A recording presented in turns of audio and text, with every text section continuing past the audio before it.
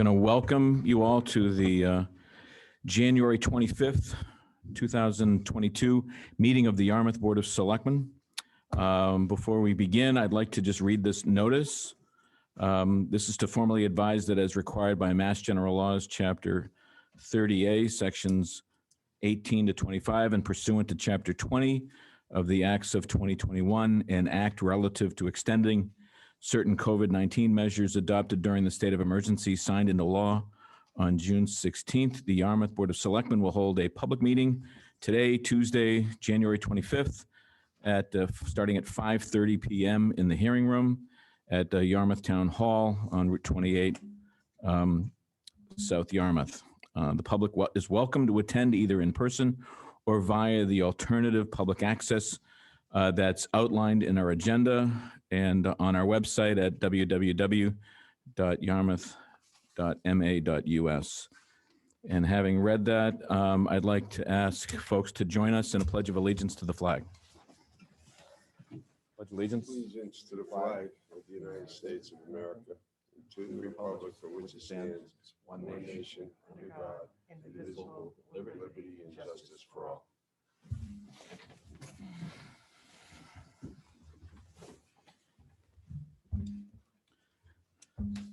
Thank you. Our first item of business is Town Council interview.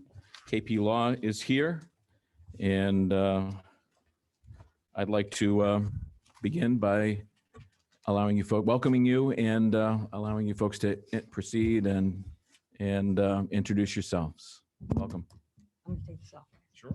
I'll take it off while I speak. I'll put it back on after. So thank you so much for having us. As you know, last week we unfortunately were felled by a COVID-related emergency, which we've all been dealing with at every level, local, personal, family, etc. So that was the first time we ever had to do that, and we are extremely apologetic. I hope you got my letter that I had sent to you. Yes. Apologizing in writing. So I just wanted to start with that. My name is Lauren Goldberg. I could have started with that. I am the managing attorney at KP Law. I've been with the firm since the year 2000. Yikes. And been through a change in ownership in the firm, which occurred in 2013. And since that time, the shareholders of the firm, including all three of us, have been, in command of how things are handled. We have a very strong culture that that values government and the work of government, and we often see ourselves kind of similarly to other statewide entities, such as, for example, the MMA, in that we represent clients all across the state, and so we have a real idea about the ways that things kind of happen in one place and then similarly in another, et cetera. At the same time, we know every town is different, and every municipality, and that every municipality has its own culture, obviously its own governance, and its own expectations for town council. So we sit before you today talking about town council services. We have about 44 lawyers at the firm. Sometimes, more people will come to an interview like this, but we really wanted to be in person and have an opportunity for you to get to know us and us to know you. So we have proposed that Greg Corbo, who'll introduce himself in a second, act as the lead attorney, and that Brian Mazur act as his backup and also as the primary contact for labor and employment services. One of the ways that we have found is very helpful to ensure that a client is getting all the services they want, when they want them, and how they want them, is to have those types of requests go through a primary, at least at the beginning, so that we're complying with what you are looking for. Obviously, if a town administrator has no idea that we were asked to work on something and then we bill, that's a surprise to you, and it's a surprise to us that you don't want that. So we take that very seriously, and the role of the primary contact is to be your person, the person you call when you need something, the person you call on a Saturday night when some tragedy occurs, God forbid, And then Brian as his backup. As one of you knows, Greg goes to court sometimes. And so, you know, in the event that Greg was unreachable because he was at court or at another meeting, Brian would be available and he would know about as much about the town as Greg does. But we definitely strive to have that face, be the face, and for you all to have a personal relationship with your attorney. In addition, we have a very strong bench. And by bench, I mean, we have the ability to offer legal services by specialists in almost every area or every area of municipal law. For example, I do a lot of election work and Greg does a lot of Board of Health work and Brian does a lot of labor work. And so we all have an area of specialty. There are times when we feel it is better for you to have the advantage of using one of the specialists. So in the event that that occurred, Greg would essentially say, you know, gee, Lauren deals with a lot of election things. This sounds like a project for Lauren. Let the town administrator know, put us in contact with the right person. And Greg would keep track of that and Greg would report back on any additional information needed or any progress, et cetera. So we really do believe we offer the most reasonable solution to this ever increasingly regulated world of municipal law. And it's something that we all love to do. And with that, I will pass it along to Greg. He can introduce himself. Thank you, Lauren. Good evening, everyone. My name is Greg Corbo. Thank you for having us, and you know, thank you for your understanding and patience with our situation last week. Just a little bit about myself. I'm also a shareholder at the firm. I've been with the firm since 1998. This was my first real job outside of law school, and I never looked back. You know, working in government was something that I was always interested in when I was younger. And I've been very pleased to make a career out of representing primarily municipalities and governments in a wide variety of matters. I live on the South Shore, and, you know, may sound, I don't know, pandering or salesman-like, but I love Cape Cod. I frequently am here with my family to, you know, enjoy everything the Cape and in particular Yarmouth has to offer. We love Smuggler's Beach and the Red Jacket, the Pancake Man, Pirate Golf. You know, my kids have been coming down here since they were little, and, you know, we feel very at home in this area. And I do quite a bit of work down here. I work in Provincetown, Truro, Eastham, and, you know, I try to spend as much time down here as possible. We have an office now in Hyannis that I try to spend some time at. And, you know, it's a place that I feel very comfortable, and I feel that, you know, one of the things that we as a firm have to offer is our, you know, personal connection to this particular area. Brian also lives on the South Shore. Alex, who is going to be your primary land use attorney, his family has a house in Chatham. He spends a lot of time down here. And of course, some of you may know John Giorgio, who he also resides in Chatham and does quite a bit of work here on Cape Cod. And through that work, I've really gotten an opportunity to understand a lot of the unique issues that face a community like Yarmouth.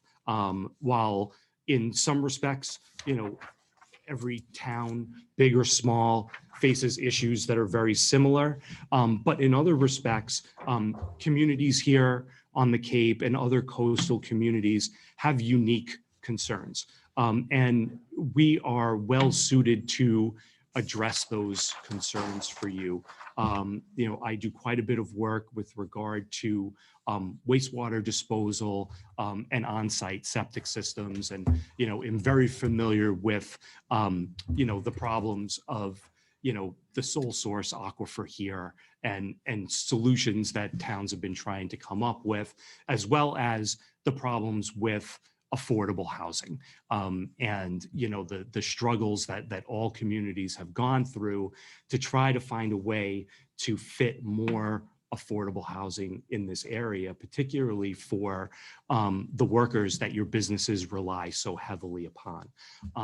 And so, that's a little bit about me. I manage a number of towns, both here in Eastern Massachusetts and across the state. I go to a number of town meetings every year, and it's probably one of my favorite work activities to do, to go to all the different town meetings and listen to the issues and meet all the people that, are the people that we really do this for. And so, I'm happy to answer any specific questions that you might have. But before I do, I turn it over to Brian. Thank you very much, Greg. And thank you very much, everyone, for the opportunity to interview here this evening. And thank you very much for being so accommodating, really, to my personal medical condition last week with my COVID diagnosis. I really appreciate the opportunity, to be here tonight and interview before the board. I've been with the firm since 2005. My area of practice is labor and employment law. It's been my life's work since I left law school. I worked at a small union side labor firm for about 3 years before I started with KP in 2005. To say that it has been a rewarding experience would be an understatement. I find myself surrounded by phenomenal attorneys in various areas of practice in the firm, and we provide really top-notch services to our municipal clients, which is essentially 100% of the work that we do. Greg and Lauren have really done, I think, a really good job of kind of highlighting the firm to start. I'm really, again, appreciative of the opportunity to interview here this evening. I look forward to answering, any and all questions that the board members have for us tonight. So thank you again for the opportunity. That's great. Thank you very much. I want to acknowledge the presence of Peter Smith on the board.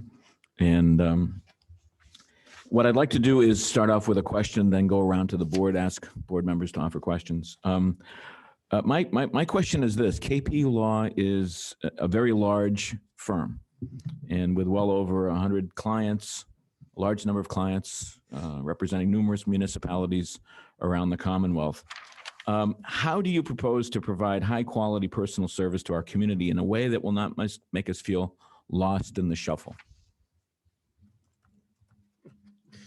Thank you. Any of us could answer that question, but I think it would be best if I did, since the pinnacle of our proposal is to propose me as your primary attorney, with Brian as the primary backup. And the way that we approach client services is, we try to provide you with the same type of experience that you would get if you had hired a small firm.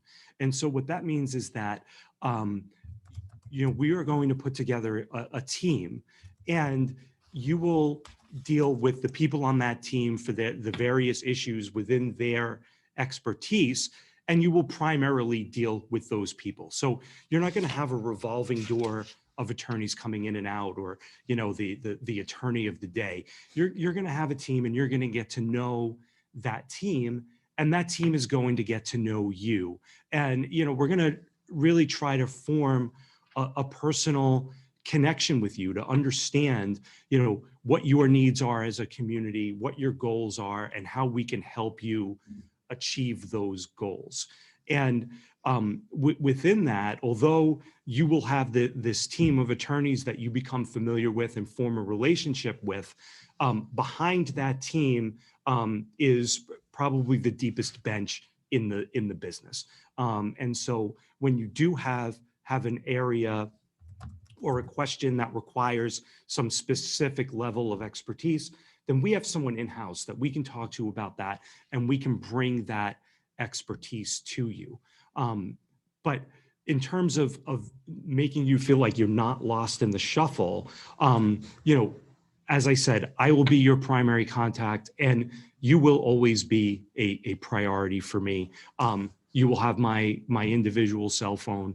You'll have my the ability to text, email, call at any time, and I will be responsive, maybe to a fault, as my family will will attest. But you know, the way that we try to do this is with me as your primary contact. I will mostly work with the town administrator, and everything will flow through me, and so that I will act almost as a gatekeeper. And in the large variety of circumstances, I will be able to give you an answer to a question, whether it's over the phone or in an email. You will always get a response from me, either that same day or the following day, saying, I've received your inquiry. I will get back to you as soon as I can. You know, if you have an emergency, I will make sure that your emergency gets addressed in a timely fashion. You know, it's a system that we've been using for more than 20 years now, probably even more than that, 40. Yeah. But it's worked very well in my opinion. And you know, we do have a large number of clients, and most of those clients have been with us for decades. And the reason for that, in my opinion, is because the system works and we are able to give you the individual attention that you deserve. Yeah, and Greg just kind of hit on what I was gonna lead with is, I believe as part of our response to the proposal is there's a list in there of other municipalities that we provide legal services to and the number of years in which we've done that. And you'll see there that many of the towns that we provide services to, it's been years, if not decades of continuous service. And I think that speaks to our responsiveness and our attentiveness. And I can just speak for myself on this point because we have quite a litany of clients. They all have various needs and they're all of different sizes. We represent some cities and then we represent very small towns out in the western part of the state. And I always try to focus on, you know, you prioritize your time and you prioritize the clients based upon client need. But my representation and attentiveness to a city is really no different than my attentiveness to a small town. I do work for cities that have hundreds of employees and I represent some towns that have 3. And I don't look at those smaller communities as anything less than a city or a larger town because of their size. You know, it's about client attentiveness, it's about customer service. So we're very, very cognizant of that regardless of community size and regardless of really the other clients that we provide legal services to. Thank you. Next round of questions, I'm going to go to Selectman Mike Stone. Thank you.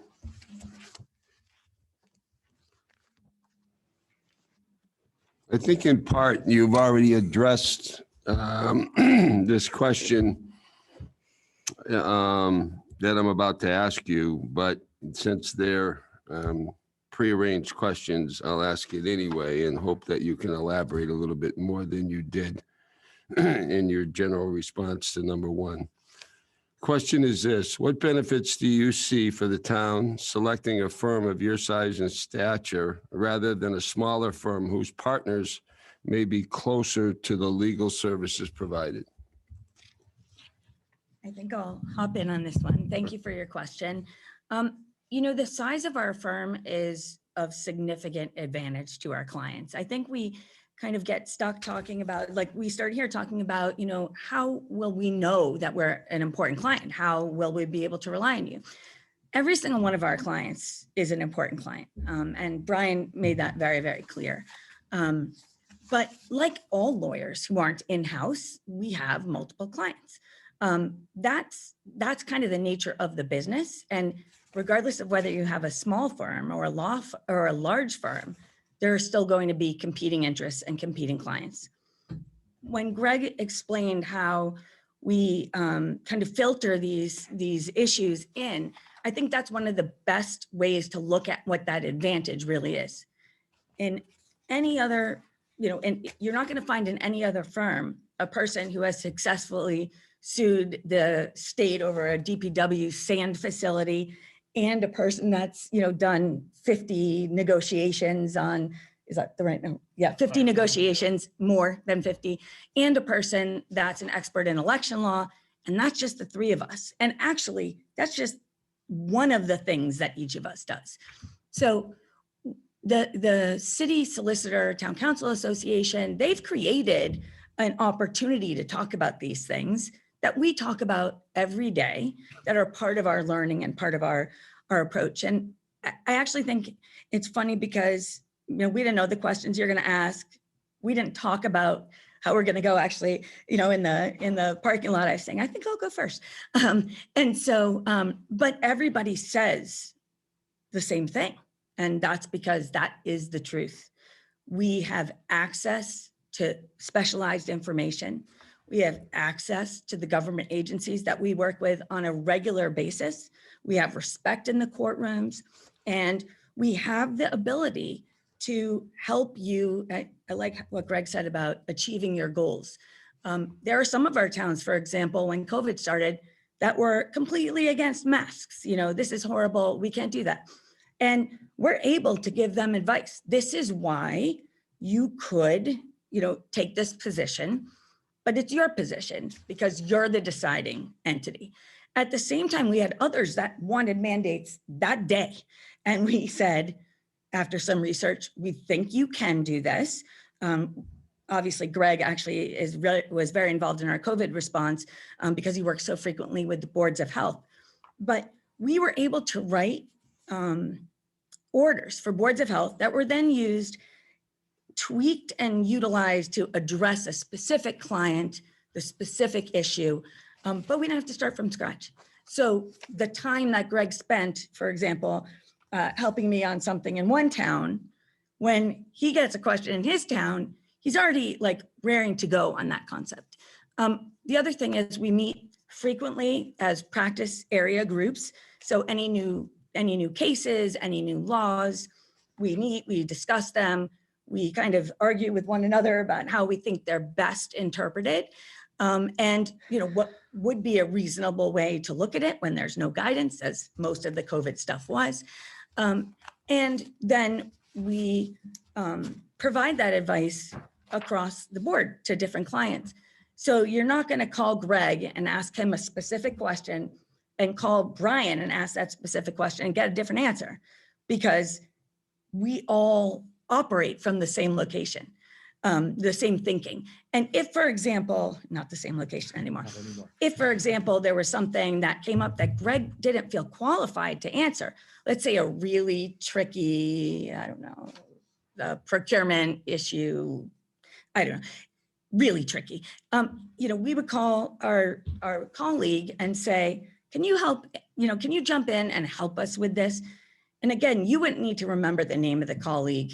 You wouldn't even need to remember anything other than Greg's phone number, because he's going to be the one that's managing that information for you, and he's going to be filtering it back.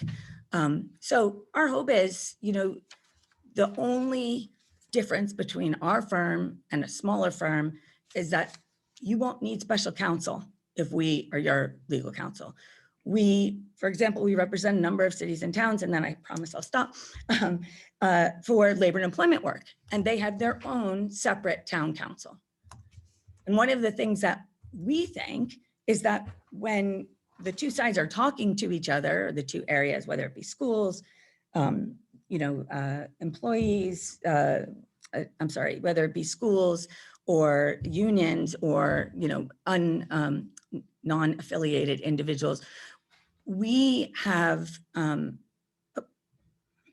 just lost my train of thought. We can connect what we know in each of those areas in a way that provides significant value. For example, public records, open meeting law, conflict of interest. Those are things every one of us knows cold, and it turns out to be incredibly important. We get calls from school superintendents in towns that we represent the town, but not the schools, where they're like, please help us with this issue because our council had never experienced da, da, da, da. All of that is wrapped up in one place. So that's what we see as the advantage. And we think the size of our firm is a distinct advantage over the other firms that are out there. Go ahead. Question. So you represent the town of Dennis, correct? We do. So as you know, we've had litigation with the town of Dennis. I don't think that's an ongoing problem, but we're in a regional school district. Mm-hmm. There's money issues. things like that. So if you were to represent Yarmouth and there was a conflict with Dennis, would you be disqualifying yourself from representing both sides? And what position would Yarmouth be left in that event? Well, I love the opportunity as a lawyer to say it depends. And so that's the answer. It depends.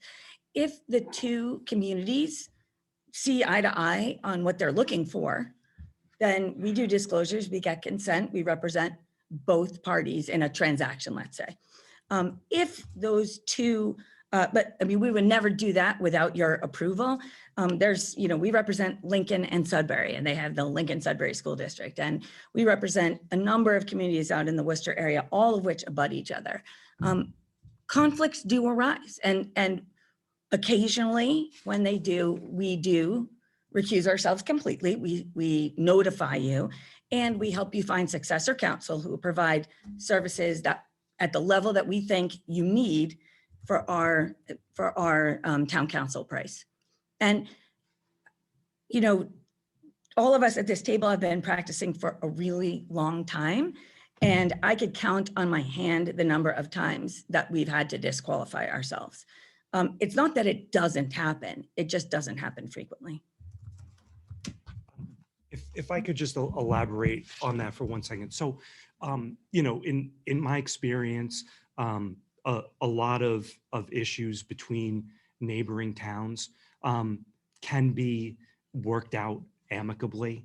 And what we most frequently see are neighboring towns that want to work together and need some sort of intermunicipal agreement in order to, facilitate that.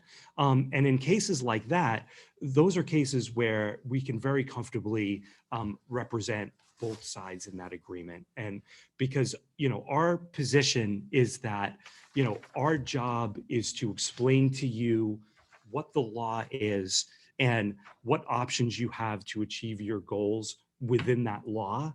But we're never going to tell you what your goals should be. And so, when we're involved in a situation where two towns are negotiating something with each other, we would usually say, okay, you tell us what the business terms are, you tell us what you're trying to achieve, and then we will put that in a form that is legal and effective to serve everyone's needs in a fair way.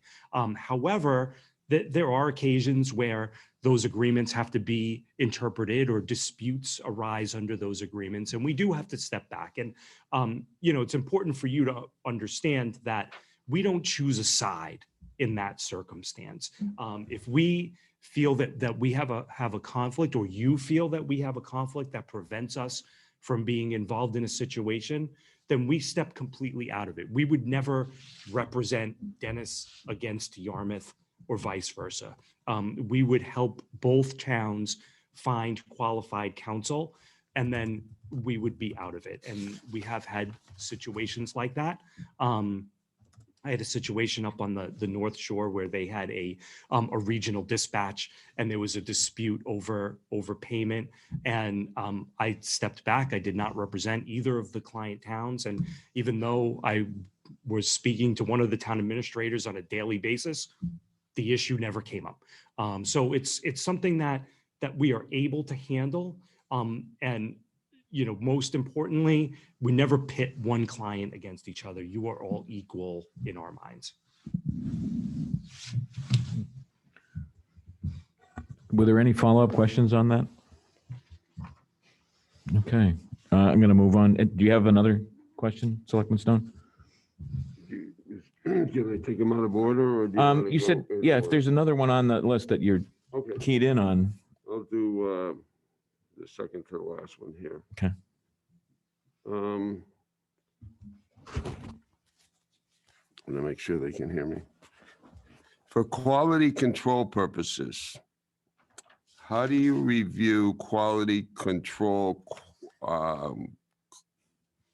with respect to client relationships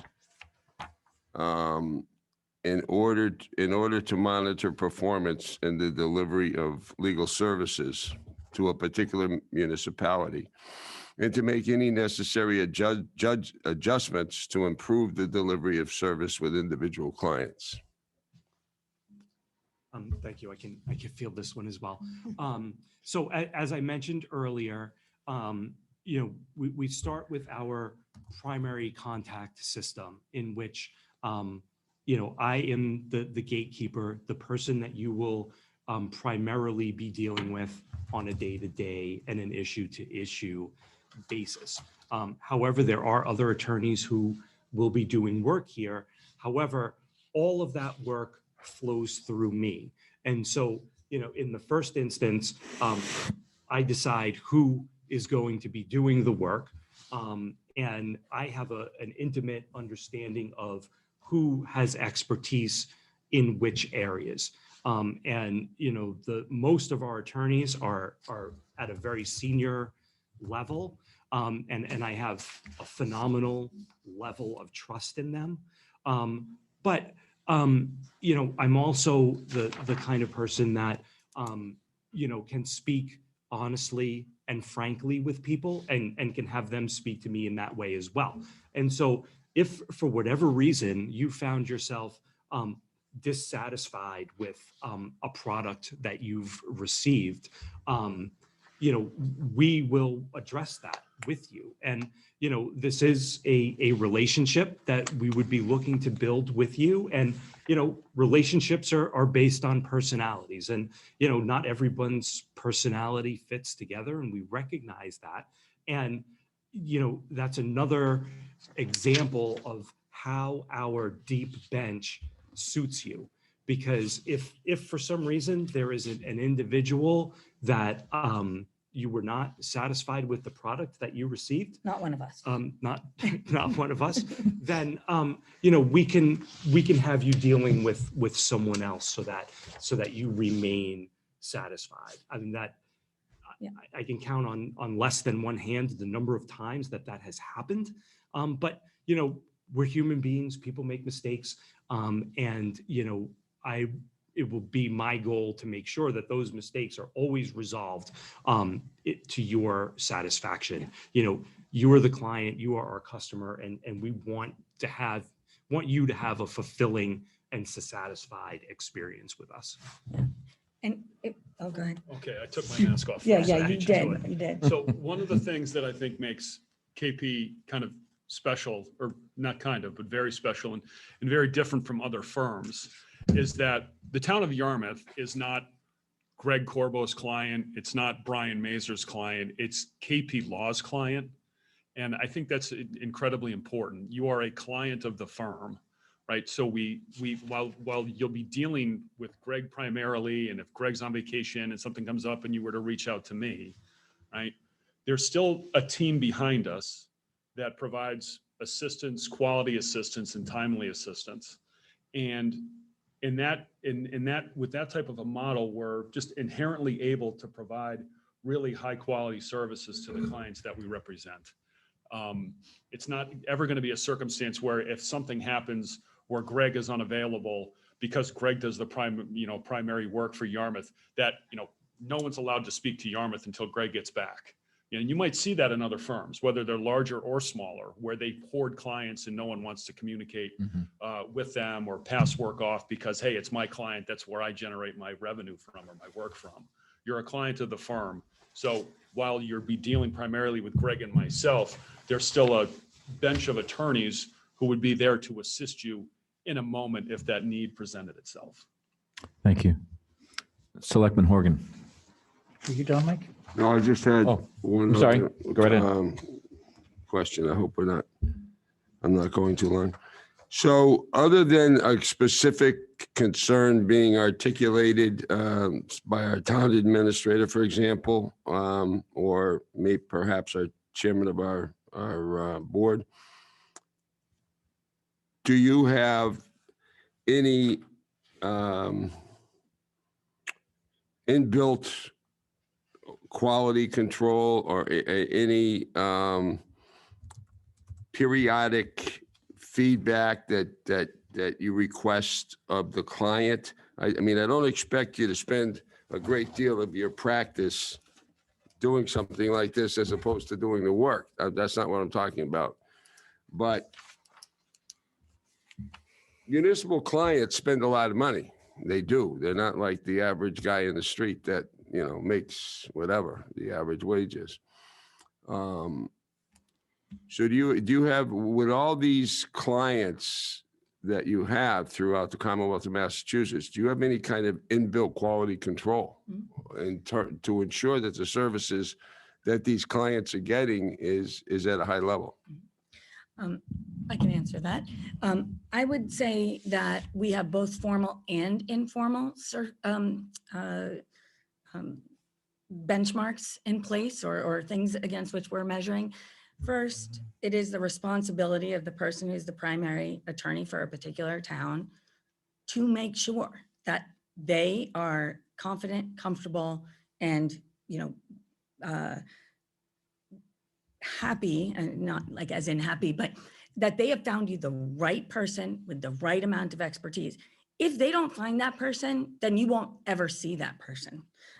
If we have a problem, we think someone takes too long on something, or someone just, does something too quickly, or they're not, detailed enough. And look, everybody learns as they get, more senior in every occupation, including, as selectmen or as town managers, administrators. So we're training newer attorneys to look out for and be aware of the things that we are. And so every assignment comes with a discussion. Greg wouldn't hand something to someone and say, tell us about this historic district, commission. Can they blah, blah, blah. It would be a discussion about historic district commissions, and then a discussion about what they would be trying to identify. And then Greg gets that back, and he either says, thank you, that's wonderful. Or half the time he says, that was a great start. Let me just finish this up. And, through that, we are seeing most every document that goes out the door, one of the shareholders. In terms of litigation, there is generally either a very senior litigation associate or a shareholder who's in charge of that litigation, who is helping you all consider strategy and, kind of weighing the risks and the balances, making that information available to you, even if that's not the person who's litigating the case themselves. And case in point, I deal with elections a lot. I wind up in court with elections. Greg always is my backup for that, because I don't profess to be an expert in the rules of evidence. Greg is a litigator, and so he does know all that. And I would never think about, representing a client during a trial, let's say, without having sat down and really worked through how does that work. And that's exactly how it is for everyone. So that's number one. Number two is we have those practice area meetings. Those are formal, and those are specifically intended to inform and educate. The practice area will come together. We dealt with so many new personnel policies and personnel laws during the COVID era. They come together, they talk about things, they find out what's hot, what kind of questions are being asked, and do we have a way to answer that that's appropriate? So we're doing it there as well. We of course do annual and semi-annual reviews from a administration perspective, the management level. And that's for both associates and for shareholders. We talk about performance. Performance is our reputation. We have a huge stake in being sure that everything that comes out of our office is well-researched and correct.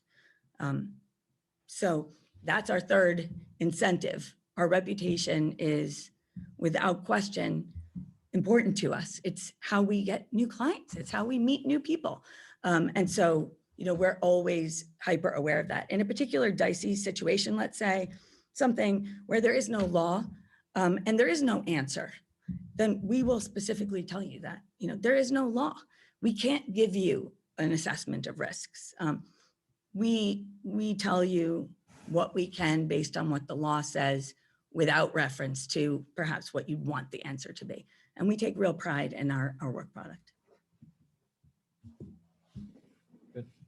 Okay, I'm tempted to ask about a case that we had that there was not much law on, but Maybe, we'll see how much time. I'll go on to the last one. And then it's not the last question for you. It's the last question on this piece of paper. Taking them out of order. What strategies would you recommend and how would you assist the town in managing and containing legal costs? Not a welcome question, I'm sure, while not placing the town in legal jeopardy. The balancing act of quality versus financial reasonableness, if you will.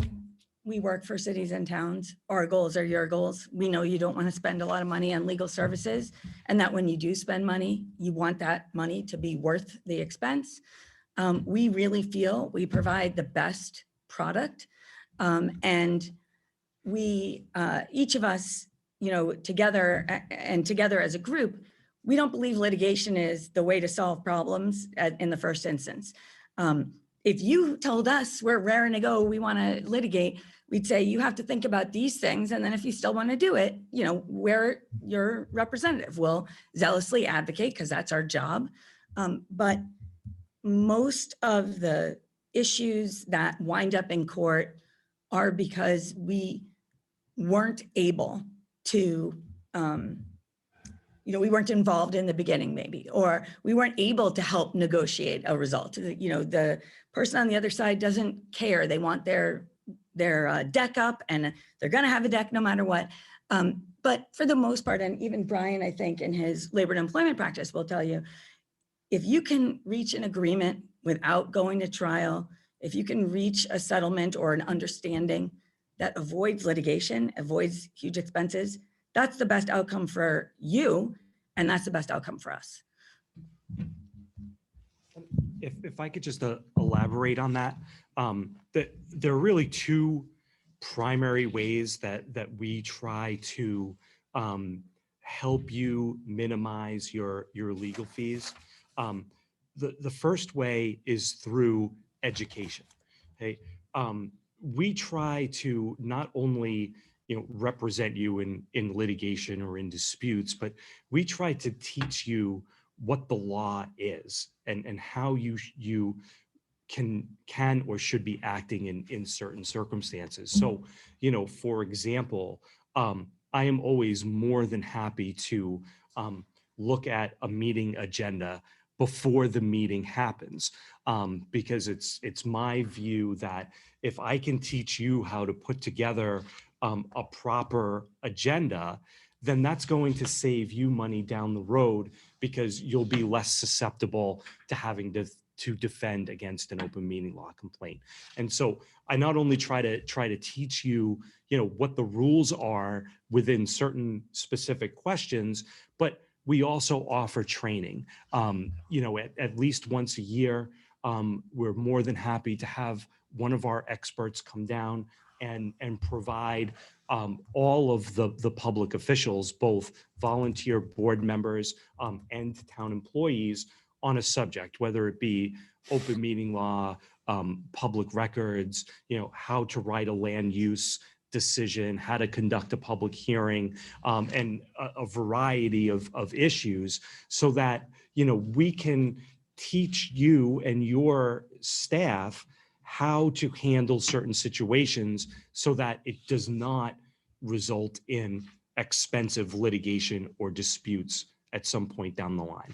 The other way in which we save you in your legal expenses is through our breadth of experience. And it's that breadth of experience that allows us to pass the savings on to you. So, for example, something that happened to me today, a client asked me, they have their town meeting coming up and they want to convert their elected moderator from a 1-year term to a 3-year term. And I looked at this and I said, I have no idea how you would do such a thing. But after 5 minutes, I was able to find an opinion that Lauren wrote 10 years ago on the subject, and was able to confirm that that is still the process for how you go through that to achieve that goal. And I was able to pass that on to the client. And so somebody who does not have that background and that level of experience might have had to take hours to research that question and figure out an answer that I was able to do in a few minutes. And whether it's an issue like that, or a land use question, or a labor and employment question, or an elections question, we have someone who has that level of experience. And that's not to say that every single question is going to be an answer that we've given to someone else in the past, but at least it's a starting point. And by being able to start with that level of knowledge enables us to pass that on to you, and to provide you with a level of efficiency that in the long run saves you money. And not to belabor the our response, but I think we are very, very good at being proactive versus being reactive. From speaking as a labor and employment attorney, if I see an area potentially of weakness in a contract or in a contract provision, I would let the client know in advance, hey, this might be something that we should probably focus on, or something you might want to think about the next time you have a contract negotiations come up, the next time successor negotiations present themselves.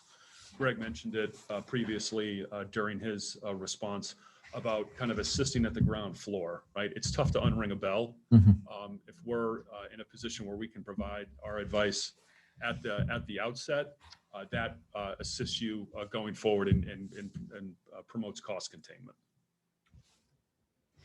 Thank you. Selectman Horgan. Good evening. Thanks for being here with us tonight. I just want to jump off of a couple of things you've already talked about. You mentioned the fact that your firm represents a lot of towns and cities in the state. Can you tell us exactly how many towns and cities you represent? It changes a lot because we represent many as special counsel too, but it was 133 the last time I looked. 133. Yes. How many are on the Cape or on a seaside coastal community? I haven't counted them because I've had no need to, but I mean, we represent Provincetown and Truro, Wellfleet, Eastham, Sandwich, Dennis, Harwich. Brewster. So Brewster, yeah. Oh, and I left Brewster off. My friend Peter Lombardi is going to be very mad at me, the town administrator there. We also represent Nantucket. We represent Tisbury. So we have experience with coastal communities, and that experience allows us to assist. When someone wants to do a huge project near the ocean, it's not the first time we've ever looked at that, as Greg has explained. At the same time, no question is ever exactly the same. And so we know that it's the specific facts and the specific issues that will determine outcome. That has nothing to do with, well, in that case, they did that. The only thing that we get from that is essentially ability to avoid potholes. If we know that a judge just recently was very dissatisfied with an explanation that was given for a X, Y, or Z thing, then we can pass that along to you. You might say, oh, well, we want this in our bylaw, and we'll say, we just defended a case like that and it wasn't successful, or we just recommended that they change it to this and it was successful. So that's the kind of information that we bring back to you. Okay.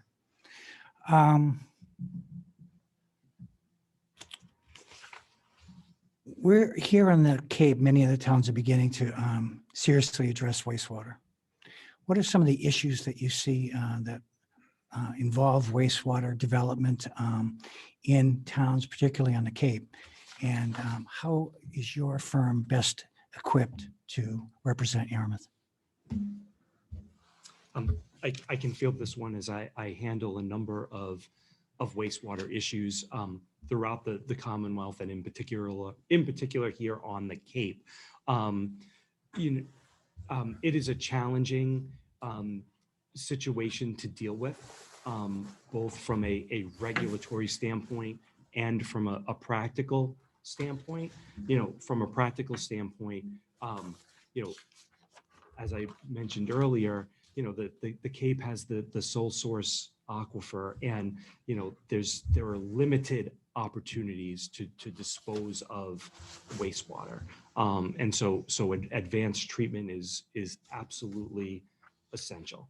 And so we have experience in the regulatory aspect of wastewater disposal and dealing with EPA and DEP.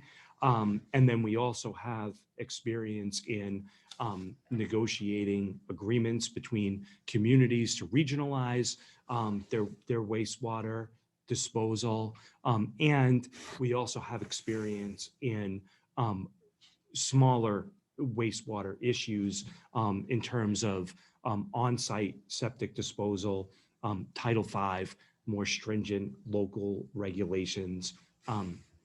We have a number of attorneys who deal with these issues, and we do believe that we would be well suited to help you navigate that difficult area.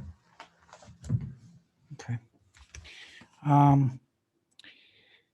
Do you have a practice or an ability to provide office hours? How do you try to interface with towns in terms of answering questions that come up, and how is that best done?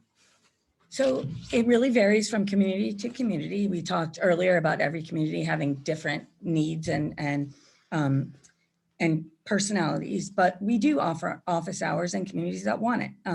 Especially at the beginning, if we're representing a community, we would be down several times without it having to be a formal office hours.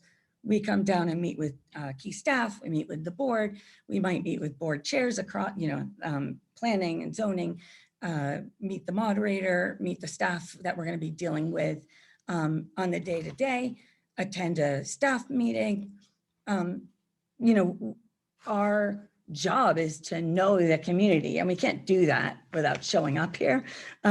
So we are absolutely open to office hours as a formal thing. We do that in several towns where we have a retainer agreement.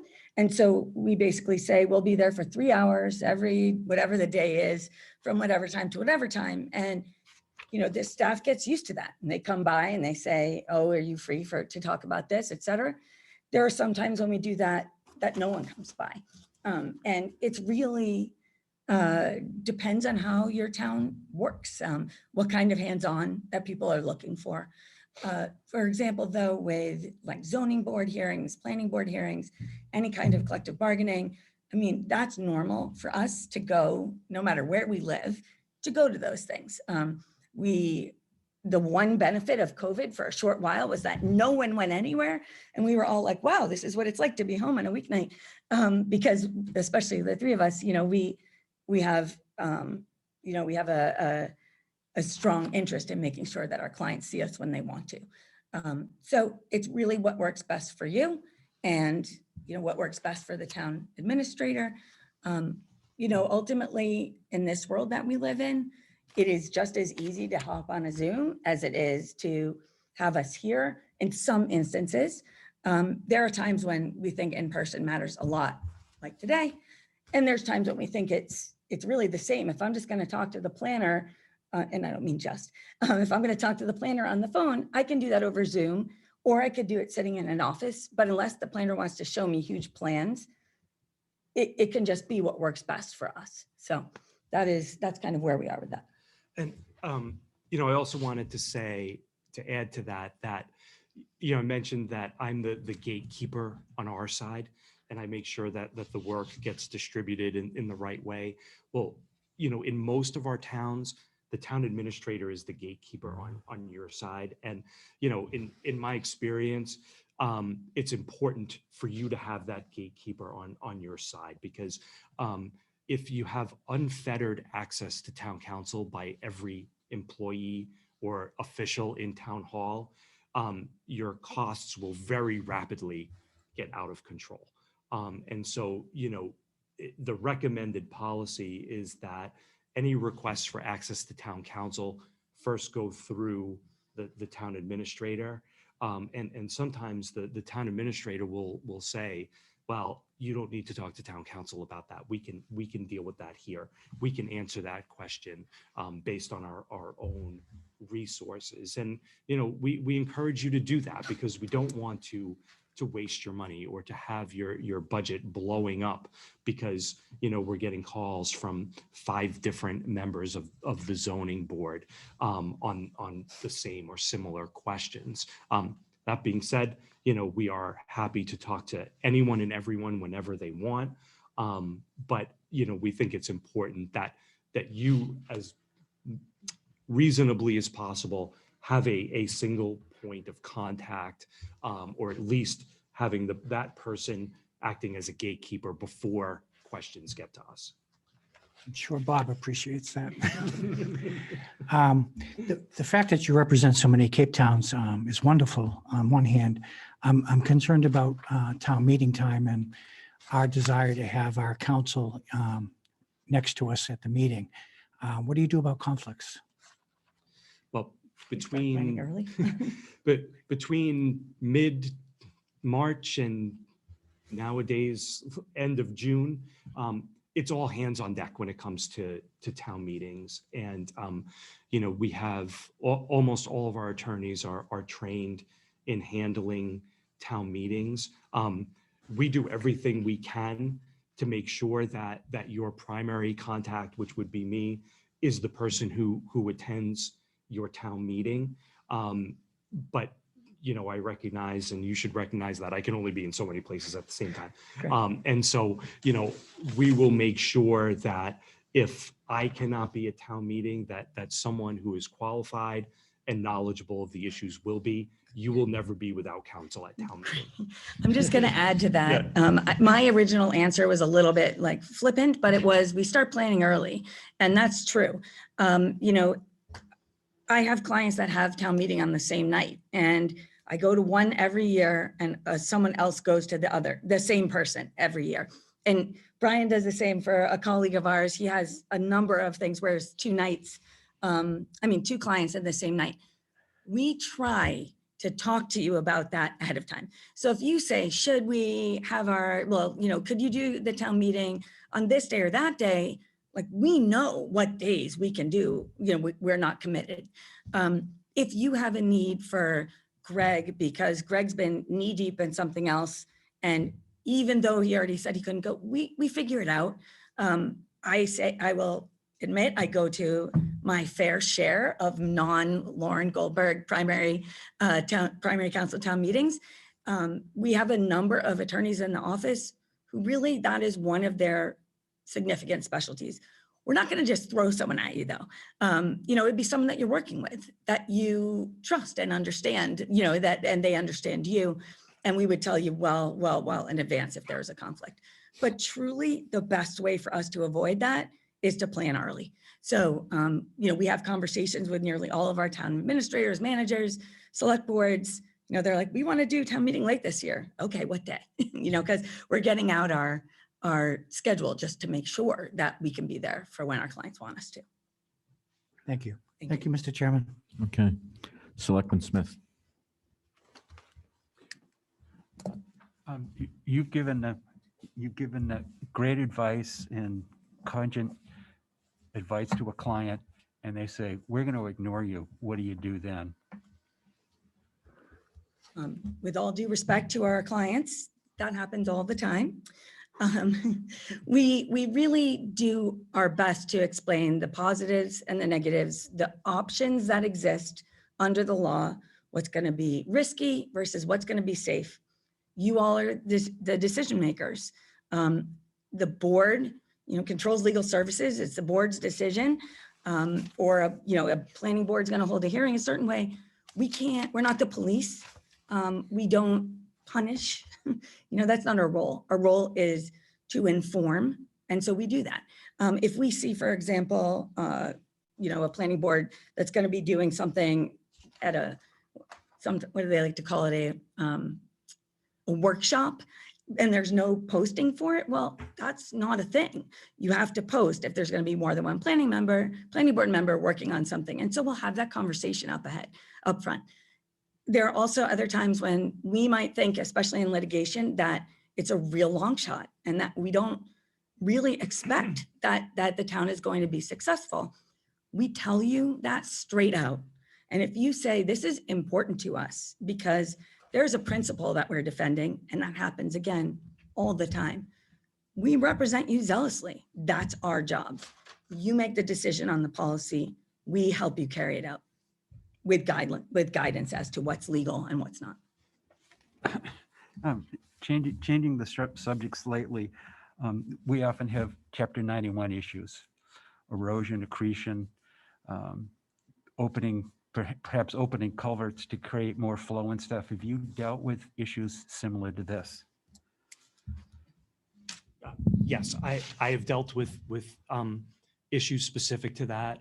A few years ago, I had a case in Dennis in which a private, I guess the owner of land abutting a beach was claiming that the beach belonged to them, and that when the town dredged the channel, that they were entitled to have the town deposit sand to create more space on what they considered to be their private beach.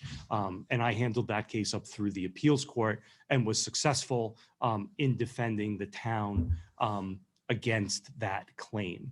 And we get a number of issues where, we have to defend town's rights under Chapter 91 and other similar statutes and regulations to prevent parties from engaging in certain activities in resource areas. So that's an issue that I've dealt with before. And we have a number of experts at the firm who deal with those issues regularly. I don't have any more questions, but I know that the spoils question is going to come up because there's going to be dredging and stuff that's going to be done, and where you're going to put it. He's your man. We'll let him figure it out. Very good. Selectman Post? Okay. Anybody else on the board? Any final questions, comments? Yes, Selectman Stone. In the RFP, we talked about hourly rates, and we talked about alternative proposals for legal services. Now, just as a prelude to this question, prior to our hiring MTC, we had basically sole practitioners representing us for many, many years. We had John Craney. I don't know if you knew John or dealt with John. And then he passed away. We had Bruce Gilmore, who I think also did some work for the town of Chatham.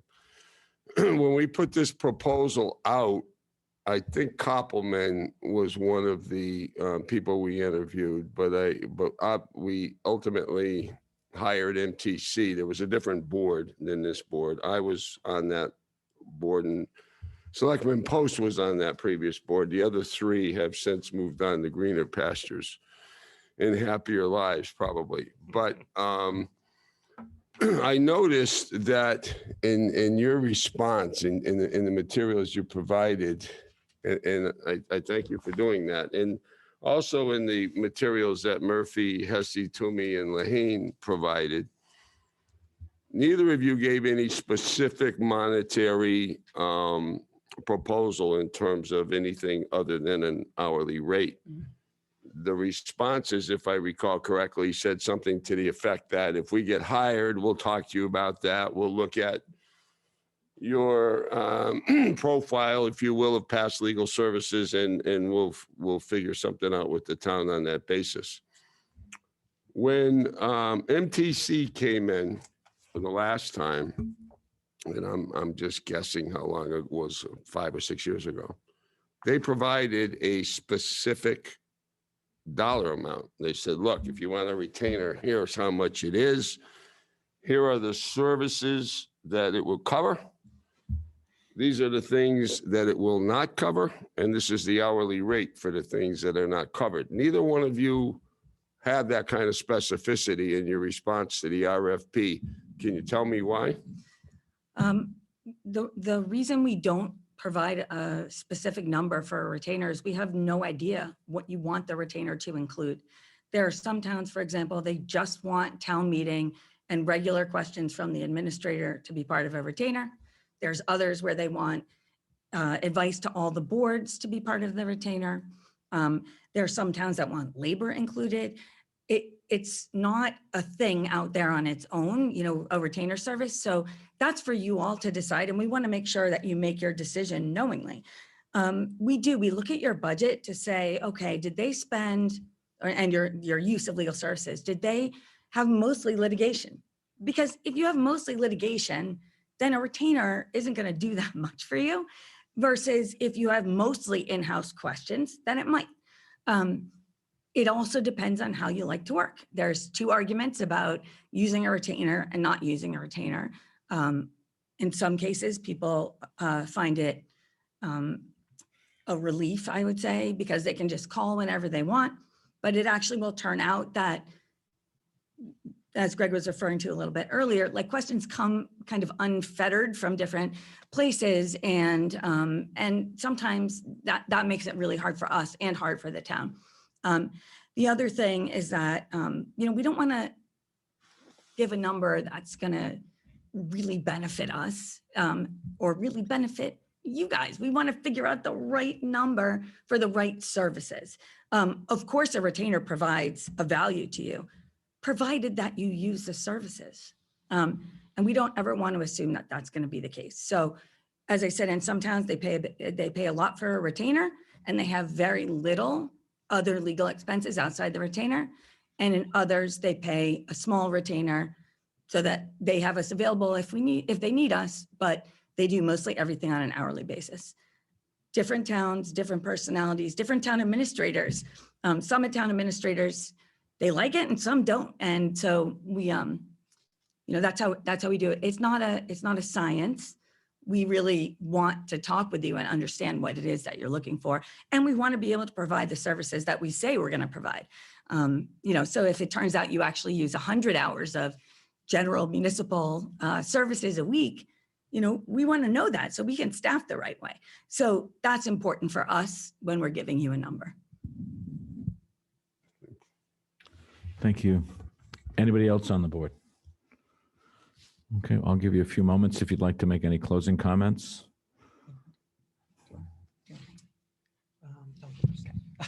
Thank you. First of all, we really appreciate your time. We appreciate the thoughtfulness of your questions and the fact that you listened so attentively to our answers. We are happy to be here. We would highly value having Yarmouth as our client. We believe that we can provide you with a high level of legal service, and that we can, provide you with guidance through all of your issues, and that we can do so in a way that is cost effective to you. And we look forward to building a very successful relationship with all of you. Thank you. Thank you very much. Thank you. All set. You're all set. Lauren? I'll just be really quick to say, obviously, having a primary contact and being able to rely on an attorney, your attorney, is very important. I will tell you that I am available at any time you're having a problem. These guys know, if someone's having a problem, they can call me at any time. Most of the town administrators and town managers in our towns have my cell phone number so that they can call me if they need something, if they can't reach either of the primaries, or they're having a problem truly on a Saturday night. We're there for you when you need us. And we have found that that is the best way to provide the legal services. Mm-hmm. We're not creating legal work for you. We're looking to help you achieve your goals. Billing, the amount of time that we spend, it doesn't benefit us if you're not happy with the services that you're getting. So that's our number one focus, is to make sure that you're satisfied. That's great. Thank you. Once again, thank you for responding. Thank you for being here. We very much enjoyed this discussion. Thank you for having us. Thank you for having Thank you us. again. Nice to see you You're all. welcome. Have a safe trip home. Thank you.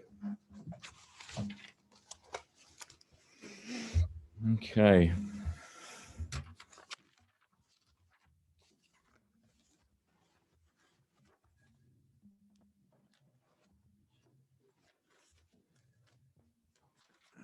You're going to move on to our next item on our agenda. And this item is public comments. So yes, Ms. Morris. Good evening. Good evening. Rita Morris. Um, Excuse me. Excuse me. Could you close the door, please? Thank you. I found it fascinating listening to this presentation that they didn't acknowledge that they've had interaction with the town of Yarmouth in the past. And in fact, I don't know, maybe there is something even ongoing. I'm not sure right now, but when Mike Stone brought up the case of the Bay Colony Railway, the haulers of the trash. And it's a case that was lost with an original judgment of $800,000. And then the KP took over on appeal. And they lost the appeal. And we ended up paying $1,600,000+. That included more than $3,000 in what are called copying charges. I wonder how much they charge per copy. But that does not include the legal fees.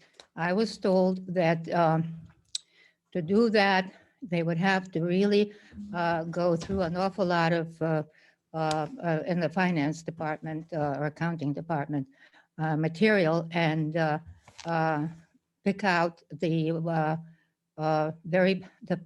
the amounts that are pertinent to that particular case, which indicated to me that, I mean, I guess that there are other instances where this firm has interacted with Yarmouth. And I just think based on the copying charges, I would be extremely careful about what they will charge. I mean, after all, an appeals court, you can't go in there with a 3,000 page, case, I guess. Now, a more recent one it involves not the town of Yarmouth, well, in a sense it does, but them being the council to the town of Dennis. And that this case was the one that the taxpayers picked up after the Board of Selectmen decided to drop the appeal on the matter of the new town, the new district school building. And it was interesting because the taxpayers sued only the district, and the two towns were coming in only peripherally. The towns were never served. And about 3 or 4 days after the case was filed, we heard from KP on behalf of the town of Dennis responding to the case. I repeat again, they weren't served. Neither Yarmouth nor Dennis had been served. So I don't know, but I would assume that it was done on the advice of council in some way. Whereas I assume also that our current council cautioned you to just stay put, do not respond to anything until you are served. And because the town was never served, I mean, you didn't incur any expenses as a result with that case. So this, I think it was very interesting because the response from the town of Dennis came days before the district responded to the case, and they're the only ones that had been served, and they kept, as the process went on, every time that they were responding to whatever we had put in there, it would happen very quickly. It was as though they wanted to keep us off balance and that kind of thing. And because we were just lay people, it was a per se case. It was we didn't have any legal people working with us on that case, just the lay people. And as it happened, the judge agreed that we could go ahead and uh, move on to what is called a 10 taxpayer lawsuit instead of just a couple of people as individuals suing, and he allowed us to do that. So as I said, I find it interesting that they didn't seem to volunteer any information about having any connection whatsoever with Yarmouth. Now, to me, this situation is just so fraught with conflicts of interest. They don't seem to understand what goes on between Dennis and Yarmouth and with the district, the school district in between. This would be an untenable situation to hire people who are involved with one town already. To a certain extent, the other law firm, Murphy, Hesse et al., also, they are the counsel for the district. Now, in the case that I just referenced, they weren't the ones that picked up the case. There was a law firm hired from out, so to speak, another law firm was hired to carry that case for them. But it's just a total lack of understanding of what goes on. And to me, I just cannot believe that they could not see, both those law firms, that there's these conflicts of interest that would exist for these law firms where they already have the connections with either the towns or the district well, in any event, that's what I wanted to say. Thank you. Has there been anyone else seeking recognition? There's three hands up there. Okay, can you give us the first one? Top one is Joe Glenn. Mr. Glenn, let's see if we can bring him in for public comments. Mr. Glenn, can you? Hi, unmute? Mr. Chairman, can you hear me? Yes, we can.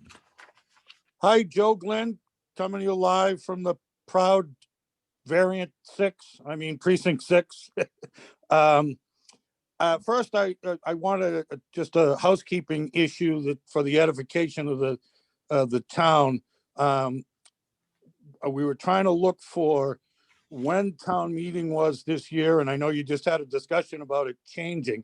I was under the impression that was by charter, and I think we changed the charter, but then we changed it back, and then there was last year the flip-flop of the elections and the town meeting, and I don't know if that was COVID or what the reason was. But is it by charter, and is it?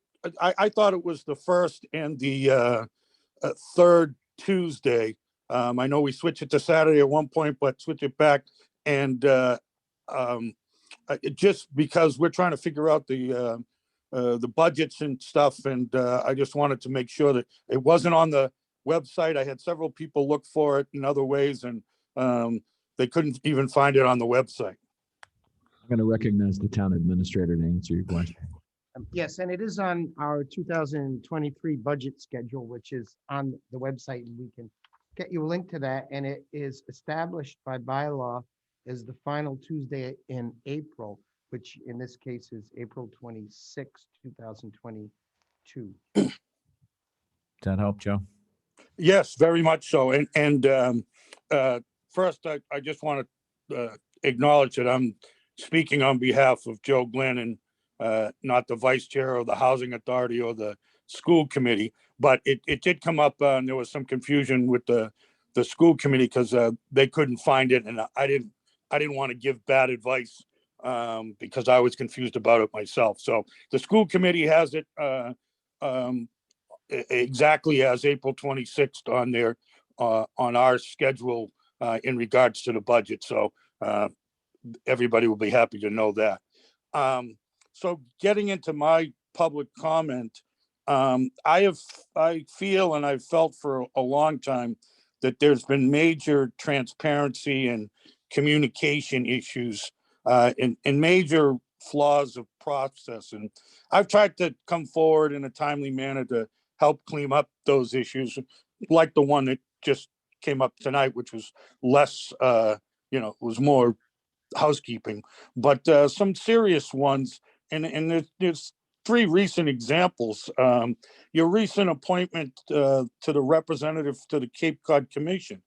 I can't believe that only one person in the town of Yarmouth of 24,000 or so, in 19,000 registered voters, that we only have one person interested in such an important position, and that we ask people, and that, that no one, we had Jack McCormick on that. He did such a great job that it made the esteem of the position even greater.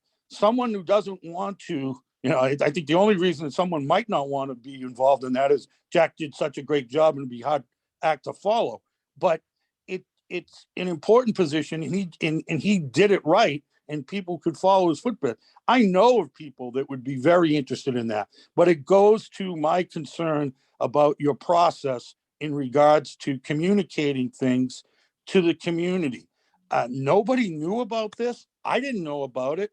And also my other question is, when someone applies for a position for anything, some people apply, and I don't know if we're still doing talent bank forms, but if someone applies for a board position or a committee position, once you eliminate them, does their qualifications go into a rotary file and lost forever?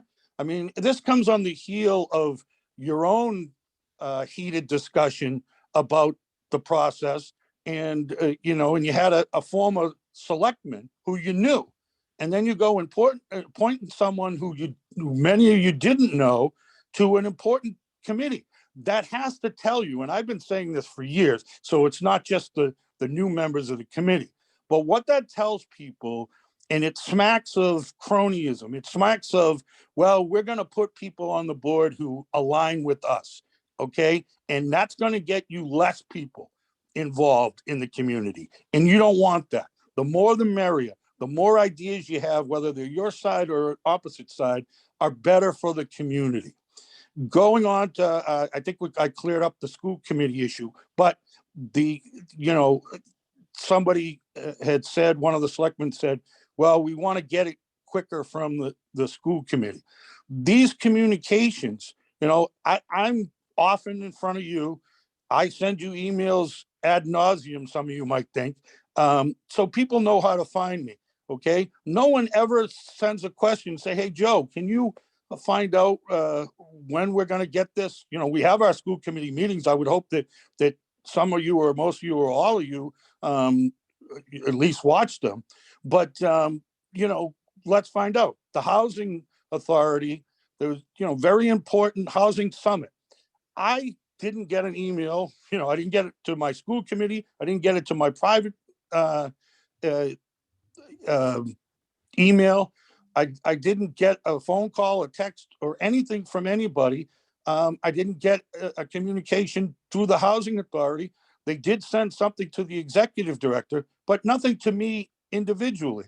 Now, to the town's credit, one did go out to the school committee, but I'm on the housing authority. I'm the vice chair of the housing authority.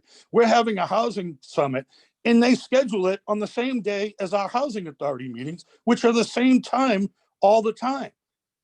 It just, I've asked for years to have a housing summit in front of you, in front of your board, okay? And nothing. I've been on the housing authority for 6 years.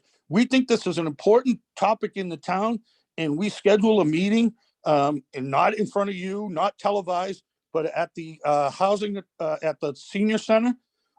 There's things going on, and some things we can't because of RFPs or things discussed, but there's general discussions that people can witness. People can zoom in on the housing authority meetings and listen to our discussions. There's things going on, but if you don't want to find out, and you don't want to get the communications, we're going to go nowhere. And you're going to have lawsuits on a lot of different things because you're not going to get informed people involved in committees. So that's all I got. Thank you very much, Mr. Chairman, for your indulgence of time. I know I went over, but thank you. Have a great evening. Thank you. Who's next to be recognized?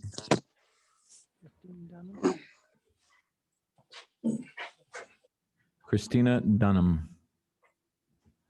Christina, can you hear us? Can we bring her in? Welcome, Christina. Hi there.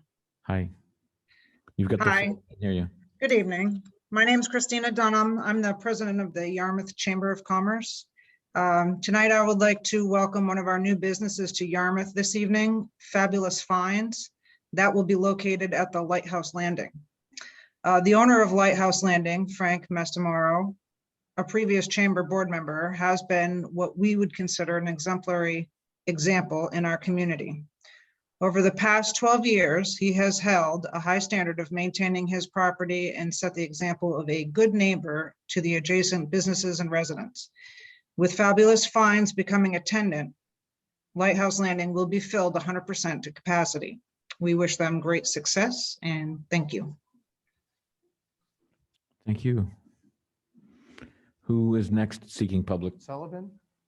Mr. Sullivan.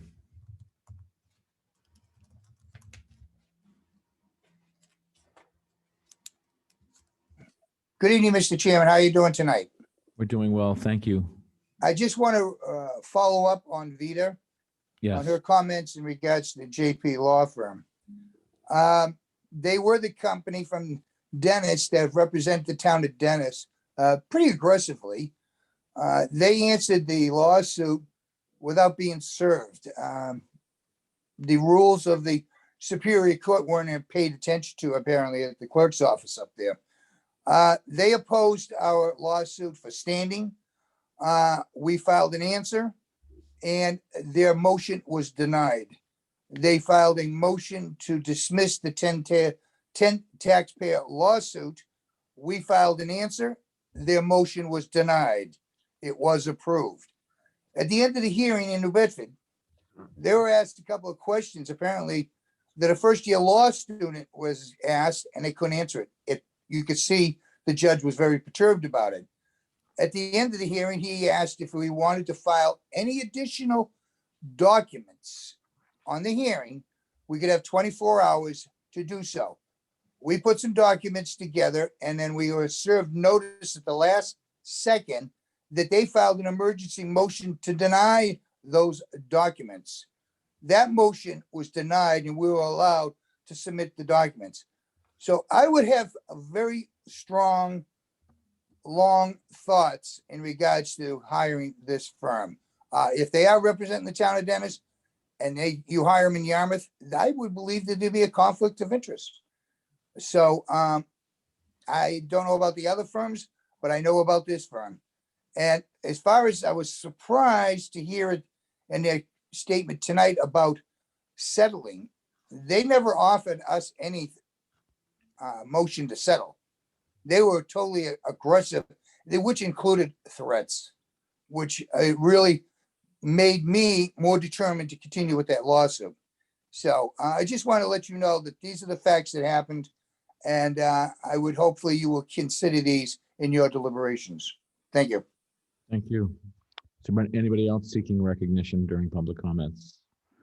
Okay, seeing none, let's move on to the next item on the agenda, which is a COVID-19 update from Bruce Murphy, the health director.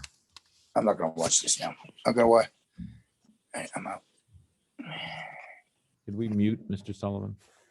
Thank you.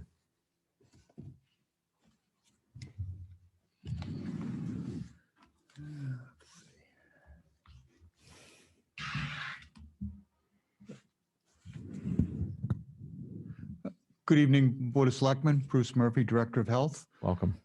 for the update, COVID update. What we have tonight is I want to thank Bill Scott, Assistant Town Administrator, for putting the format into a new PowerPoint format. He constructed it very well, and I just had to put a few touches on it. So Bill's been talking about that I needed to go in this direction for a while. So last night was the kickoff with the Board of Health. So this will be the second shakedown. We know we have some other things we have to do with it, but I think you'll enjoy the way it unfolds. This is just a general note on the document because we do have dates at the beginning of document that said January 21st, but there'll be dates on slides as we go through it. So as we update the document, we just want to let people know, just look at the document up front. We hope to have this document up on the town's webpage so the public can get to it also. And we're looking at probably posting, we're looking like every Friday, we can try to get it up on our webpage. Public health data from Department of Public Health comes out on Thursdays and Friday mornings. So as we work through it we'll just have to change, not the whole document, but at least probably half a dozen slides. So then we can get it up on the document, then we can share it to different places in town. Okay. So, you know, the data as of down on the left-hand bottom, there'll be a date that we put on the slides. And this was as of the 23rd. Sunday was the data we had that we used at the Board of Health meeting last night. There was an active 113 cases in town. The cases had decreased a little bit, the daily cases coming in, and you're going to see that we're down from our peak numbers. But then yesterday, we received 74 new cases came in. So it's hard to say that we're on a total decline, but we think we've leveled off, and that's something that we're watching. And then sometimes we don't get all the cases in on the weekends because they seem to be delayed getting the data entered into us. So sometimes we always get a bigger boost on a Monday. You'll notice that we have on the bottom right-hand corner just a nice notice of, you know, be safe, get vaccinated. We did carry that through. Okay. So this is the update, the new updated chart that was developed, Bill was able to develop for us. And we can see that the first wave starting off in March of 20, you know, we were down at 40, weren't quite sure what to do. Then it went in the summers was way down. Then we hit the vaccination, you know, and we had the high numbers and the second wave in December, January before vaccination started, then kind of went down. Then we picked up the third wave. Through the summer, Delta came in August and it just kind of took right off. As you can see, Omicron, you know, kicked in. And then you can see the fifth wave that last week we had the most active cases in town of 272 active cases in town. And you can just see how that has just developed. But since then, over the last week, it has dropped down to 113 cases. So it's really dropped right off. And we're thinking it's probably leveled off. But even though it's dropped way off, you can still see how high it is compared to the other peaks. Bruce, wouldn't you say that it's dropped off too? Because they changed they also changed in somewhere in this, and I'm not sure exactly where, the number of days that they're considered active. Correct. That's for people that are being quarantined at home, where you used to have to be quarantined 10 days at home. Now you're only being quarantined at 5. Active though, somebody who's actively with the virus. Right, but this is when this is showing a new case. Number one, a new case coming in. Just somebody who has a case. Yes. So it's Okay, as a new case comes in. Not how long or how many at one time. Correct. Okay. Correct. Just a new case. Great point on that. So that's the new cases that come in. Like when I said we had 72 cases come in, yes, 74 cases come in Monday, but the total number of cases that were in the town, because some will drop off and some will come on, that we were at 272. It is active cases. It's not just new cases. It's correct. Collective. It's two different things I'm talking about. Okay. Daily cases come in and the cases that we follow each day. Okay. So, Bruce, yes. Real quick question. In the Omicron and Delta, when they do the testing, do they differentiate between Omicron and Delta? when they do the testing, they don't necessarily test for the particular variant each time. The state does do general testing, and what they find is the general testing, it has moved from Delta to Omicron. So the majority, the vast majority is Omicron right now. Excellent, thank you. So this is an important slide. This is probably, the heart of what we go on, then we kind of break it down from here. But I think it's a great development. We're like I said, we're going to be acting with some slides. So this came out stands right out. Positivity rate, this is one that comes out on Thursdays. And as we can see from last week when we were looking at this, the Yarmouth positivity rate, as is most towns' positivity rate, increased. We remained behind Dennis as the two highest towns on positivity rates on the Cape, but all of them, as you can see, were pretty much all had increased considerably. The little note that we put on the side, that according to the World Health Organization in May of 2020, a positivity rate of less than 5% is one indicator that pandemic is under control. So at one time when I was here, probably, a couple months ago, when you saw the case going down, we're at about 8%. We were wondering what we're going to do. We were monitoring things, and then it just jumped right out at you. So, so that's one thing that we monitor, as you've seen every week. And you can see that we're higher than the county and state average positivity rates that are listed at the bottom. We've also included the population of the towns that you can see and the total number of cases and tests. Hospitalization rates have increased. These come to us through the county health department. End of last week, you can see Cape Cod hospital beds had increased to 48.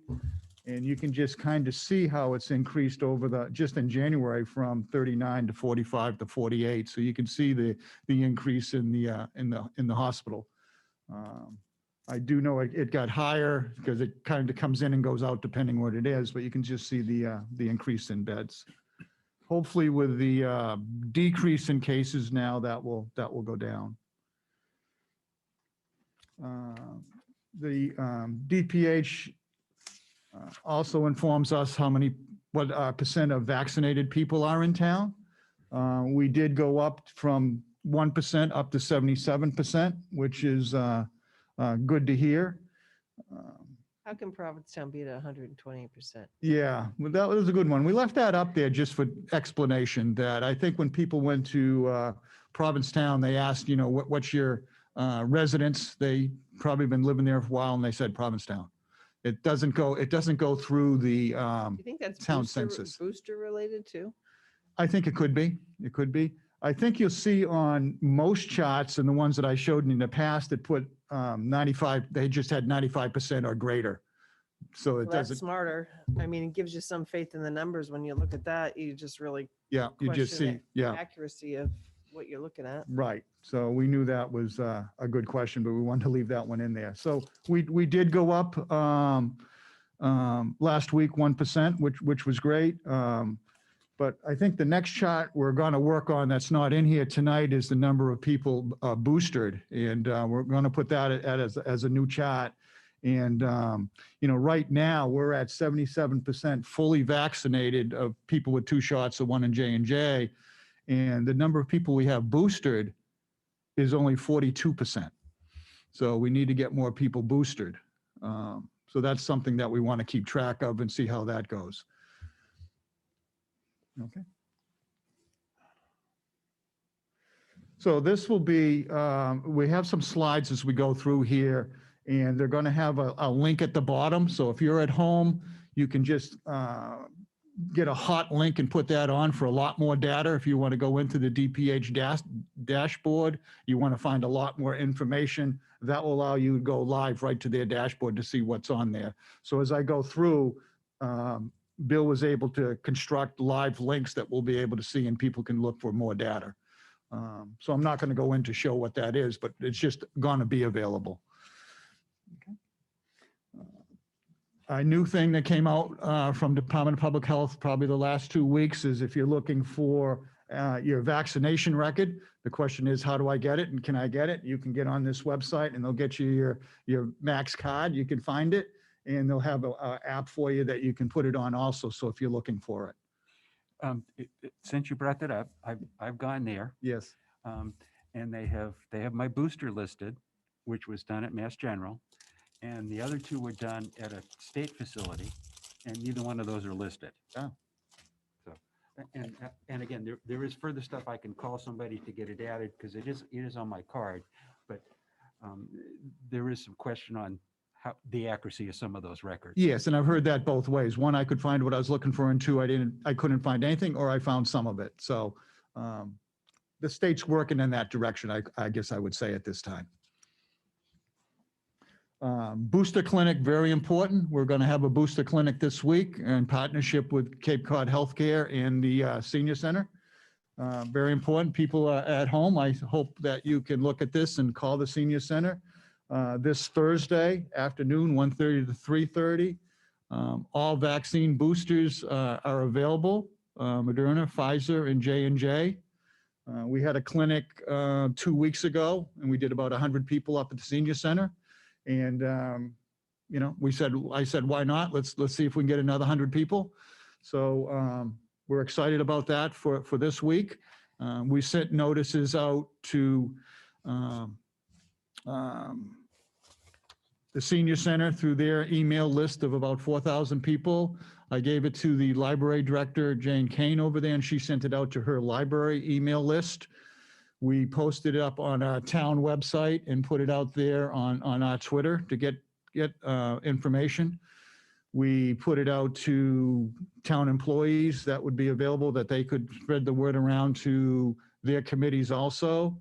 And I put it out to the 5 churches that we had in town, that they could put it out to their email list. And I talked to several of the pastors and ministers. So we did get it out quite a bit. I also sent it over to the school department so they could pass it along through the school administration. So we did quite a bit to try to get it out, and the numbers are coming in very slow for the registration right now. So, and knowing that we're only at 42% boosted, we should be getting a lot more people coming forward. So we'll have to see how that goes. Right now, the numbers are a little very disappointing. So hopefully they pick up the next couple days, and if not, we'll have another one in a couple weeks after that. So Cape Cod Healthcare's pharmacy has been great to work with. County Health Department is also offering vaccinations on a regular basis on Wednesdays. And again, that will be a hot link that people can just get on to do a self registration. Sometimes that they will allow a walk-in, but it's best to get on a registration list. They do try to break it down between adults and adolescents and children in the afternoon, but they are flexible that they can take people at each time, that if they're getting the kids out of school early, they can do that, or they're going to do late. So they are flexible with their times. Ongoing vaccination clinics, which is great finally at the Cape Cod Community College. So that's three days a week. So it gives some flexibility on times and on weekends, on Sundays. So that's available. When people go to a different booster clinic, we do get all that numbers that come into our data. It goes into a state database, and that's what we get once a week. So we're able to track that. And that might be a little delayed getting the results. So I think even though our numbers are down, people are going elsewhere. But I think what we found at our last clinic, that we had a lot of elderly seniors that didn't want to really travel out of town. They like the advantage of just going within town for their booster shot. So we're hoping to see more of our seniors. Also, we have the local pharmacies providing vaccinations, and along with Stop and Shop on Long Pond. Some of them are very quick getting an appointment. Cape Cod Melody Tent is doing testing as we shift from vaccination. People are still questioning, do they might have COVID? They want to check it. Maybe they were a close contact. So Cape Cod Melody Tent's been very active And that's a drive-through, no appointments necessary, just drive down to the Melody Tent. You can get on this hot link or call them to find out what times they're available on those days, and you can just drive right down. Also, Cape Cod Healthcare has several sites that they take testing at besides the Cape Cod Hospital. They do have some out clinics, and they've been very, very quick getting people in. So, but you know, it's best to call first on that. So these again will be hot links people can just click right to. As we switch to test kits that we're finally seeing more of, the United States Postal Service, the people have probably read that each homeowner will be able to get 4 test kits per house. That came out about a week ago, and you could get online to register. And they said those test kits should be out, probably delivered by the end of January, they're hoping. So again, people can do that. They can get on this hot link and it gets right to the registration page that they can send out. The town, as I've mentioned in the past, we've had through Mary Wagon at the Community Development, who was with me at the last meeting, has ordered test kits through phase 1, where she had ordered 500 and passed them out using the past town COVID money that she had. So that was terrific. We've moved forward to phase 2. She gets about another 3,000 test kits that should be delivered within the next week, we're hoping. And she'll be getting that information out on the town website and so forth to get that out so people can come in on that. The first line will be, because if it's the COVID money, will be people in the low and moderate, and then moving on to people that have health concerns and so forth. So as test kits become more available, I know they've been in some of the pharmacies, but you can get reimbursed through your insurance companies. This way we'll have them available. As I switch to the Board of Health, the last couple slides here, the Board of Health, just as a reminder, has a mask advisory that the board issued August 16th. At that time, as you could see, the Omicron just starting to rise, and the board made an advisory at that time. The next, the board moved to a mandate in town buildings, meeting rooms, and that was a mandate in November of 15 as the cases continued. And then the board moved in December 7th, another advisory, strengthening advisory that the board was very concerned on of going forward. I think the last slide, okay, we have some highlights of what's been in the newspaper over the last couple months, just as you'll be able to see what's really been happening, that I've been coming here giving you the updates, but you can just follow some of the headlines since November. When we looked in November, it was just in the Cape Cod Times was a concern of 39 cases. And then we go down to the end of November, up to 200 cases. We go to November, the hospital was concerned about number of people going into the hospital. And then the 18th, the positivity rate still increasing. And then we look at December 30th of 1,800 new cases on the Cape over 2 weeks. So you can just see the impact of it going forward. It brings us into January that, we start on the 6th, cases are still skyrocketing. You go down to January 15th, and now it's almost 4,500 cases. We went from a 2 weeks before, a month before that, 1,800 cases, and now it's the 4,500 cases. So you can really see it increasing. And as I had mentioned before, the health department was receiving 40, 50, 60 new cases per day. And we had peaked out at 79 cases one time and 74 cases yesterday. So we're still seeing cases come in. So that kind of gives you a little snapshot of what's happened over the last 3 months. And I think that was a great idea, Bill, putting that information in there. I think that brings us to the last slide. I'm just going to leave that up if we have some questions answering. I do want to mention, I do have board members present. I know Dr. Bosky's available if there's questions. He should be in the chat room, and we might have our Vice Chairman Mary Craig and Eric Weston available also. So with that, Thank you, Bruce. I would just say the Board of Health did have a meeting last night to discuss whether they wanted to move for a mask mandate townwide. And after discussion with the business community, the board itself, and the rates are starting to level off, we think. The board didn't feel it was time right now to issue a mask mandate. Maybe 2 weeks ago when it was so high, but right now the board took a position, they're going to stick with the advisory at this time, and they'll look at the next Board of Health meeting on February 7th. They'll continue looking at the positivity rates and the vaccination rates. Thank you. Let's start at this end of the dais here with Selectman Smith. I've already asked my couple of questions. So Okay, I'm all set. so you're good, Thank you. thanks. Selectman Post. Thank you. Just the information's great. I just,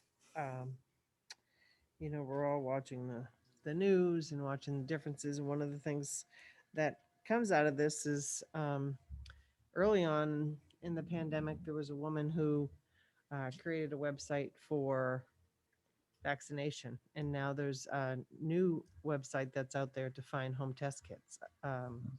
So I don't know if you want to look at it before you add it to your slide, but it's called covidtestcollab.com. And if you put your zip code in, and it tells you, with some, accuracy, obviously the products move quickly, but it's an interesting tool. And I had ordered some right before the USPS came out. I had ordered some on Amazon that said it was going to be 2 weeks. It was there in 2 days. Yeah. So, What was that website again? it was, Or you can just send it to me and I'll. yeah, covidtestcollab.com. It was in the news recently that, Okay. somebody found the way to have another resource where Sure. people can find the We test we kits can, we in can add that local deal. stores. Yeah, I don't know the validity of it. You might want to look into it a little bit more, Okay. but Okay, Very good. no, Great, thank you. thank- Thank you for all your work. thank you. Thank you. Selectman Stone. Thank you. I don't know, Bruce, did you state that the quarantine period for people that were exposed is 10 days? Because I've been hearing It's down different from, numbers. I've been hearing 5. it's down from 10 to 5. All right. How about for people who are infected and they have a test showing that they're infected? What's the quarantine 5 period for days, that? still 5 days. Still 5? Yeah. Okay. So with these tests that are being distributed locally and through the government, are people being told to just get tested right away with those tests, regardless of whether or not they have symptoms? Or is the recommendation that they do the test when they're symptomatic? Yeah, it's a great question. If test kits available, some people get a test kit, they test themselves, depending how they feel. Some people, if it's already been in the house that one person's already positive, they're starting to feel not very well, they're not going to just go down and get a test. They're just going to assume that they're positive. So we're seeing a lot of that. We're seeing a lot of positive cases go right through a household. But people are still going down with a test kit because you need to wait 4 or 5 days before you take a test just to make sure it's in your system or it won't show up. So, if you just get the first day of symptoms, you might go down, it might be negative. So, and I think that's sometimes adds to the confusion. People are getting a test too soon, then they either go back to work or go out again. So you need to wait several days, 4 to 5 days. Is there being some guidance to people as to when and how to use these tests? Similar to what you just said, or are they kind of left on their own for that information? Once they get a test kit through the mail, they pick it up at a pharmacy. The test kits are fairly easy to use. They have a good instruction with them. It's very, I'd say, user-friendly. It has a nice chart, shows how to do it, comes out in a couple different languages. You can also get onto their website and they'll walk you through it also. So we really haven't had anybody call back on the 500 that Mary gave out earlier that we're having trouble with, or I haven't heard any feedback on that. So just take a hypothetical, assume that to my knowledge, everybody in my house is healthy, nobody's symptomatic. I get these health kits. Should I just hold off using them at that point? Sure, yeah, yeah. And then the first person in the house that doesn't start to feel well, you might want to give it to that person and see if they're positive. And then they can also follow up on it at, possibly the hospital or another test And then site. you wait 5 days after they tested The before second you person in the tested house, right. yourself? Right. Okay, because I think it's important that people know this and just don't get the test and say, okay, I'm going to take it when everybody in the house is apparently healthy. Right. Then they use it and then they've used up all the test kits. They can use it up and then the next day they can sit next to Mark Forrest and it's all over. Right. So, right? I think it's a comfort thing, though. A lot of people have been exposed and they don't want to go out in public without, like say I have people at work who test. Yeah, well, if you're Yes. exposed, sure. Well, Then yeah. you wait the 5 days though, and then you Right. take the test, yeah. You might be going somewhere, you might be going to visit, a relative or somebody that, might have health concerns and you want to check yourself before you go there. You might have somebody coming to visit you that you might say, could you test yourself? The tests are usually about 15 minutes. I cannot believe, this is just a comment, I cannot believe the number of people that I've talked to recently who have had 2 COVID shots and the booster shot and they're infected. It's unbelievable. Yes. I was talking to a client today and I was supposed to meet with him at the end of the week. And I know he had all his shots because he has to, based on his work situation. And I got an email. He says, I got COVID. Yeah. It's incredible. We're seeing a lot of booster cases come through right now. This week, I know we've had at least half a dozen come in, if And not more. I saw another interesting case where 3 adults in a house got infected and they believe it was because of the 4-year-old child who was infected first. be. And of course, they're not getting vaccinated. So No. that's We're- another problem. Right, and we're finding that go through daycares also. Yeah. What is your experience with daycares? Has there been any recent infections locally in daycares? No, I think I've mentioned in the past, we've had it go through several of the daycares in town, the small ones and large ones. So, it's hard because they aren't vaccinated and they all play right together and they all have a runny nose anyway. They can't go back for 10 days. Yes. Non-vaccinated. Is it 10? Yeah, Yeah. for non-vaccinated So- children, yeah. That's good to know. Thank you, Bruce. Selectman Horgan. No questions, Bruce. Just always appreciation to you, to your department, to the Board of Health for keeping our people safe and informed. Thank you. Thank you. And I'd like to say it's more than just myself at the department. We have Phil that you get the updates from. I mean, he's working on it probably 3/4 of his day, trying to keep up with it so we can update the police and fire departments. Erica is spending another day on when it comes in Thursdays and Fridays. She's putting a lot of this stuff together, graphs. She's been working with Bill quite a bit. So there's a lot of team effort that goes into getting this information out. As I wind down before I give it to Hillard, I'm working with some outside events that are coming up that you're well aware of, with working with the Chamber of Commerce for their winter festival. So it's good to see that the town's going to have outdoor events coming, and that looks like a great one. And I'm sure the chamber will be talking to you about that. And again, the St. Patrick's Day parade that will be outside too. So we do have some events coming in town that will help people to stay outside and get things done. Thank you. And Hillard, I don't know if Hillard wants to close with anything or. A few comments. One, certainly the board would like to thank Bruce for doing such a great job gathering all the facts.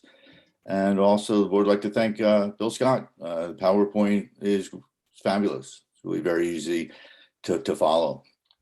And looking forward to seeing it on the website. A couple of points. Someone had asked about different variants in testing for them. I can tell you right now in the country, it's 99.5% of the cases are Omicron.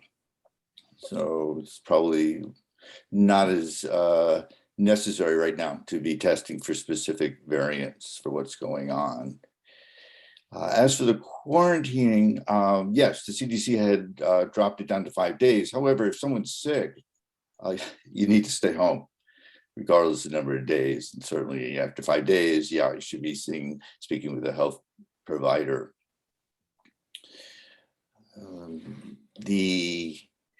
As for testing yourself, current recommendations are that if you have known contact with a person who is positive with Omicron, it peaks earlier, and the recommendation is 3 to 4 days to test yourself.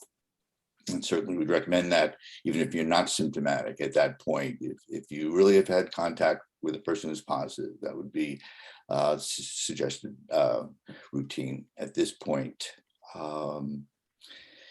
Board certainly is recommending the N95 masks. They're available. It's not like it had been when the pandemic started. They are available. You can go online. I see them on for about $1.30 a piece. You want to make sure you're using a reputable company. 3M has been doing it for decades. Kimberly Clark, I think, is the name of another company you can buy them from. And soon there will be free ones you can get also. So those are the comments. I don't know if anyone else on the board has something to add.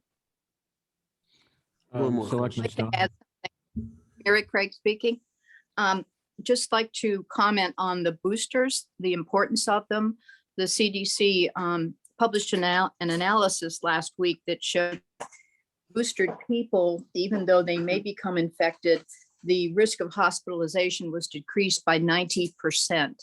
So it's still very good to be vaccinated, and even better to have your booster. Thank you.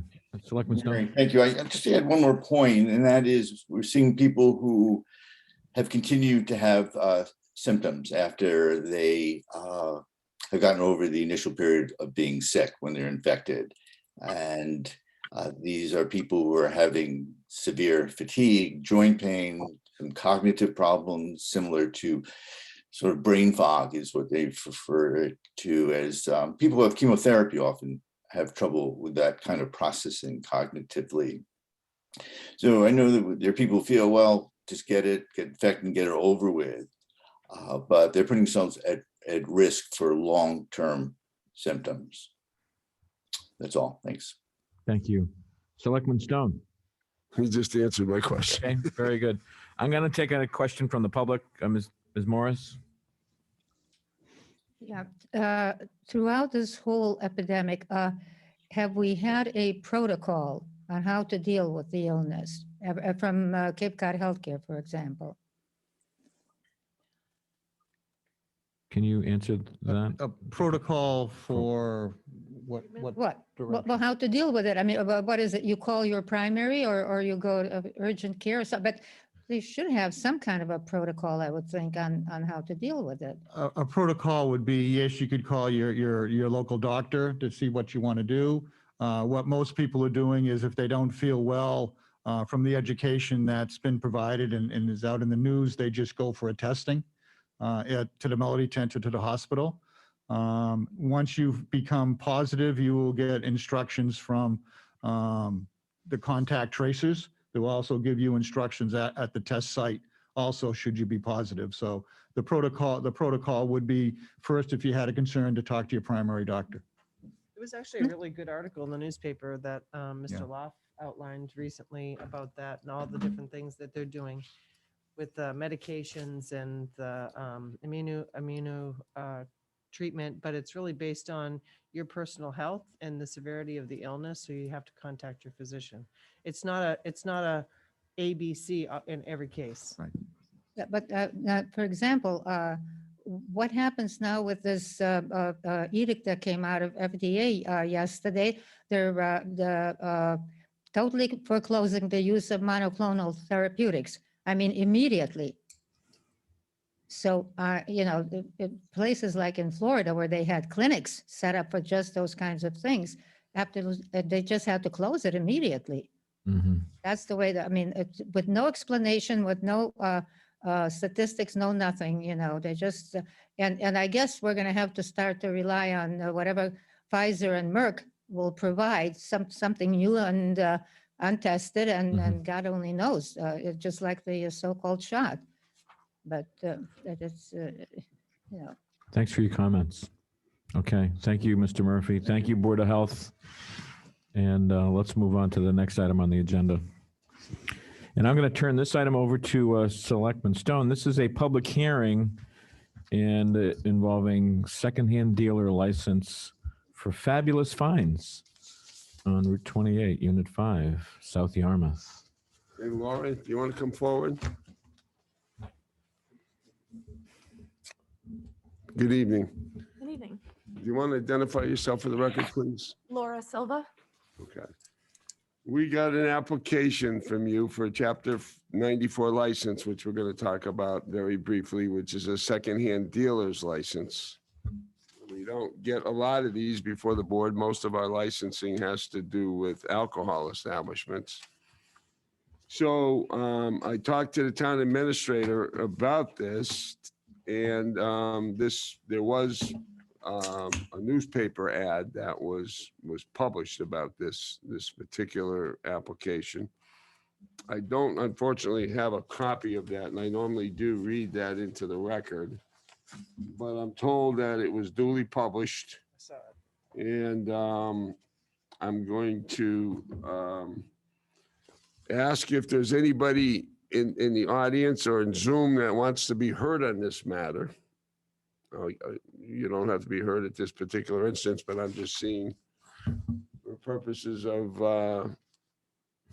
how we're going to proceed, if there's anybody that wants to be heard, and I don't think there is. So according to your application, you have a business called Fabulous Finds, and you want to operate that at 845 Route 28, Unit 5 in South Yarmouth, correct? Correct. Okay. And that property is owned by Frank and Jan Mastromoro? Yep. And you're the tenant? Yes. Okay. And there was a requirement on a business like this that there was a Corey check, and it's my understanding that went fine. There's no problem. And I'm also informed that the building inspector has looked at your application and doesn't have any issues with it. Is that correct, Bob? That's correct. It's been certified as an allowed use for the location. All right. Does anybody on the board have any questions on this application? Oh, wait a minute. Let me ask you, Laura, tell us briefly what you're going to do in terms of your operation of your business. Can I pull this down? Sure. Okay, sorry. So it's a men's and women's consignment store. So it consists of clothing, shoes, and accessories, which is scarves, jewelry, ties, hats, stuff like that. Yeah.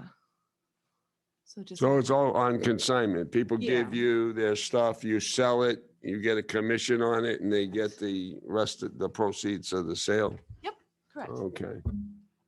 And so you got, how many days a week you gonna operate this and what hours of the day? So right now, 5 days a week. I will be closed Mondays and Tuesdays. And I'm looking right now at the hours between 10 and 4. Between 10 and 4 right now? Yeah, and as we move on, I'll be open. I want, like the summer, I want to be almost 6 p.m. And I'll probably only be closed like Tuesdays in the summer. All right. Yeah.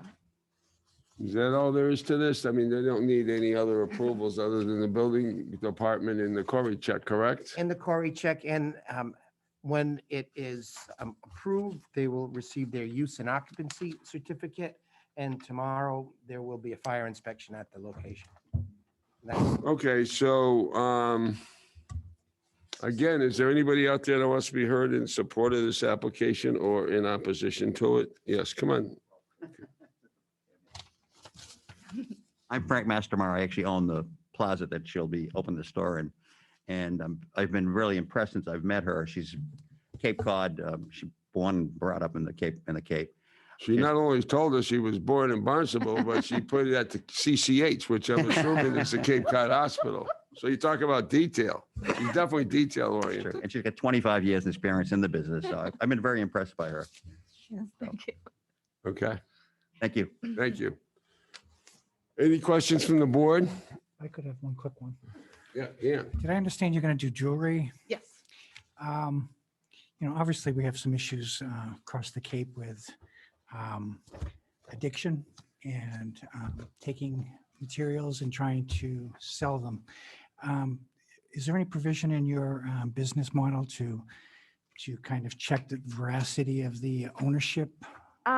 So I do have them sign a contract, and I also just ask questions about the jewelry for pricing and stuff. So maybe they could give me a You little get like bit. ID from the people who are coming in and bringing stuff for No. consignment? No.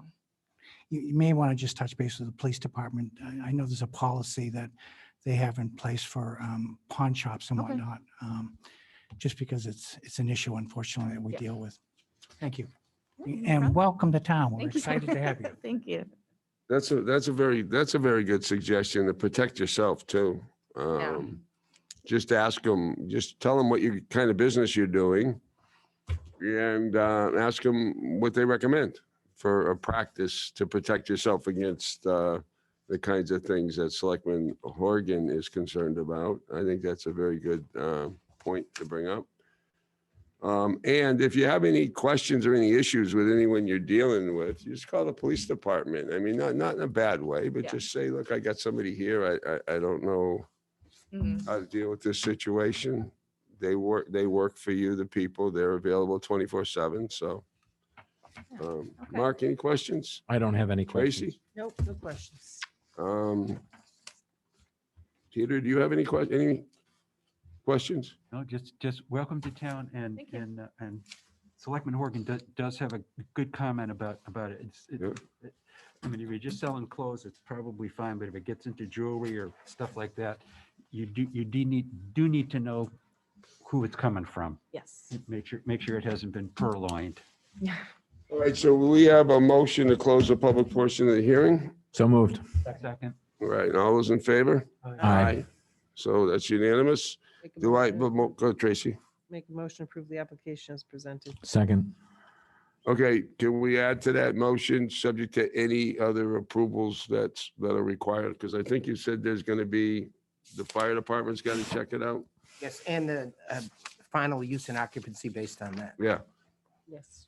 second as well? Yes, Okay. yes. All those in favor, say aye. Aye. Anyone opposed? So that passes unanimously. You're all set. Thank you very much. Thank you. Nice meeting you. Okay, the next item on our agenda is an update from, I believe, Eversource on their proposed. Okay, go do what you got to do. And we want to welcome the folks from Eversource on their solar and energy storage project. I'm trying to think, can anybody recall the last time Eversource came before the board? Probably just for a poll hearing, Probably. right? Poll or. Yeah, and those are comment. typically handled at an administrative level. That's right. So That's typically right. at the DPW offices or something like that. While you're getting set up, I think When it's, They were trying to develop the property by Summit Street. but Could was that, introduce ourselves when. that would be while wonderful, and it's, tell us a little bit about yourselves too, while we've Sure. got some time. Good evening, Chairman Forrest, members of the board, Mr. Rittenhour. My name is Ronit Goldstein. I'm with Eversource Energy, Community Relations. I cover Cape Cod and the island of Martha's Vineyard. While I've not been before this board specifically, I do interact with boards and other committees, town officials, sometimes customers, commissions, regional entities on a regular basis. I would like to take this opportunity publicly to thank the town and to thank your public safety officials, Chief Simonian, Chief Frederickson, their deputies. They did a great job supporting Eversource during the October nor'easter. It was a very significant storm event that spared no town on the Cape or on the island from pretty significant outages. So wanted to take that opportunity to thank those departments as well as all of you for supporting them. I have with me this evening Andy Belden. He's the Vice President of our solar programs. I don't know if you want to say anything about what it is that you do, and then we'd like to kind of jump into to share some information about a proposed project at our area work center in Yarmouth. Great. Thank you, Thanks Ronit. for having us. As Ronit mentioned, I'm Andy Belden, Vice President of Solar Programs at Eversource. In my role, I support all of our customers that have installed solar. We currently have about 100,000 customers across our 3 states that have installed solar. We run a whole series of programs and initiatives to help incentivize people to install solar on their properties. We also are working on a new initiative, which we're here to speak about tonight, where Eversource goes out and works with communities to build and own energy storage and solar as well. So that's what we'll be speaking about. If you wouldn't mind, I'm just going to take this off for just a second.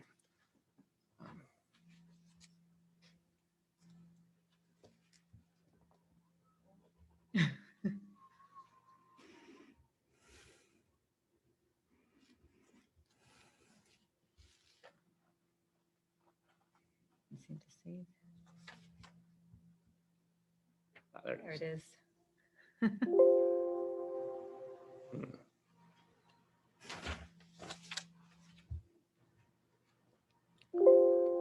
You may have the presentations in your packets as well. Yeah. Yeah, we do. They were Okay, sent. let me Great. pull up on my computer and then we can speak to those.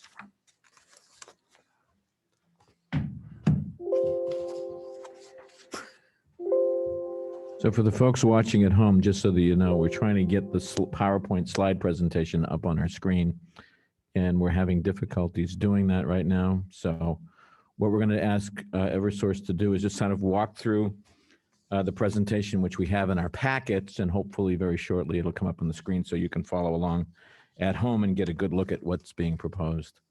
So go ahead, Andy. Great. So if you go to the second slide, this gives a bit of background on solar and Eversource's ownership of solar. So around 2 decades ago, we divested from all of our energy generation. So we're now a poles and wires company exclusively. We don't own any generation ourselves, but we own 22 solar projects across the Commonwealth that total 70 megawatts.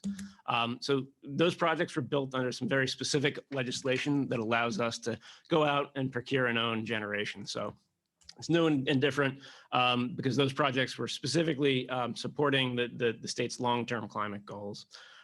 Those projects provide significant tax revenue for the local governments that we've cited those projects in, as well as climate benefits for those communities, as well as the Commonwealth as a whole. So we have a very successful track record through those 22 projects of working with communities to develop solar.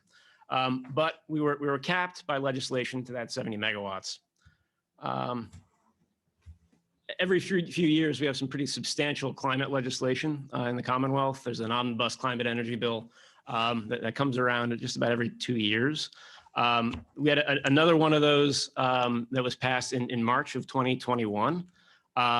Amongst the many elements of that bill were a few really important things to the overall climate goals of the state.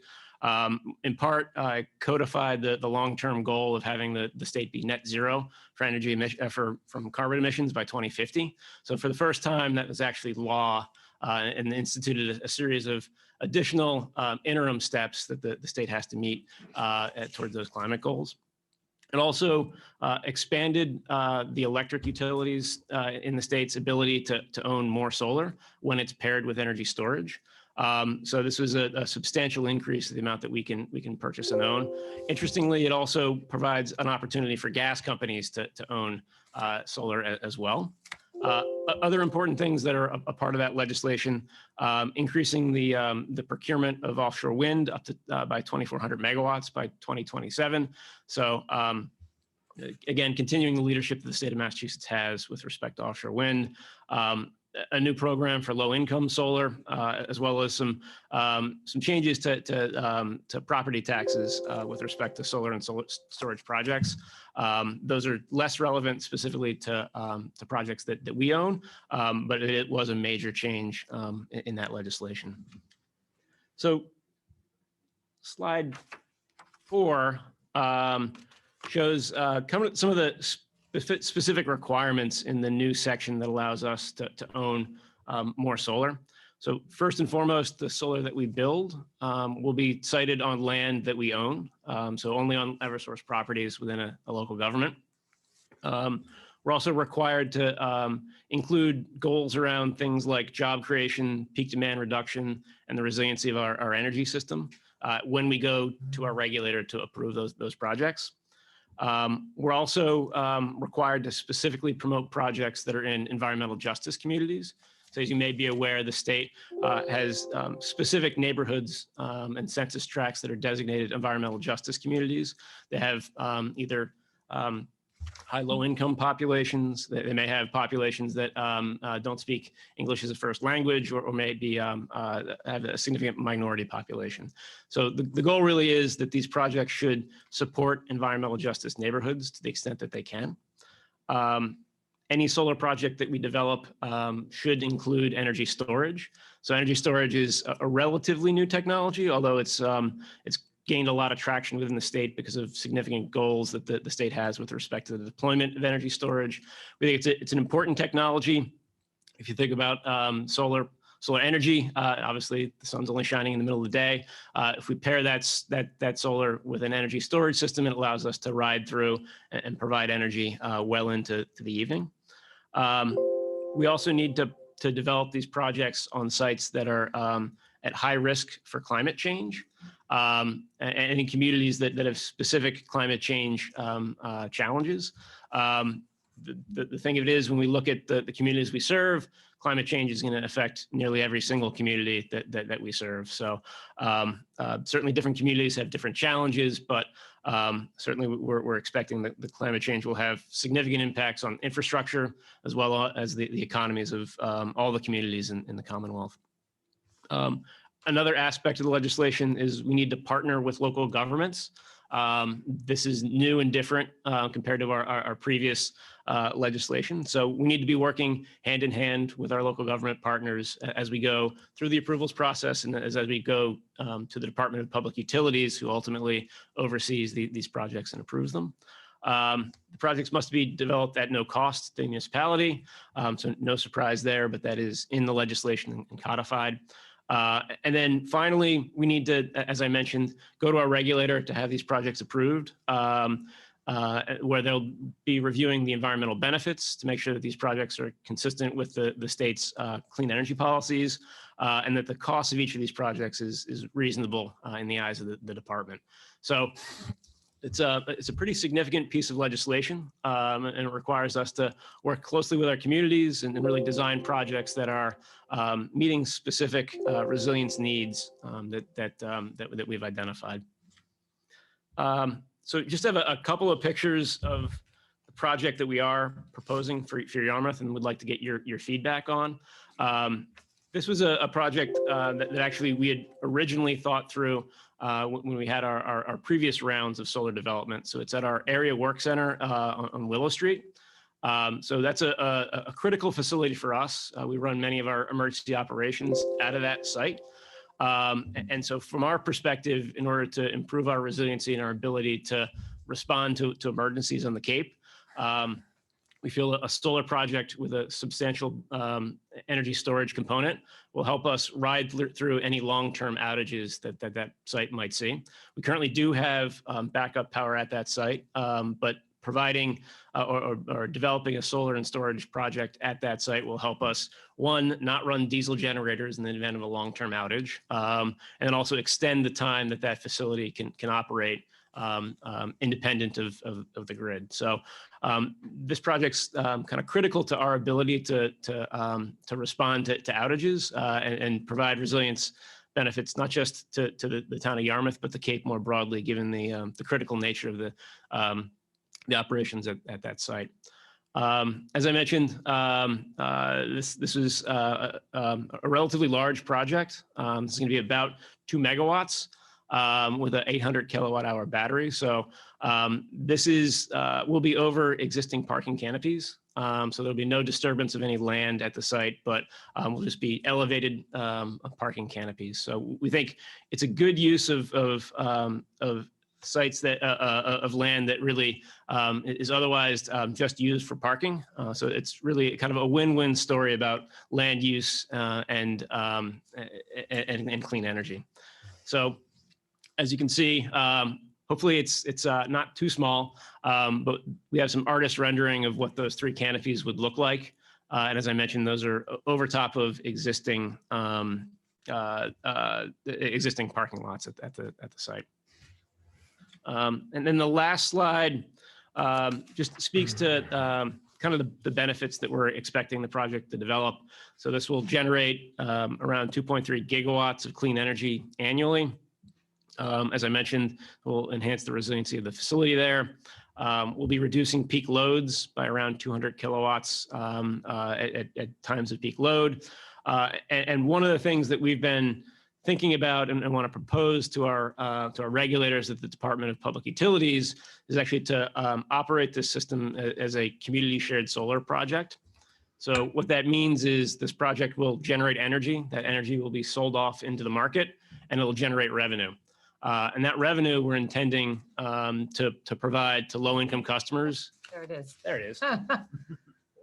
You're a miracle worker. And now you can go to the last slide. There you go. Well, the visuals, yeah. You know what, would be nice, before can you that, go one to the actual visuals showing the project and see if there's a way to enlarge those? There you go. Thank you. So as I was saying that we're intending to propose that this will be a low-income community shared solar project. So the revenue from the project will actually be used and provided to low-income customers to reduce their energy bills. We expect that it'll generate about $150,000 every year, and that can be used to significantly reduce the energy burden for customers who may be struggling to pay their bills. So one of the things that, if approved by the DPU, we'd look to work with the community on is identifying which are the customers that are most in need and determining how we should be allocating those credits. So we think that that'll be an important and critical community conversation once we get to that stage in the project.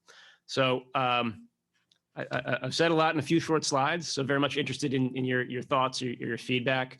From our perspective, we have some more design work to do on the project, and what we're also hoping for is to be able to get your support for this project so we can go to the department for approval. That approval, or that support, doesn't preclude any of the traditional permitting that we'll do with the town, the zoning that'll be required.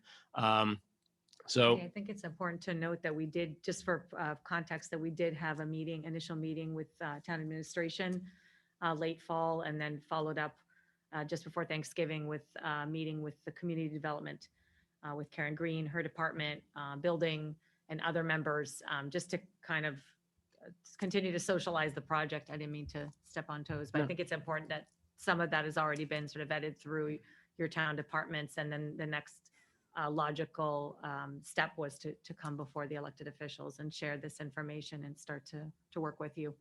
Thank you. I think it would be helpful if you could explain to the board the permits that would be necessary in order to get a project like this off the ground. Do we have any information on that? These would be local permits, right? Yeah, of course, local permits. I imagine we have to go through your inspectional services department. I think we'd need to check to see if there are any requirements for zoning variances. We had a conversation with the FAA related to the airport. So there were initially some concerns about the potential for glare. Those concerns have largely been dealt with. There's some studies that we can do to make sure that that's not an issue. We also met with the airport as well, just to, with Katie Service, their director, and their assistant director, just to make sure everybody, it's so close to the airport, the planes are. Well, it is, and there are other solar projects that have been denied, have been halted in terms of going forward because of their proximity to airports. So Yeah, we're aware of that. They expressed no concerns as long as a glare study was done, and similar to the previous project. Yeah, I do think it would be helpful to know what regulatory, what internal. Do we know? Do you folks know? Do you know? There's a bylaw for these facilities, so it does require permitting under that. I'm not aware if it requires a zoning variance.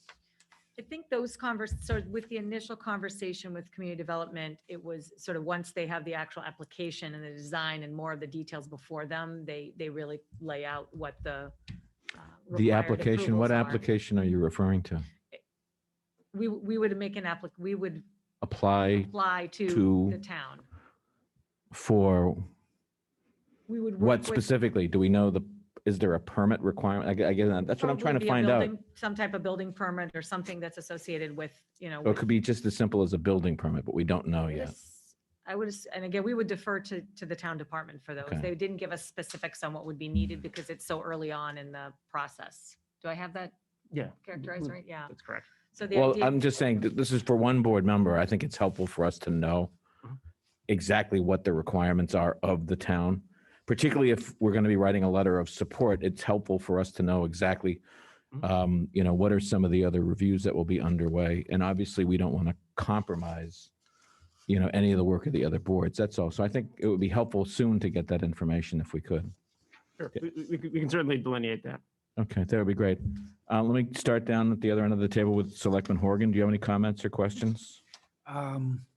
Just a couple questions. You don't have a photograph that depicts side view. That would be helpful to at least give us some appreciation of what this is going to look driving by.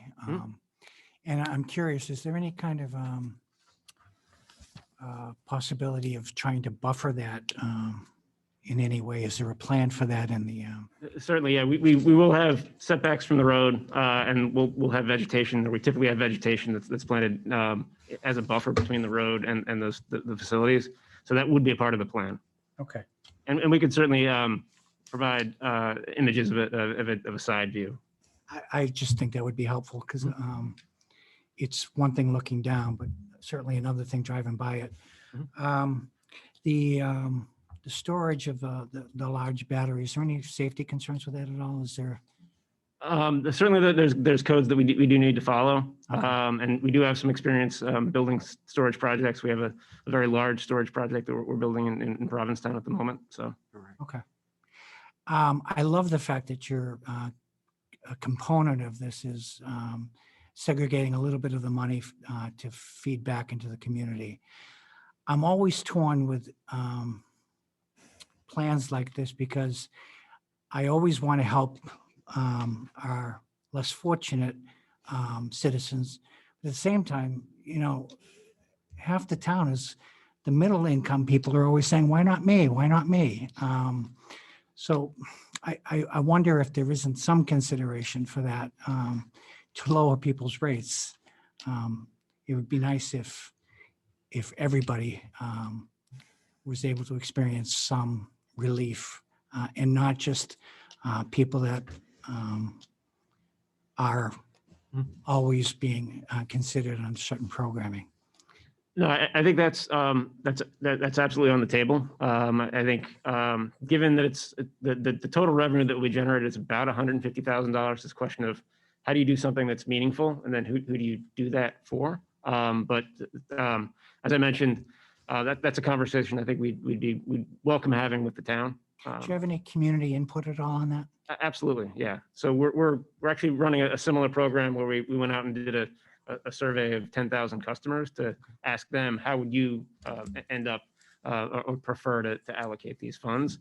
So I could very much see us doing something very similar in Yarmouth, doing a survey and then doing some public meetings around the results of that survey. Generally speaking, I'm obviously extremely supportive of projects like this and love to see Eversource at the front end of this. So thank you for doing this. Thank you for bringing it to us. I'm just kind of looking for a little bit, I guess, more finished product before we're asked to make any kind of recommendation. But generally speaking, you have my support. Great. Selectman Stone? Thank you. Under the bullet points of the legislation, could you explain to me a little bit more about the provision for payment in lieu of taxes for solar and storage? I'll admit that is actually not specific to Eversource. There's a carve out that says, but for projects that are owned by the utilities. So my understanding is, and this is again applicable to kind of private development, that there's been some confusion in terms of the tax treatment of solar and storage projects, in particular elements related to energy storage. This legislation clarified that, but I'm afraid I can't give you any more specifics on. But it wouldn't apply to this project? Wouldn't apply to this project. Okay, thank you. Anything else? That's all. Selectman Post? Thank you. I recently saw a facility over the parking. I can't remember where it was. It was somewhere on the Cape, just to be able to get a visual of it. But what is the height of this off? I don't know how you would put up a buffer for something that's so high. I mean, what's the height? So proposed? for these, we typically build at least 12 feet to get our bucket trucks underneath. Right. So we would look to have, some vegetation that would be expected to grow over time. Okay, so, but it's a minimum of 12 feet. Correct. Okay. I just want to talk a little bit more about what Dan was speaking about. Are you saying that generation of funding that you get will stay within our community? Yes. It will stay within Yarmouth? That is what we were proposing to the DPU, yes. Okay, not a collective CAPE. Okay. That's correct. All right. Oftentimes, yeah, I'm concerned too with Mark, because every time I've dealt with Eversource in past any project, they're exempt really from a lot of local zoning. So I'm happy to hear that you're going to go through the process here, because I think that that's extremely important to have the public input. But I too would like a list of what perhaps relief you may need before we know whether or not we're going to support something like this. I think it's, I think it's a good use of land, not, creating solar energy without having to clear land, which we've done so many times, and using it over the top. I was concerned about the airport, so I'm happy that you've started those discussions. And I think that this is very preliminary for me to really be able to get in the weeds on the specifics of the project with what we've been presented today. So I look forward to, working as we go forward. And I hope that the people of the town have the opportunity to weigh in before we're asked to really endorse it. So having this in public is extremely important. So thank you. Selectman Smith. Welcome. Yeah, be great to see elevations. I finance, I'm a former banker. I finance several solar projects. And you can see one that's over a garage that's on White's Path right now. Oh, that's why. That's okay. I drive by it every day. And I knew I saw it. I'm like, I just saw this. And the Mary McCarthy Center, the parking lot has it there. And when I've done them before, they've been anywhere from 12 to 15 feet at the very top of them. And in most of the towns, it's a building permit, a site plan review, and sometimes you're going to need a variance. I have no idea in the town of Yarmouth whether you're going to need a variance or not. My next question is, what does partner with local government mean for each project? What does that mean in English? That is a good question. There isn't, frankly, much in the legislation in terms of the specifics. I think it's coming to work with boards like yourselves and having conversations in the community, speaking to the town manager, so that when we go to the Department of Public Utilities, we do have a letter of support. One thing that's notable that I think we forgot to mention is we did reach out to the Energy Committee. I Great. reached out last week to Sandy Cashin, whom I've met through the school department, as well as Roby, who I've met on a number of initiatives. And they were going to connect us with, I believe, Joyce Flynn. Joyce, yes. And so we're hoping to go before the Energy Committee. It, again, makes sense as we're doing this outreach in the community and socializing the idea of this project and moving forward with, in tandem with all of the other, both state and then slowly moving into more details and design, made sense to bring in the Energy Committee. So hopefully we'll go before them at their next meeting. I know they only meet once a month, so if not, but our hope is to go before them as soon as possible and talk about the project. Great. I mean, I've seen. My apologies for interjecting. I've seen your project in process up in Provincetown, the batteries and stuff that are going in. What does reduce system electric load during peak demand periods by 200 kilowatts? The intent is to have this generate that electricity versus getting electricity from other sources. Is that what that means? Precisely, and one of the things that we're seeing, because there's so much solar electricity going onto the grid, that our peak times are actually shifting in the summer to almost when it's dark out. So having the storage attached to it will allow us to discharge that during the peak, which reduces the number of fossil fuel generators that need to run in order to meet that system peak. Okay, so your gross incomes, you're estimating at about 150. Correct. What would be the benefit to the town in terms of dollars? I'm sure you've done an estimate on that. Is it $1 or No, so that would be 20,000? I'm just talking about the money that would go to our residents within the town. So that's the roughly $150,000 in energy revenue. So that would be all allocated in terms of our proposal to the town. So the town would get 100% of the income?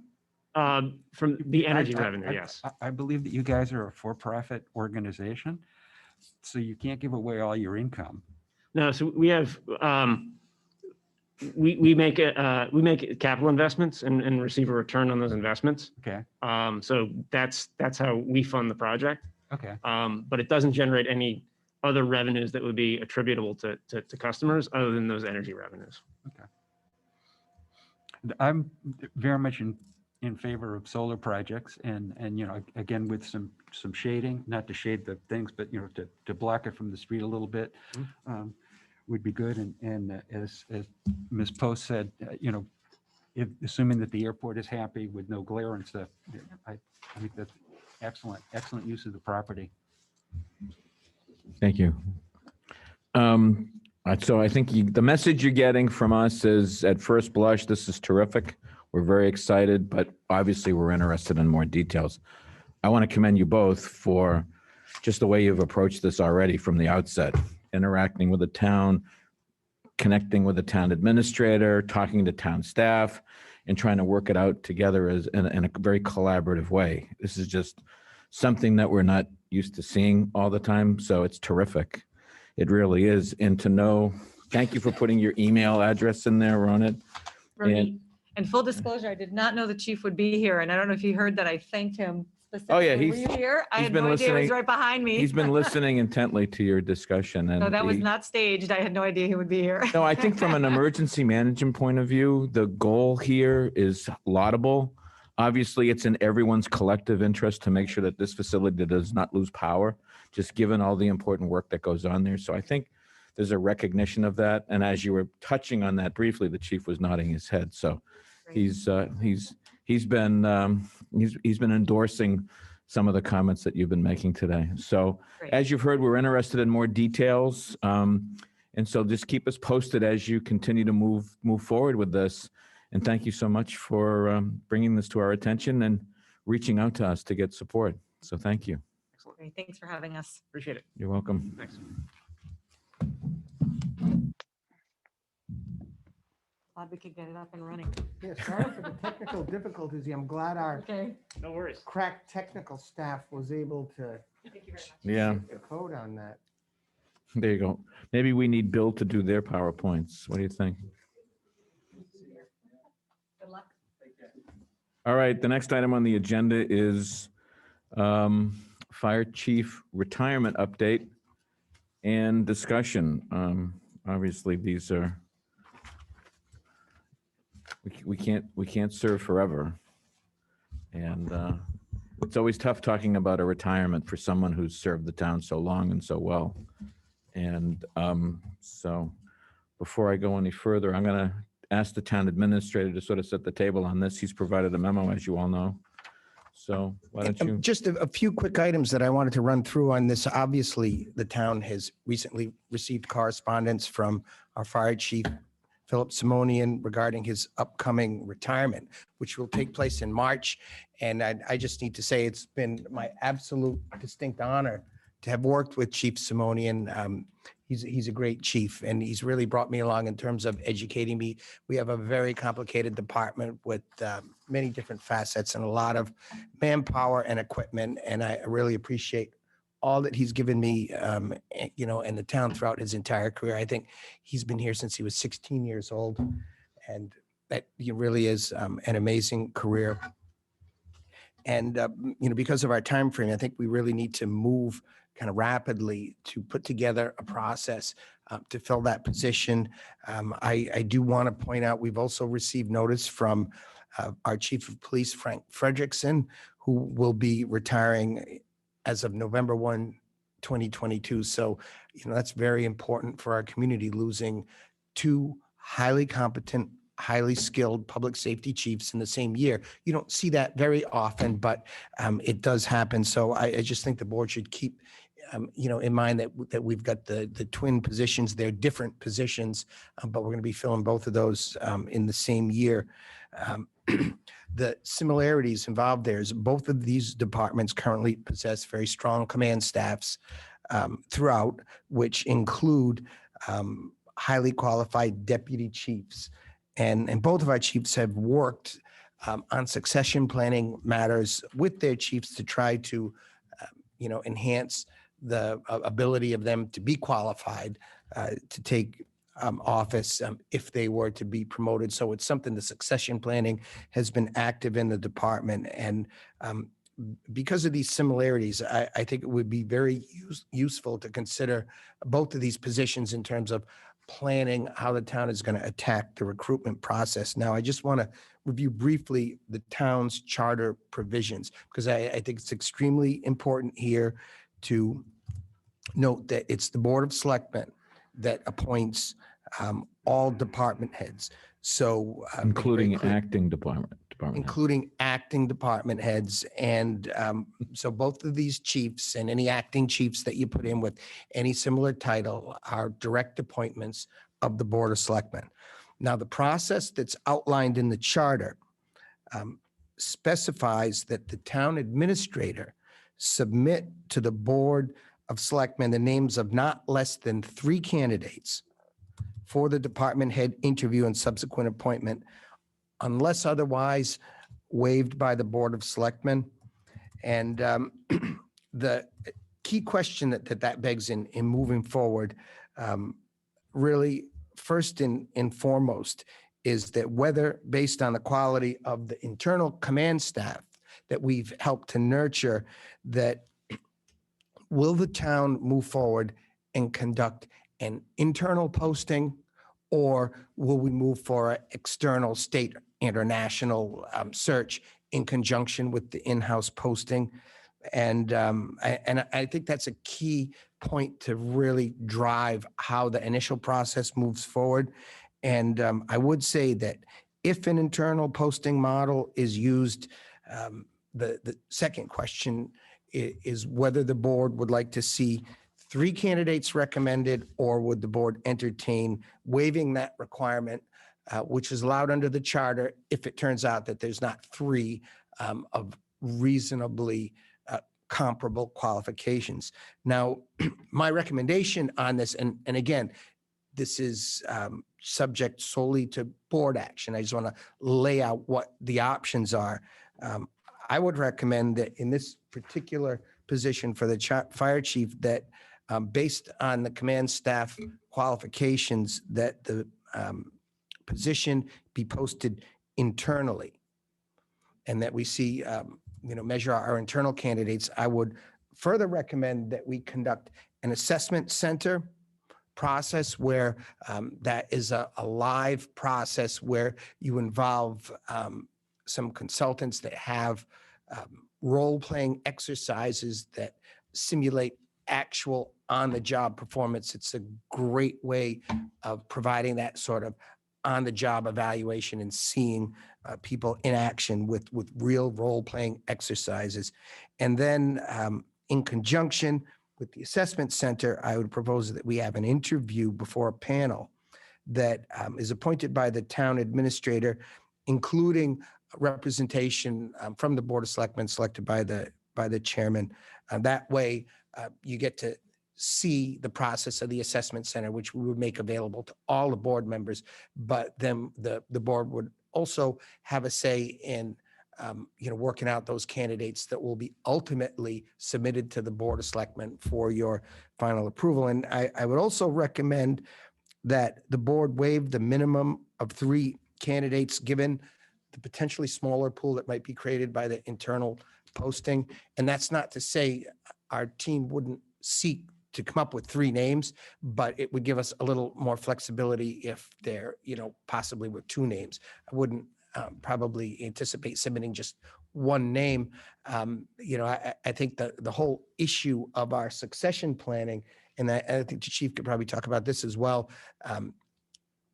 We have a highly skilled deputy chief.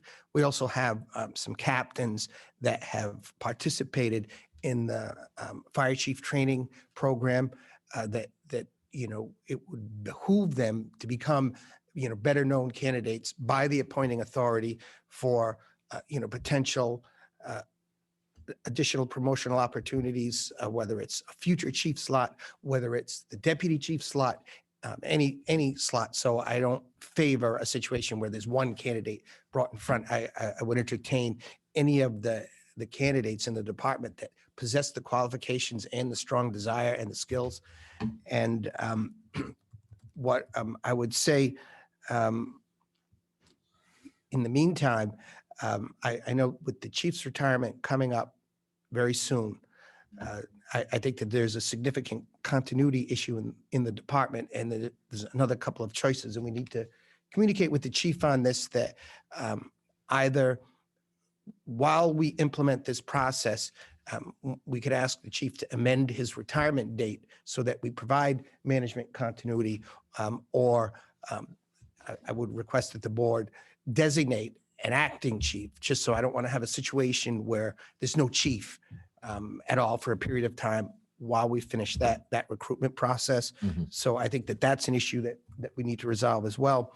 And then I would say that the police process be kept separate from that, but this process be evaluated, by members of the board and by me, and that we make whatever adjustments that you feel would be appropriate, so that when we kick off the chief's process, that it's equally as good or even better, but that we've got these back-to-back processes. And I do think that we should handle them like that, is to take care of the first one first, try to do it very thorough, develop a little evaluation, and then move into the second process with the other department, with the hope of maybe wrapping that one up a little sooner with some extra time before the police chief actually leaves. And with the board's guidance, your input, I'm ready to start implementing a process, but I do need a little feedback on it. Very good. Let's go around to the board to get comments, questions on your memo and recommendations. I'll start with the other end of the table, Selectman Smith.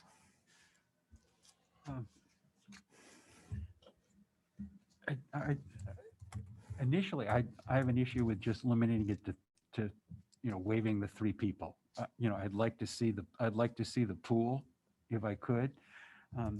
Your recommendation to designate John Sawyer as the acting chief, I think that's a great idea for the continuity to keep things going very nicely. And Chief, could you come to the microphone, please? Because I want to ask you a quick question.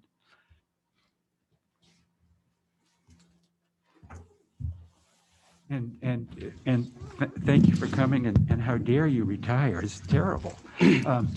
All kidding aside, Bob indicated that you might be willing to extend your retirement date. Is that a possibility, or is that something you've even thought about?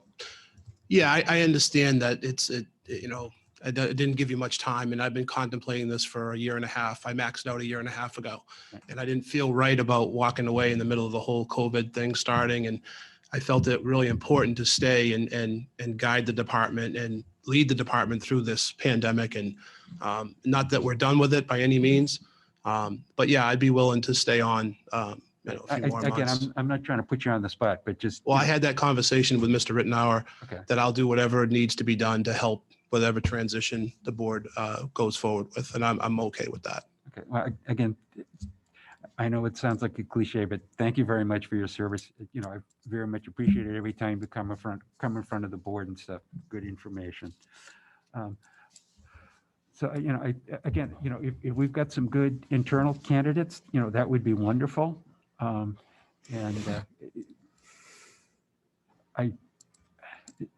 I'm not slamming anybody who works internally, but, you know, should we at least advertise it, you know, at least statewide to see? And that, I'm. I think that's a discussion we have to have Yeah. as a board. Right. So I'm not sure the chief or the administrator can answer No, no, that. I'm We have to just- talk that amongst ourselves. I'm just putting that Sure. forward and stuff. I don't have any other questions. Okay, Selectman Post. Tough, right? Hard, very hard. I know. You've been here a long time. It's bittersweet, so to speak. And I know we'll have time for that discussion another time. So I appreciate Bob's memo. It's always nice to see this process with fresh eyes. I've been here.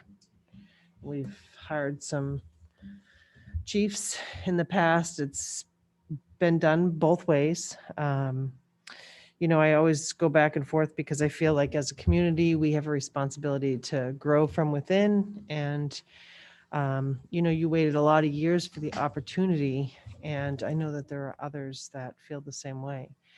Having said that, you know, the other side of it as a resident, you want to make sure you get the best possible chief that you can. So there's a balance. And, you know, I agree with Peter about waiving the 3. I would be in favor of going to an internal process.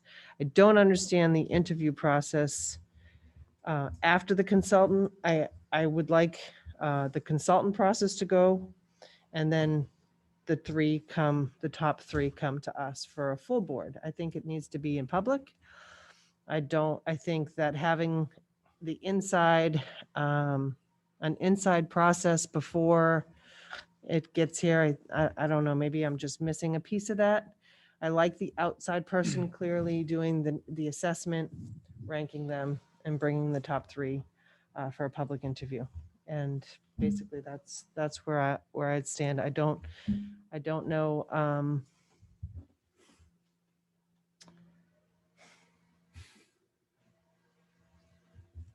That's what I'll say for Okay, now. very good. Selectman Stone. Thank you. First of all, thank you for your service to the town, and we're sorry to see you go, but understand that you can't stay here forever and you've maxed out and all that other good stuff. But I have a question for you, and there's no obligation or glitch or anything with this question, but if we did need you to stay, and I don't mean to disrupt your retirement plans, but if it was some kind of a reasonable period of time that you could accommodate the town without feeling your retirement's being frustrated, what kind of time would we be looking at? Roughly, and I'm not holding you to anything. A month? I would stay a couple months, 3 maybe. A few months, 2 to 3. okay. I So we mean- don't have a crisis here, right? No. No, I mean, I can stay a couple extra months. Okay, good. If that helps the process, I'm all for it. Okay, you know, whether to go internally or to go outside, we've done it both ways. It's worked sometimes one way or the other. Sometimes it hasn't. Yep.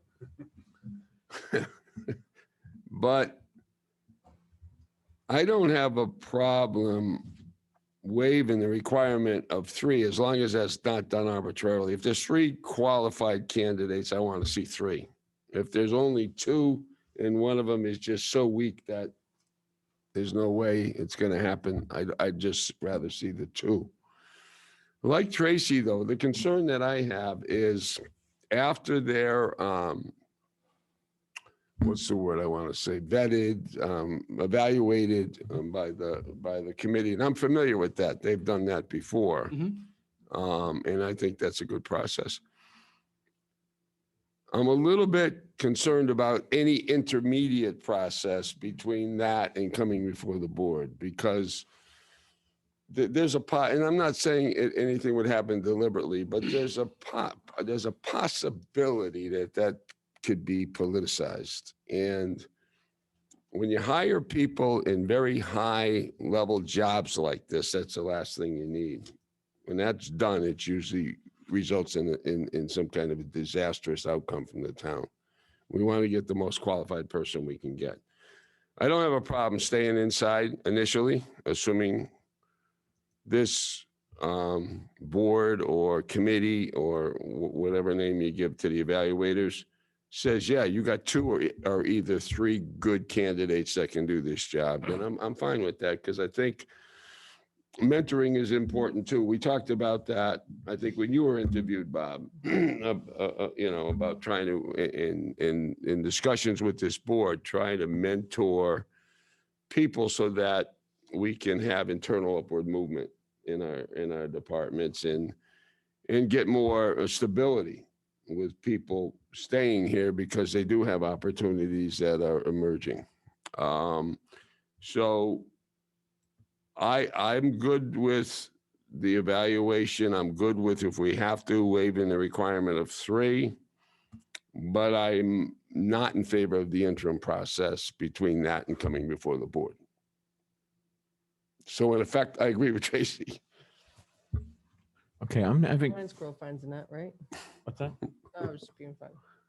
You missed it. The intermediate, I'm having trouble understanding what that means. Could you explain that a little bit further? There being an intermediate step. Maybe I could talk about it just for a second, because I want to allay your concerns somewhat. I would say I'm very much supportive of the professional assessment process, and I'm a veteran of having gone through that many times, and the data that you get is extremely valuable. The one thing that we need to do, the charter tasks me with making sure that I submit 3 qualified candidates to the Board of Selectmen. So in addition to the assessment center, I need at least a modicum of due diligence so that the names that I recommend are not the names that someone else is recommending. You'll have the whole assessment center report, but I'll need to meet with the candidates just to ensure that the people that I'm recommending to the board, and I think, I agree that don't be quick to waive any requirements at this point.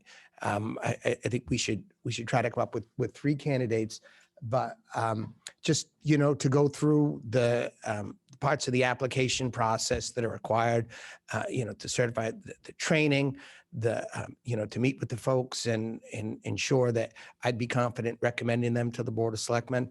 So I wouldn't have a public process. I wouldn't have a process that would be influenced by any outside people. I admit that, I'm a collaborative person. I wouldn't have any problem with a member of the Board of Selectmen sitting with me to see the types of questions that I ask, the information that I'm looking for. But at the end of the day, I just need to certify it to myself, because it's the part of, my responsibilities to ensure that when I recommend 3 candidates to the Board of Selectmen, that those candidates, at least, we've had the application, we've done a professional process, we've done somewhat of a vetting so that the Board of Selectmen can take the process from there. It's not a process that, has a lot of outside input, but it's sort of required that I make sure whoever I'm recommending is qualified to be recommended. Can I speak to that Sure. just a little bit? Go right ahead. I'm perfectly comfortable with that and you doing that, because ultimately somebody has to take that process. I personally would designate that to you. I know you're collaborative, but I think when I've seen it before, when you have selectmen that are involved, they come with kind of a preconceived, they've had the ability to see all of them in a different forum than we do. Right. And sometimes that does sway them. I know, when you're talking to a candidate in an office in a comfortable setting, which I think we should all have the ability to do, It's very much different than when they're here in a public setting.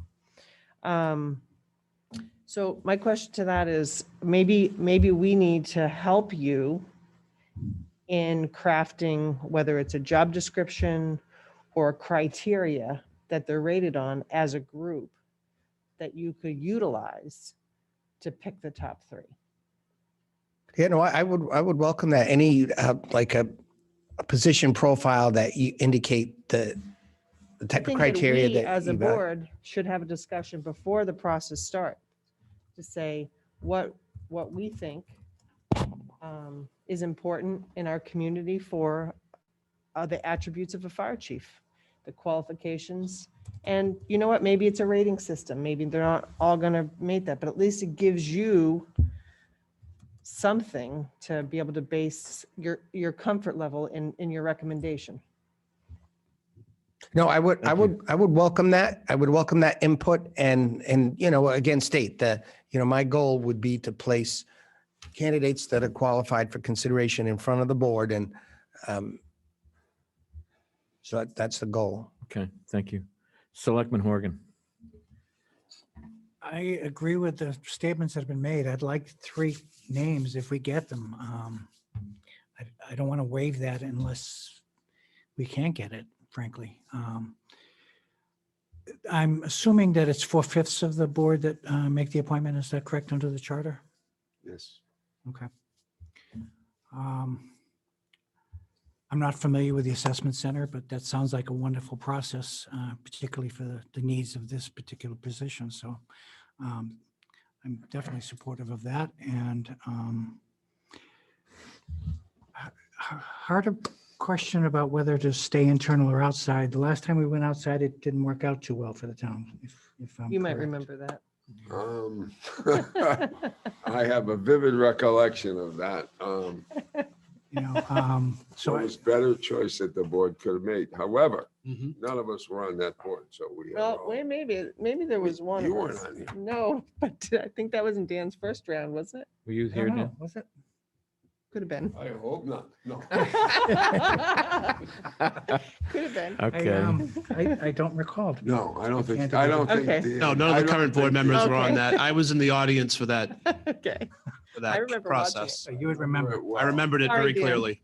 That's okay. The town had a really good choice that they Mhm. provided.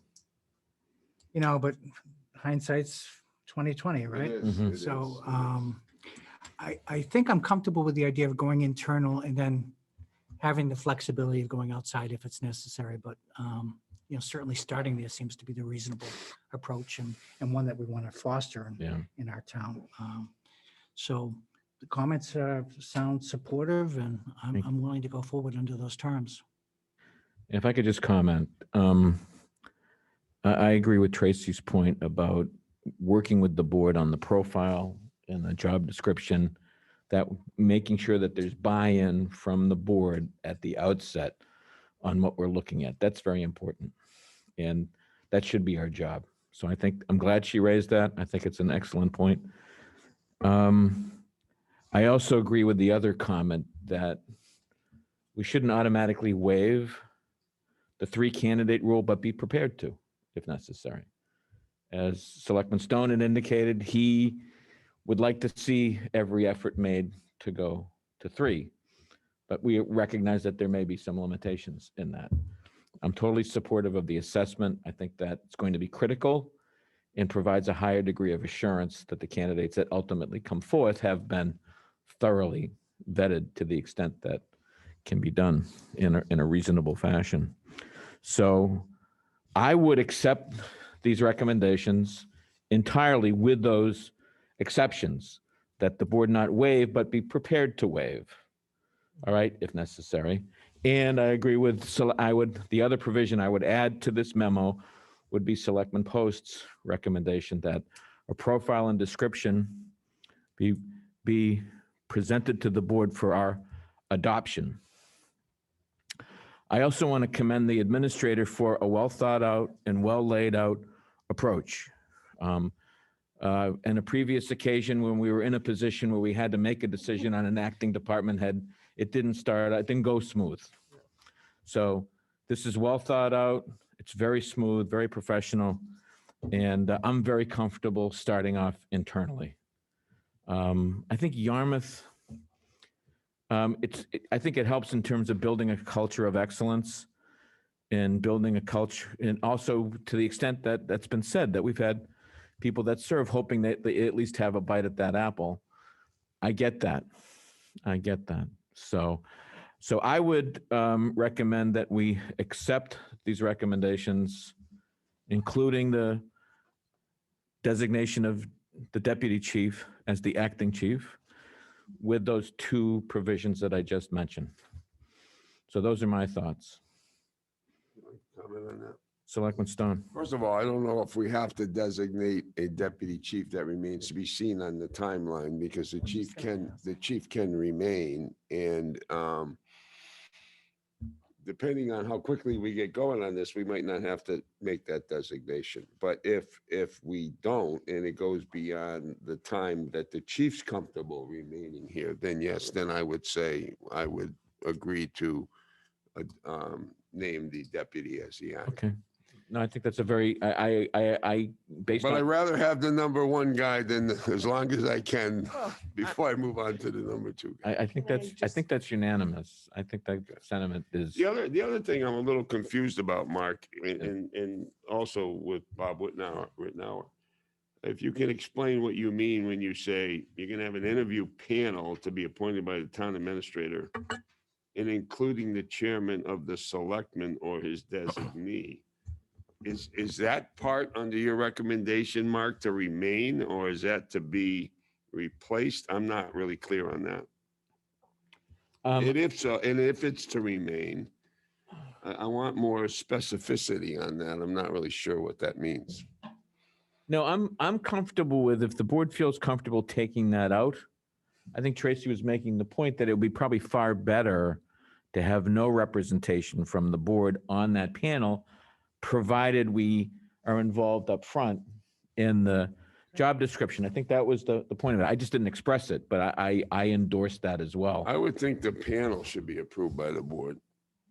It's our appointment Do we ultimately. want a panel? Huh? Do we want a panel, or do we want to outline the criteria for him to administer?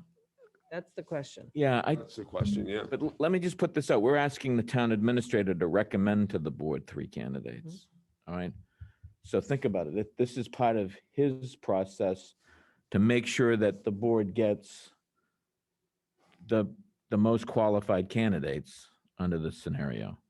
So if the administrator would like to have, let's say, the human resources director or 1 or 2 other people that are uniquely suited to help in this function, I'm comfortable with that. The chief is probably going to be part of that.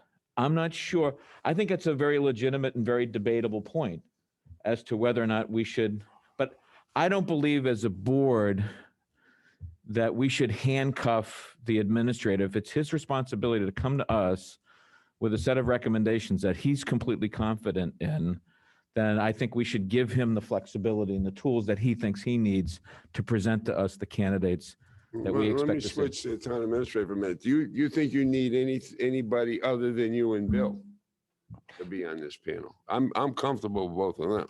I envisioned having the human resources director, maybe this assistant town administrator, myself, potentially 1 senior department head, but I don't have anyone, particularly in mind. I'd say the 3 of us would be fine right now. And, but I don't want to have an external or a public process. It's just to, facilitate our internal vetting so that the recommendation, I can be extremely confident is very sound. And when the charter says the town administrator will recommend 3 candidates to the Board of Selectmen, I just want to tell you, you can depend on my integrity to provide you 3 candidates that we've looked over and, done a reasonable amount of work that we're confident that we can have you look at. And we'll try to come up with 3. But I won't let it become a process that, takes its own life or has a big public component. That's up to the board to do that process and make the appointment. All right. On that basis, I'm good with that. Okay. And I agree that it would be best if the five of us are not on that initial vetting committee. No, I agree.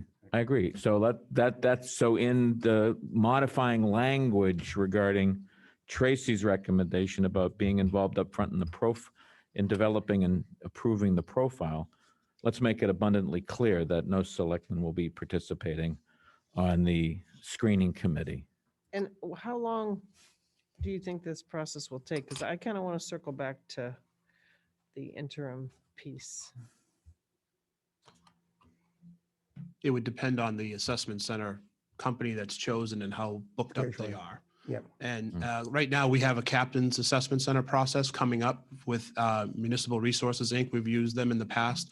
So our members at our department are very well versed with assessment centers. So this is a great thing to add to this position as well. So it'll be a benefit to our members, and they've already experienced it before at their lower levels, including deputy chief, captain. So it would depend on what company is selected for the assessment center, in my opinion, and how booked up they are. Because we had to book these guys 6 months ago. Okay. So, I mean, I think we all appreciate Phil. And my comments are nothing against Phil, but I think that, you know, if Phil has made a plan to retire, and I understand, I appreciate your flexibility, I think that I would support in the interim recommending we appoint the deputy as interim. I just don't think it's fair for him to stop his plans. I mean, he's told the town what he's doing. I think he's done his part. Not that I wouldn't like you to stay, has nothing to do with that, but I don't think it's fair to him to ask him to do that. We have no idea how long the process could take. And I don't think I don't think he's going to stay as long as the process No. takes. I think he threw out a kind of a rough, Right, but how fair is that to him? I mean, he's done his responsibility. I know he said he would, I think but if he doesn't want to do it, he's going to tell us, right? I think it's a good opportunity for the town to appoint somebody as an interim and go through the process. That's me. So I just wanted to, because I know you said you thought we were unanimous, and I just want to go on the record, and no disrespect, I just don't, we've never asked anybody to stay that I know of. I mean, I understand that I didn't give you a huge window. And again, I was on the fence about this for a long time, about going last summer on my birthday when I turned 54. Even when I turned 53, I was maxed out.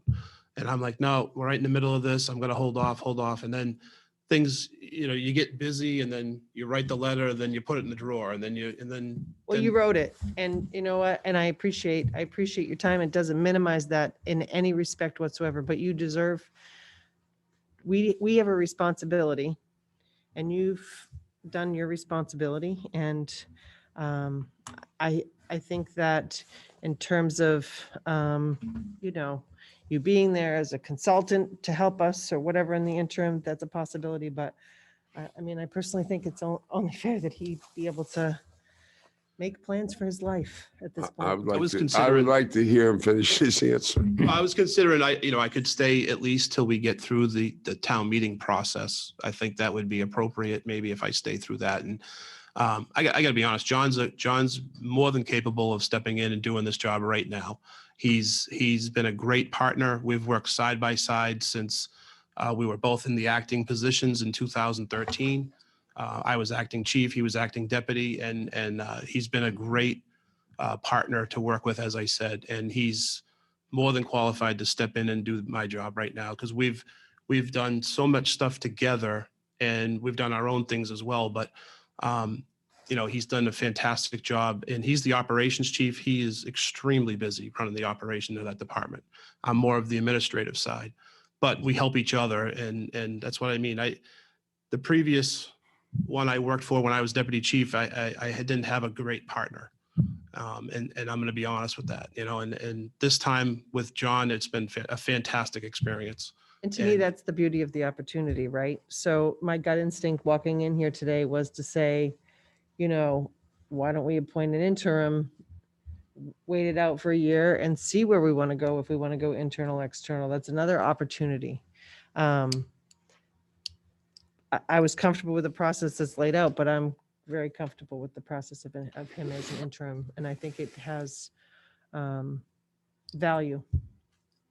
Yeah, we have great candidates at the captain level and lieutenant level. We've got a lot of smart fire officers that are great assets to this department and are looking to move up the ranks as well. But wouldn't you admit, Chief, though, that getting through town meeting would be perhaps an optimum scenario for any acting? Yeah, I would. Coming in. I would.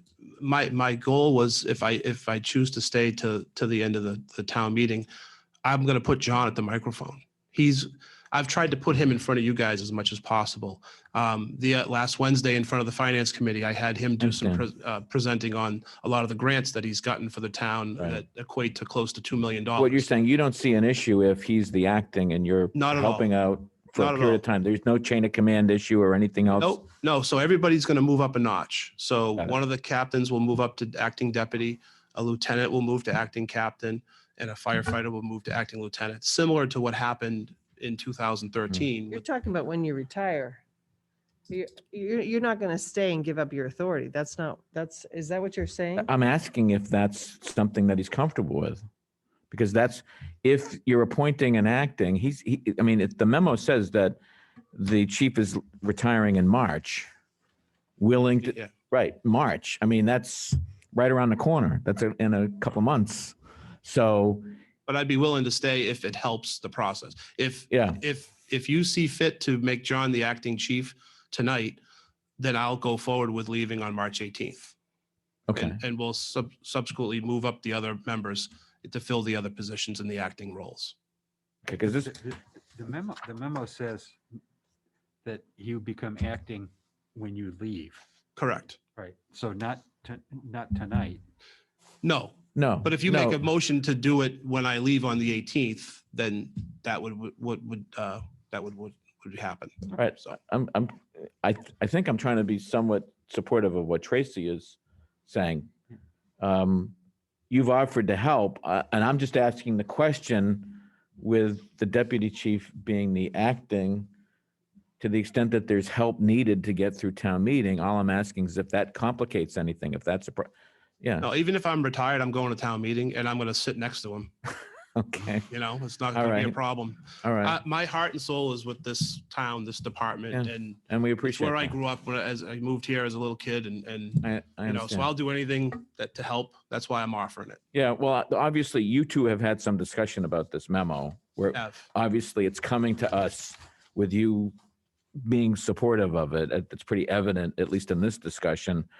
I think a lot of thought went into this, and I'm interested in staying with the spirit of this as best we can. As I mentioned before, my only issue are those other provisions related to waiving, not agreeing to that, the waiving the 3 candidate requirement unless necessary. No select board member on the evaluation committee, that the board approve a job description first. And those are my exceptions and my modifications to the memo. And then, go ahead. No, I just want to go back then to the point of what your recommendation is in terms of him staying. Is your recommendation that he retire on his original date and we appoint an interim? Well, I didn't make a recommendation on that. I mean, the key point was that I want to absolutely ensure that we don't have a situation that we don't have a leader. If the chief is willing to stay a couple of extra months, I think that's just great. And then, you don't really need to do the appointment of the acting immediately, but I think it's going to come and he's going to get his chance. Sincerely, if I looked at it very objectively, I'd say the March date's coming awful quick. That's a month away. If the chief wants to stay for another month or two, just to kind of, get things rolling, I think that's just great. But at some point he's going to want to, leave and do the things that he wants to do. And I think we just need to be ready for that. And this is how we're going to be ready for that. Well, I'm ready. I'd make a recommendation that we would appoint John, the interim chief, effective the date that Chief Simone has given us. On the March 18th. If I might. Yep. I don't think we have to make that decision tonight. And, you know, if we're all frank, putting somebody in that role gives them a leg up in the process. It just does. And I think Deputy Green is extremely well qualified. Green. Deputy Sawyer. Green, I'm sorry. Yeah. Wow, we're There's really the- kicking it old Yeah. Really school. going back. You know, Hey, obviously, He was John, on the board. I wasn't. There John you go. is extremely well qualified, no question about it. Yeah. But, you know, when you put somebody in that position, you know, it's different.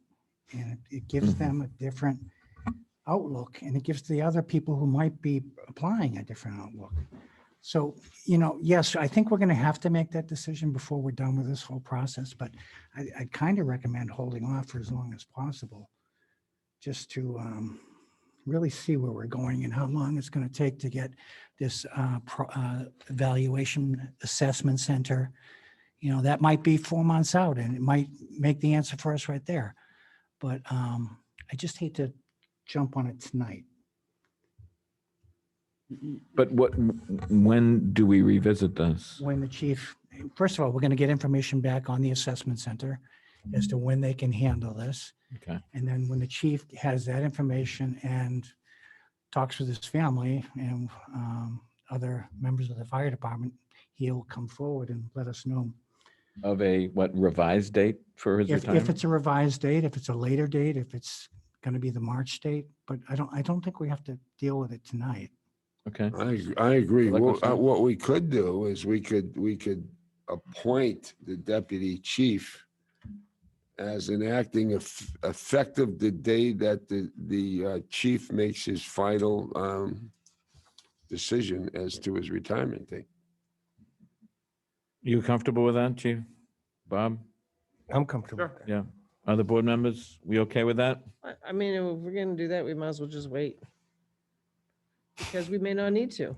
I mean, then Okay, no, that's I fine mean, too. I agree with Dan's point. I think I just feel bad that we're kind of holding up his life, so.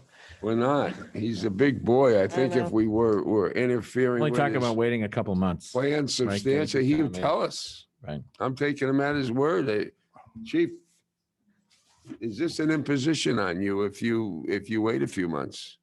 No. To get through town meeting. All right, Okay. we'll wait. Yeah, and I agree with Selectman Horgan's thing. If you make somebody the acting, No, it does give him an and then, edge, no and then if you question. decide to pick someone else, it could cause some real hard feelings within the system. It's happened before in other departments. Yep. And I'll give you an example. One of my best friends from college was the deputy chief in Mansfield, Mass. And he tested for the position of chief. He was the acting chief. And they gave it to the EMS supervisor lieutenant. And he didn't get the job. But he stayed on as the deputy and he finished his career and they both had a great relationship. So it doesn't always go negative. You know, it all depends on the individual. But he was obviously, you know, he was mad that he didn't get the job, but at the end of the day, he retired as a deputy chief Right. but someone's going to have to be the acting chief. Exactly. So whoever that person is, which hopefully it's John, because he's the only deputy. We only have one deputy. Right. No, I So, understand. Either way, he's going to have some type of advantage at some point Right. because he's going to be the acting chief. Well, we can minimize that. We can minimize that by waiting. As to Dan's point. So Chief, again, I'm speaking for myself right now. If you could speak to your family yourself, or, you know, the drawer, or whatever you can commune with, and, you know, if the March date is your date, great. If your date is April 27th, which would be the day after, assuming that we have a one night town meeting, you know, that's the date. That would be great, because that would be better for us too, just to have a firm date, and then you've got a firm date too. Does that sound reasonable? All you're suggesting is we revisit the timing of when this transition occurs, right? Correct. That's it. So at the moment, we can, looks like there's a majority on the board here suggesting that we revisit the date on when that is made, as opposed to making that decision tonight. Yes. Okay, so we have a memo that we think ought to be accepted. However, we've got now another modification that we also revisit the timing of that transition. All I'm asking for is when do we want to revisit it? Well, I think the town Okay, is the board administrator. okay leaving it open? Yeah, I think the town administrator will let us know based on his interactions with the chief, right? All right. Yes, and we'll have this on your agenda again as well with the position profile. And so this will be we'll have ample opportunity to discuss it. And I think it's a great idea to give the chief, a few days to reflect on the situation and timing. Also, we also know that the Frederickson is retiring. So, again, this is not necessarily on the agenda, but I think it's something that needs to be thought about and get moving on too, because it could be a while to get candidates for that position as well. Okay, so we've had a discussion. I'm happy to entertain a motion with those 1, 2, 3, 4, now 5 modifications. I make that motion with those 5 modifications, Mr. Chairman. Do I have a second? Can you list them? In a second. I'll list them again. Modification 1, that we not waive the 3 candidate requirement unless necessary, but that requires another action by the board. No select board member on the evaluation committee. The board approved the job description, job profile. I put down as number 4, the chief being available to assist through town meeting, but I'm going to strike that. That's just, we don't need that. The 4th item would be, so that would be 4 conditions. What's the 4th one? The 4th one is to revisit the timing of the transition from chief to acting chief. All right, I make that motion based upon those 4 modifications that you just read. Exactly what my second was about. Okay, so we've got a motion, a second. All those in favor say aye. Aye. Opposed? Carries unanimously. Okay, chief, we did it. Thank you. Thank you, chief. All right. Almost. We did it almost. Tracy got that one right. Yep, almost. Okay. When do we get the party, chief?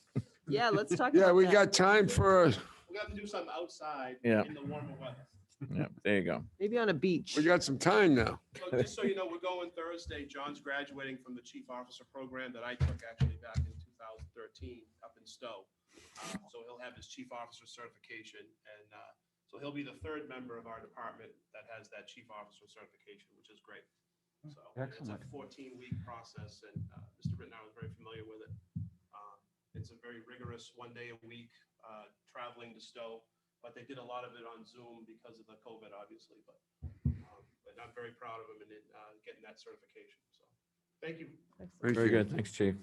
All right, next item on the agenda is an update on what the county and the town of Yarmouth are doing or thinking about doing with respect to ARPA funding. And there's a draft letter by the administrator to the county regarding ARPA funding. So I'm going to turn this Okay. over to, is it the two With of you? respect to ARPA, I've got 2 items to talk about. That there's 2 sections of ARPA. Number 1, there's the town's direct allotment. And the town is in receipt of $3,155,779 as its direct allotment for ARPA. And when we had a meeting previously with the Board of Selectmen, the finance director was here. The preliminary guidance from the board, we discussed reserving that initial allotment for wastewater as part of the wastewater pre-funding financial program. However, it was mentioned at that time that that is subject to a specific vote and approval by the Board of Selectmen, which that process has not been finished yet. The Board of Selectmen has not taken a vote. It was just a discussion process that we had. So on the table is the town's direct allotment that should be just determined by the board, its ultimate place. The second critical ARPA issue, and this goes with respect to the letter, and it's tied in with a meeting we held on January 24. We were invited in by the county administrator and assistant administrator for a meeting to discuss county priorities and what town issues were with respect to the money that was allotted to the county, which is the total of $41.3 million was allotted on behalf of the local communities directly through the county. And the proportional share for Yarmouth, were these funds to be distributed based on population, would be $4,499,500. And the county has initiated a major public outreach program. They're seeking outreach directly from local residents, but also from town officials. And they were very nice to meet with us.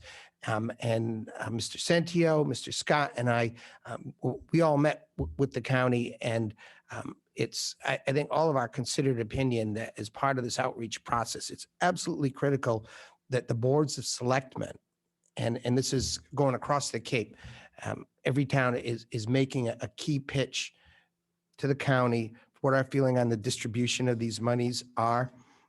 And I think that the critical issues are, we haven't sat with the county and said, well, we want to use X amount of dollars for this and X amount of dollars for that. I think that what our issues are, in line with this letter, first of all, the feeling is all of the eligible programs under ARPA are being carried out through projects that are being done at the local level in each of the communities. And if you take a look at the issues of infrastructure, we've got the massive debt for the wastewater project. We're working on the water system. All of these individual infrastructure programs are being operated at the local level.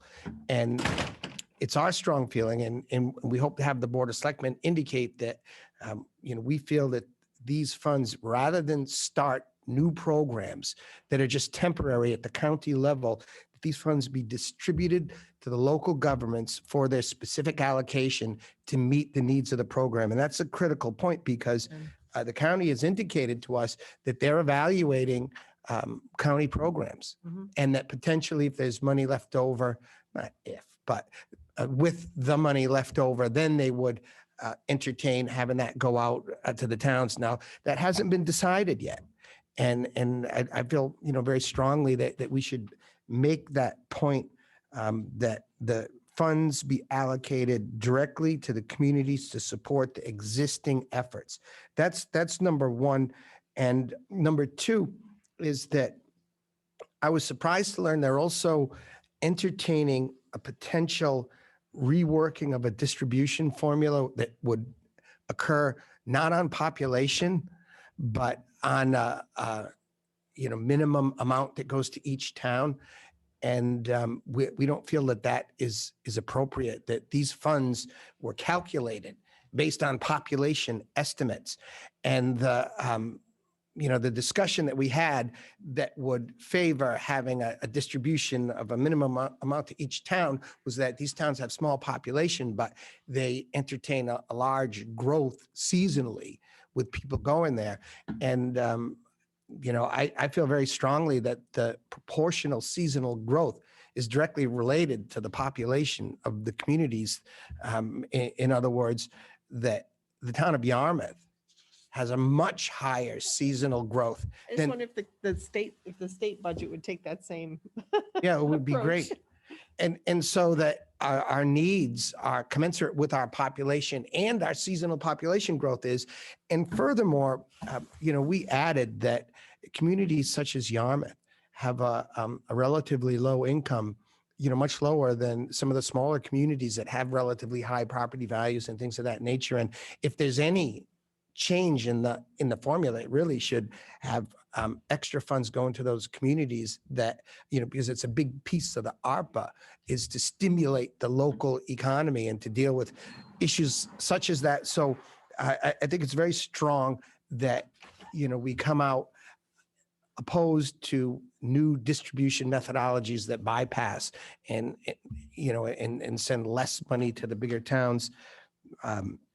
And the last real piece is, we sort of address the issues that are going on right now in terms of the discussions between the county commissioners and the assembly of delegates. And we point out for a number of reasons, not the least of which is, with these complicated infrastructure projects, we need a lot of lead time for all of the procurement, all of the planning, design that's required to spend these funds within the time frame that we're allotted, which is supposed to be by 2024. So we ask that the county work to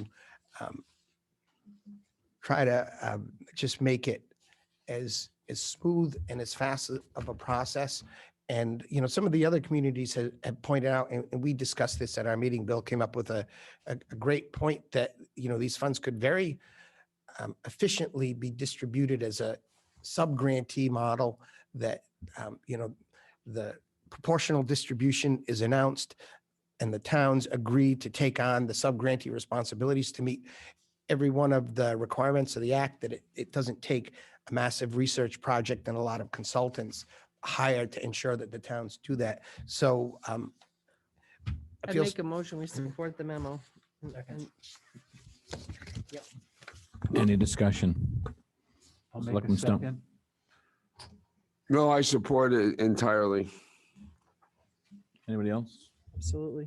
Okay, Very happy to hear, Bob, that you outlined that, because that was my thought exactly as I was watching the process go on. Yeah. And I think this is the most expeditious way to get the money to where it needs to go is, and it's not new. Other counties have done just this. So I'm hopeful that it will be supported, but I appreciate your outlining that for us. yes, thank you. Any more discussion? Hearing none, all those in favor say aye. Aye. Opposed? Carries. All right. I would like to still have a conversation though about our portion of the ARPA funds. I think that I'd like to see a plan from the town. First of all, I'd like to talk a little bit about the points, the different, I know we had discussed originally wastewater. Apparently, maybe I missed that in totality, because I know a piece of it will go to wastewater and perhaps the county funding to wastewater, but there are other places that these funds are allowed to be spent. And I don't know, was that is that something I missed, that the board 100% made a policy decision on that? Because I hadn't heard that until. No, I don't think we voted it, but it did come up as a discussion item a couple of times before. And I think I got the impression the administrator was looking for feedback or commentary on other uses, but generally, I think the board seemed reasonably comfortable with us targeting wastewater as a priority since. I think wastewater is a priority, right? But as far as our board, I'd like to, like I said, I'd like to see all the available uses for the funds and make a decision on that. Because I think that, personally, I know that there's funds that are made available to our first responders. And I think that we should look at the ability to see, what that might look like. Okay. So how would you like to proceed? Well, I don't know. Like I said, if I missed the meeting, that the board took a policy decision. I don't recall that either, but, No, we never voted on it. There was just there've been a couple of brief discussions touching on it, but no, I think we were saving this discussion for the appropriate time because we don't have to make a decision on those monies until it's necessary to allocate the money. No, and I think too, the county's decision makes a big decision for me too, because, if we have that 4 million for our wastewater, that will help our program. Obviously, all of it will help our program. It's an expensive program, but we have other issues in town too. So I would just like to see the big picture of. Sure. I think there's kind of a chicken and egg thing going on with the county and the towns. Everybody's trying to figure out what everybody else is thinking of doing with their money before they make a final decision. The county's going to have to make some decisions soon. The problem is that the county can't even agree what to call the money. Right. Well, the Department of the Treasury, the Department of Revenue, all the towns are referring to these funds as grants. That's what they're labeled as. And because they are labeled as grants and defined as grants by the federal government, the state government, and local governments, that gives select boards the opportunity to spend those funds without having to go to town meeting. But the problem at the county level is that the Assembly of Delegates has a different way to characterize the funds. They're not calling these monies grants, even though the Treasury Department calls them grants. They have made their own decision that they're going to call these monies funds, like other revenues, funds that are subject to appropriation by the Assembly. So the Assembly is saying that they're in control of the funds. The county commissioners are following the guidance of the Treasury Department, the Department of Revenue, and following the example of all the towns, referring to these monies as grants. See, how you characterize the money determines how they are to be managed.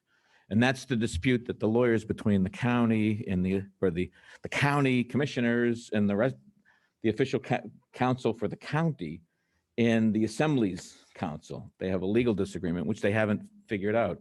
That's one of the frustrations here, is that this whole process keeps dragging out and dragging out. But we know we have town funds. We just addressed how we felt that the county fund should come to us. So now I guess I just want to talk about how the town has a policy.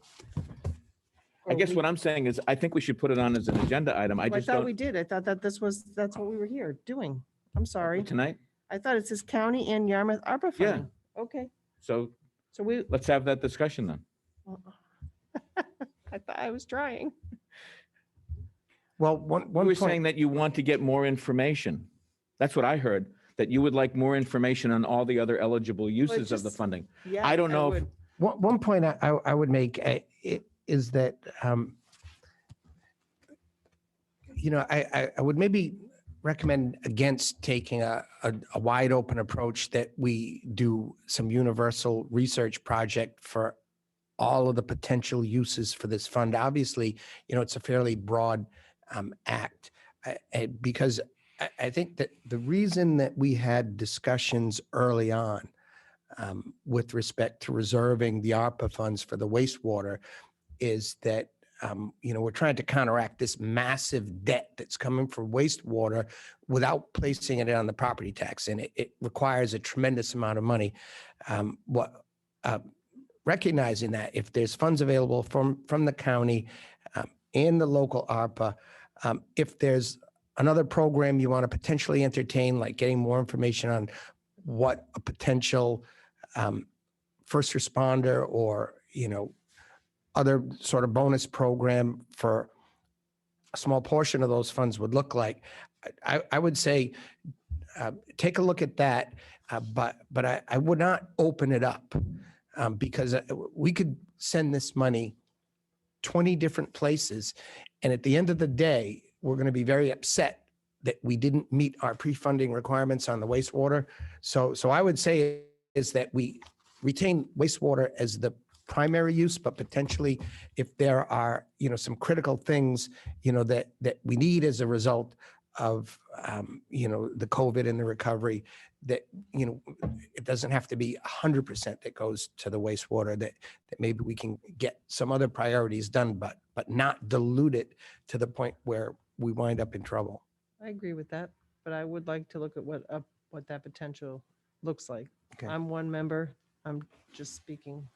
And it might be helpful to know the status of the pre-funding so that we know what we're actually talking about, and how short or how comfortable we are with that pre-funding. Yeah, we put in 1.6342 million at the last town meeting of 9 million that we need.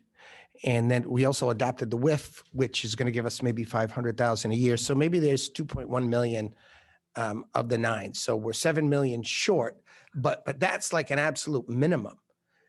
When you've got $160 million of debt that's knocking on your door, as much of these federal funds that you can line up to leverage other programs, to get other grants, is going to be important. But, I'm not saying that we need to take 100% of all of the money, but we need big chunks. Okay. Yep. Absolutely. And I completely agree with that. I wasn't thinking a huge chunk, but something.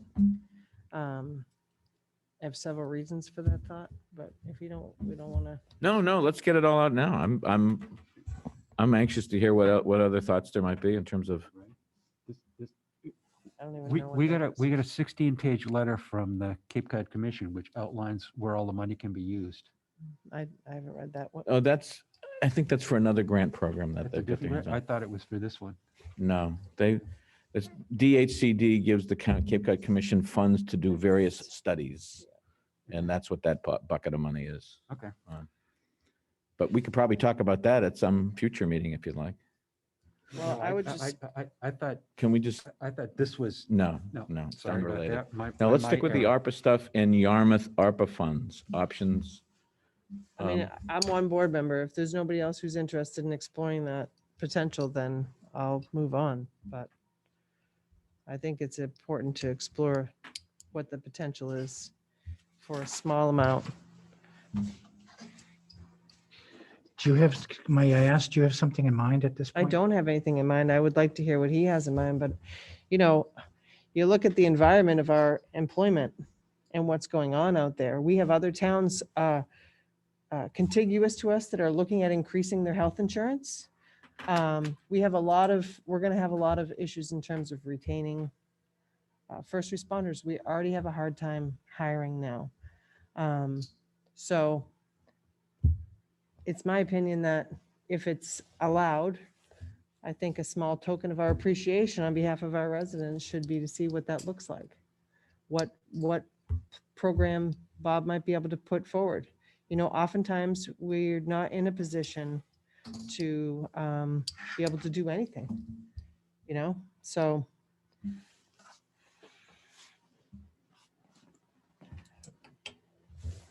Anybody else have any comments on this? I think, you know, Tracy's got a good idea, but we need to know numbers. Right, and the wastewater is a big one. And, you know, I think that's got to be one of our, you know, major priorities. And, you know, if we can carve a small amount, and I don't know what a small amount means, because we don't know the numbers. Yeah, I think it would make sense to do something like that. But we need to know the numbers first. Anybody else? Selectman Stone. I agree with Peter. I think we shouldn't get into a discussion of spending money until we know how much money we have. To me, it's that simple.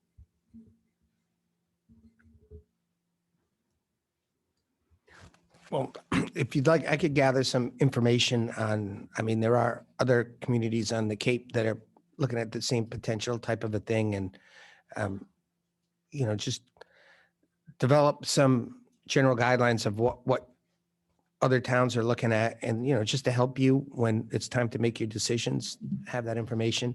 It shouldn't be like a black hole or, you know, something that's smoky. We could probably figure out some parameters easily just to let you know what other communities are looking at. You know, you'd hate to be in a Important. situation where, you know, your neighboring community is looking at this and you're not aware of it. yep, they are. Okay, seems that's reasonable. what you'd like to do, Tracy? Okay, then let's. I'll work gather on that. some information Okay. and, you know, present something Terrific. coherent so that you can evaluate. Okay. Great. I just want to make sure that there's sufficient direction being given so that when we take this up again, we're prepared. All right, next item on the agenda is the discussion and vote on a draft letter. You should have in your packets a draft letter of opposition by the Yarmouth Board of Selectmen to the discharge of radioactive waste into Cape Cod Bay.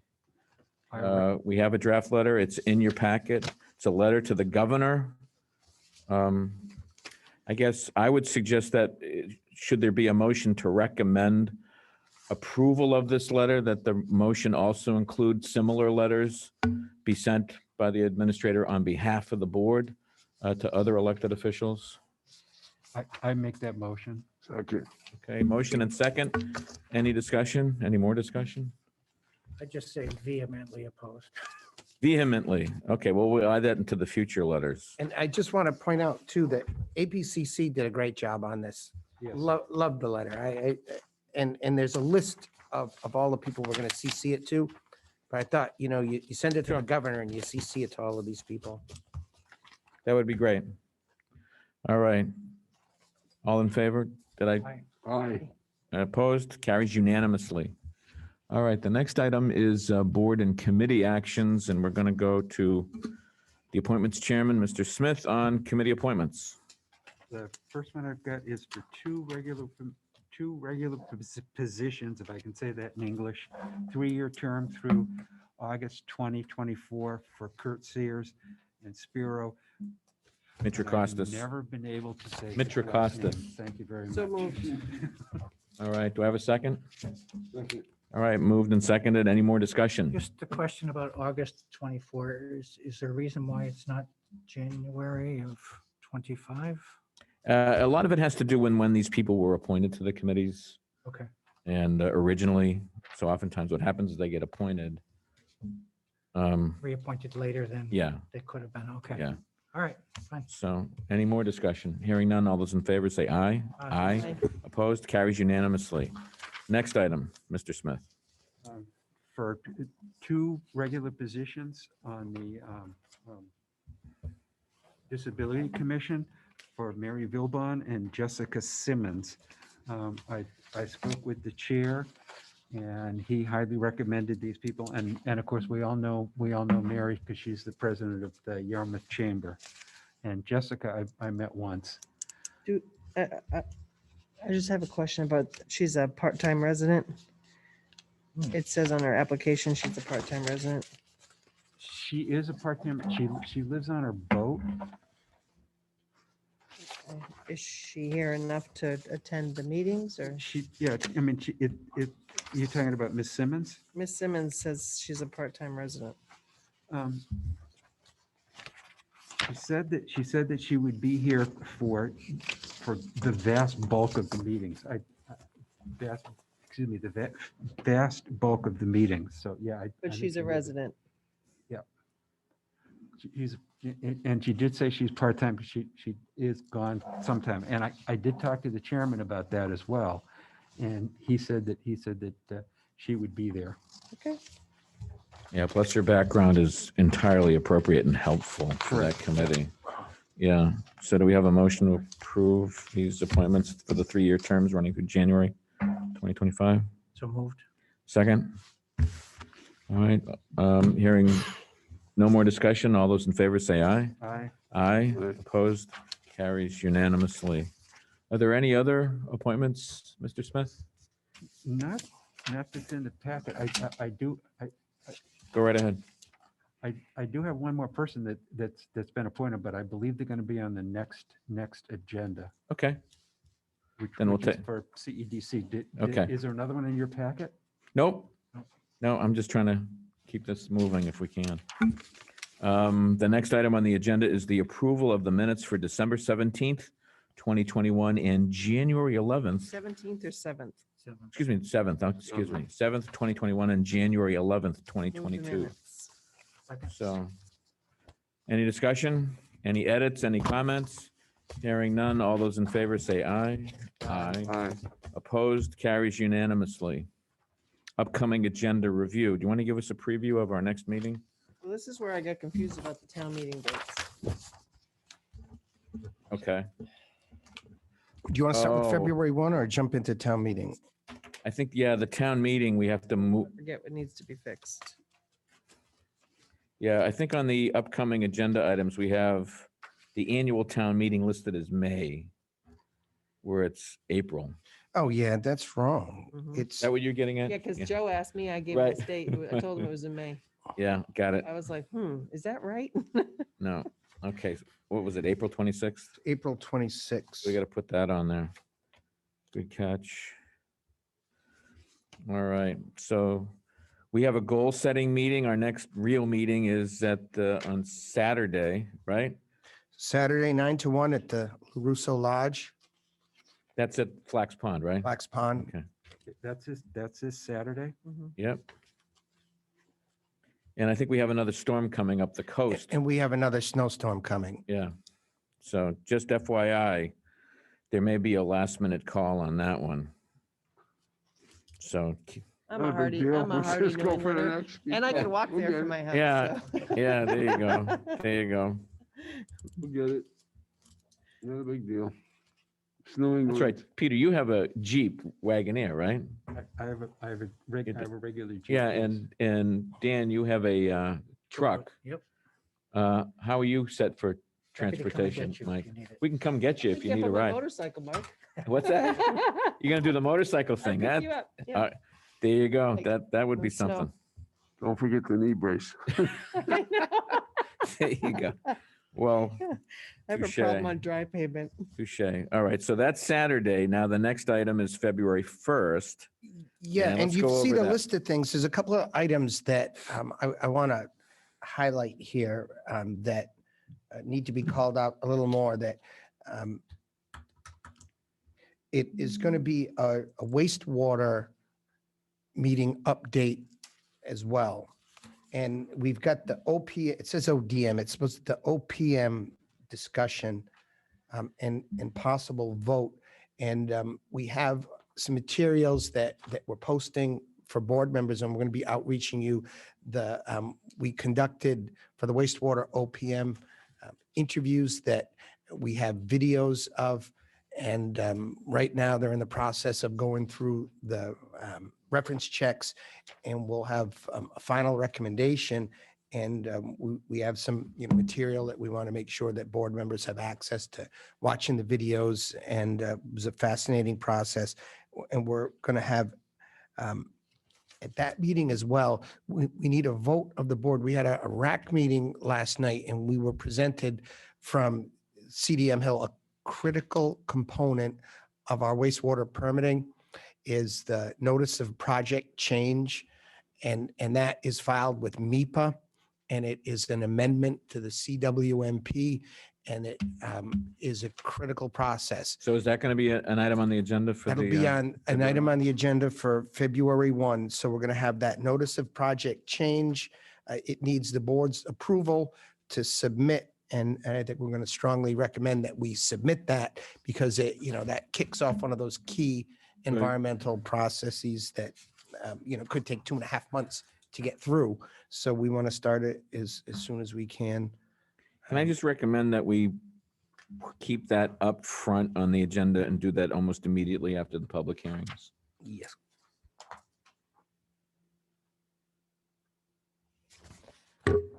I think the challenge is we do have people watching our meetings, but they generally don't hang on around till the very end. And I'd like to get that up early if that's okay with everybody. And the question is, when do you want to put the discussion of town council services? That can happen February 1. That can happen February 15. Well, I won't be here on the 15th, but I did notice we need to have 2 meetings in February to meet our charter requirement. Okay, so you got February 1st and February 15th. That meets our requirement, right? But you can only make one of those. But it's fine. I won't be here on the 15th, as long as you have a second meeting. Got it. So what's the board's pleasure to review, discuss, and act That on next week? Legal counsel. Well, You're gonna be game? Kind of full as it is. Yeah. Looks Okay, full. Go to the 15th. And what are you saying? We need to have two? You have to have 2 on those? meetings. in a month. Okay. So that's fine. You can pick another day in February, though.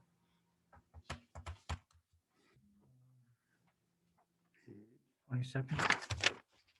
Well, because it's President's Day, it's probably not listed, but I could do the 22nd. Well, the President's Day is the 21st, I Well, we believe. don't usually meet on a, I'm going to be out that week. That's the school vacation week. Vacation, and Right. right. but if we're, I've been sort of hijacked. is that kind of, kids do that to you? Is that just a discussion on a decision or discussion for town council? I think that's the idea. Now that we've done the interviews, it's having a discussion and then, Billy, you A around on the recommendation. 22nd? Yes. what's that? That's up to the board, but I mean, I could do the 22nd. I can't do the 15th. The 8th is open as well. Yeah, I was going to say the 8th. Yep. How about the 8th, Tracy? You're going to be around for the 8th? Is everybody else going to be around on the 8th? The 8th or the 22nd. So what it means is that for that month, what I'd like to suggest, rather than, so we dropped the 15th. What do you want to do with the 22nd? Still keep that on the calendar? It's not on there now. It's just Okay, great. suggesting it as an alternate. 1 and 8th. I think that's a great suggestion. 1st and 8th? Yep. why don't we do that? Is that okay? Okay, everybody's cool with that? So we're going to go from February 1 to February 8th. All right. And so put the legal services there. Okay, so we're going to dropping the meeting on the 15th then? Mhm. Yep, 15th goes. Thank you. Okay, what else should we be putting on the 8th? I have no problem, depending on the wastewater discussion, quite frankly, given the importance of that. I mean, I'm comfortable with one of these other items being shifted over. Maybe the vision plan. Yeah, maybe the vision discussion, so we can give that plenty of time, Yeah, that's a good idea. you know? So move vision planning from the 1st to the 8th? That's what I would recommend, just so that we can give the so-called vision discussion ample time. Yeah.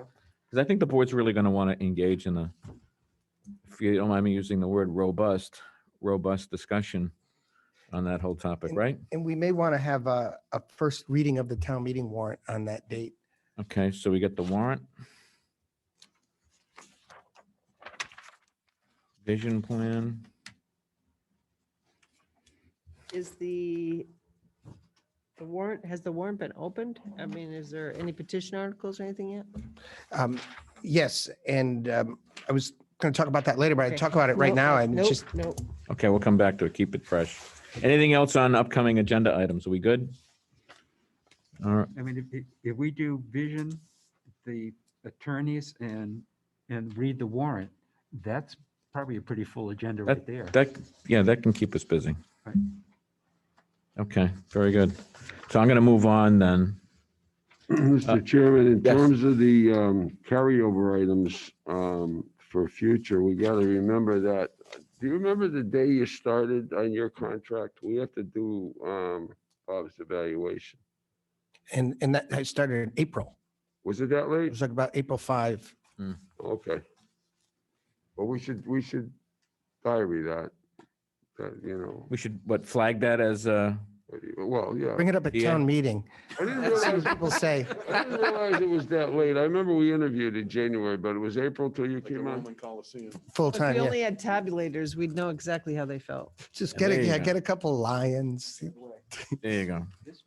We need some tabulators. All right. The reason that's important is not only in terms Use of ARPA funds evaluation, for but it tabulators. affects the length of the contract. I don't So know. if he gets his evaluations good, then he goes to a 4-year Now, contract. bad time to ask.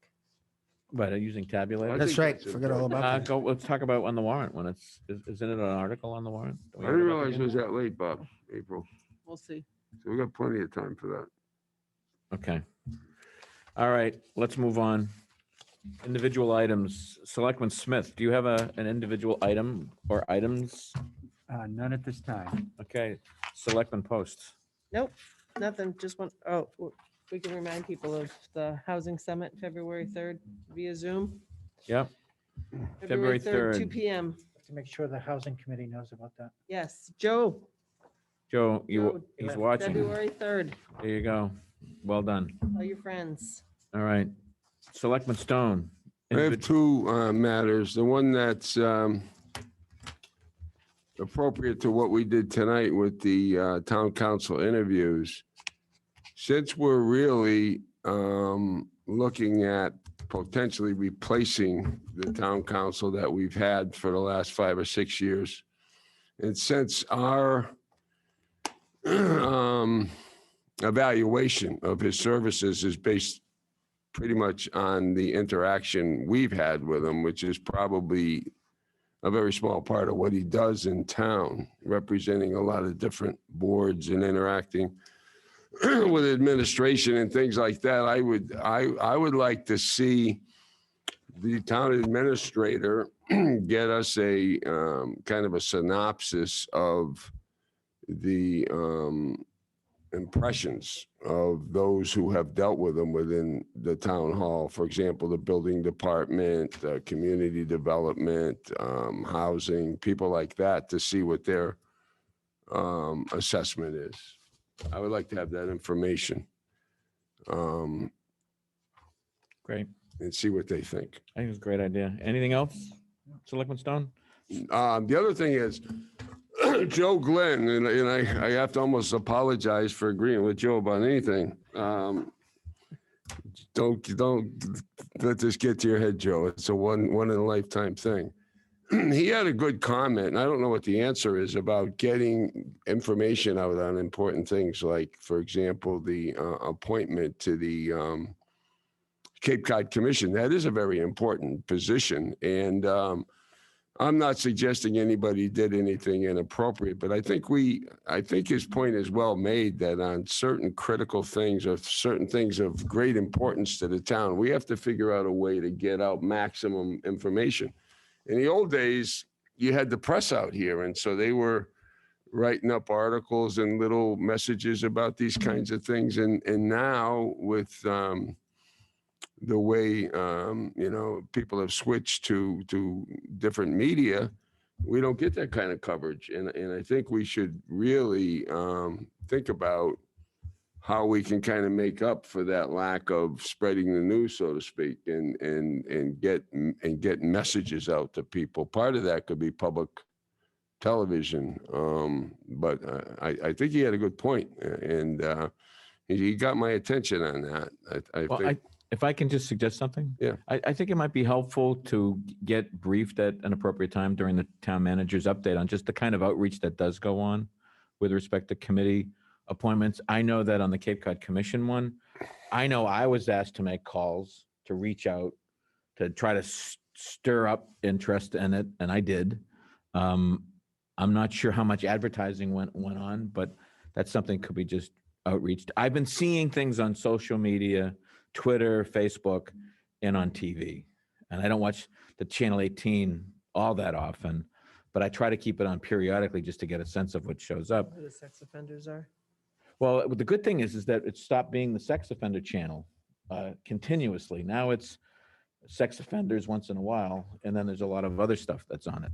Before you came here, the Channel 18 was what we called the sex offender channel, where all we got were bios on the town's sex offenders, pretty much. So we've changed the programming a little bit. We've had some impact on that, yeah. So I think it would be helpful for us if you could, at the next meeting, Bob, just give us a sense of what kind of outreach is going on there. I think the videos, and I go back to Jerry Sullivan. Jerry Sullivan, his outreach and the videos he did highlighting committee members, I think that's important for people to see. I don't know if we could find that, but I'll tell you, he did a really, really good job highlighting all the committees, what they do. He did. And would that be on like the Channel 18 cycle? It was, yeah. It was obviously years ago, but I think it piqued a lot of people's interest because I think a lot of people just don't really understand. They're afraid because they don't know, but getting a little bit of familiarity to what these committees do and some familiar faces, I think it made a lot of people come forward. The other thing is, he said he didn't get notice of that housing summit, He did say the executive director of the Housing I Authority. think they sent it directly to the Housing Authority. I mean, Yeah. She should disperse it. you would think that would be spread. But I mean, around. maybe a thing to do is get these committee members' emails and send them out individually as well, just so there's nothing. I don't want to make any unnecessary work for anybody, but I think our vehicle for notices with print media is gone, and I think that's causing some problems. Well, Nobody reads the papers anyway. no, but the point is this is a discussion we have all the time. Is that with the demise of local media, local radio? I mean, there was a time when we had a local radio station. I mean, I remember when I was a kid listening to what was it, WOCB? OCB. Right? Hey, yeah, WCD. Yeah. No, it was OCB, I think. B as in Bob. Was it B? Was it Yeah. B? And you had, who was it? Ed Cimprini was on.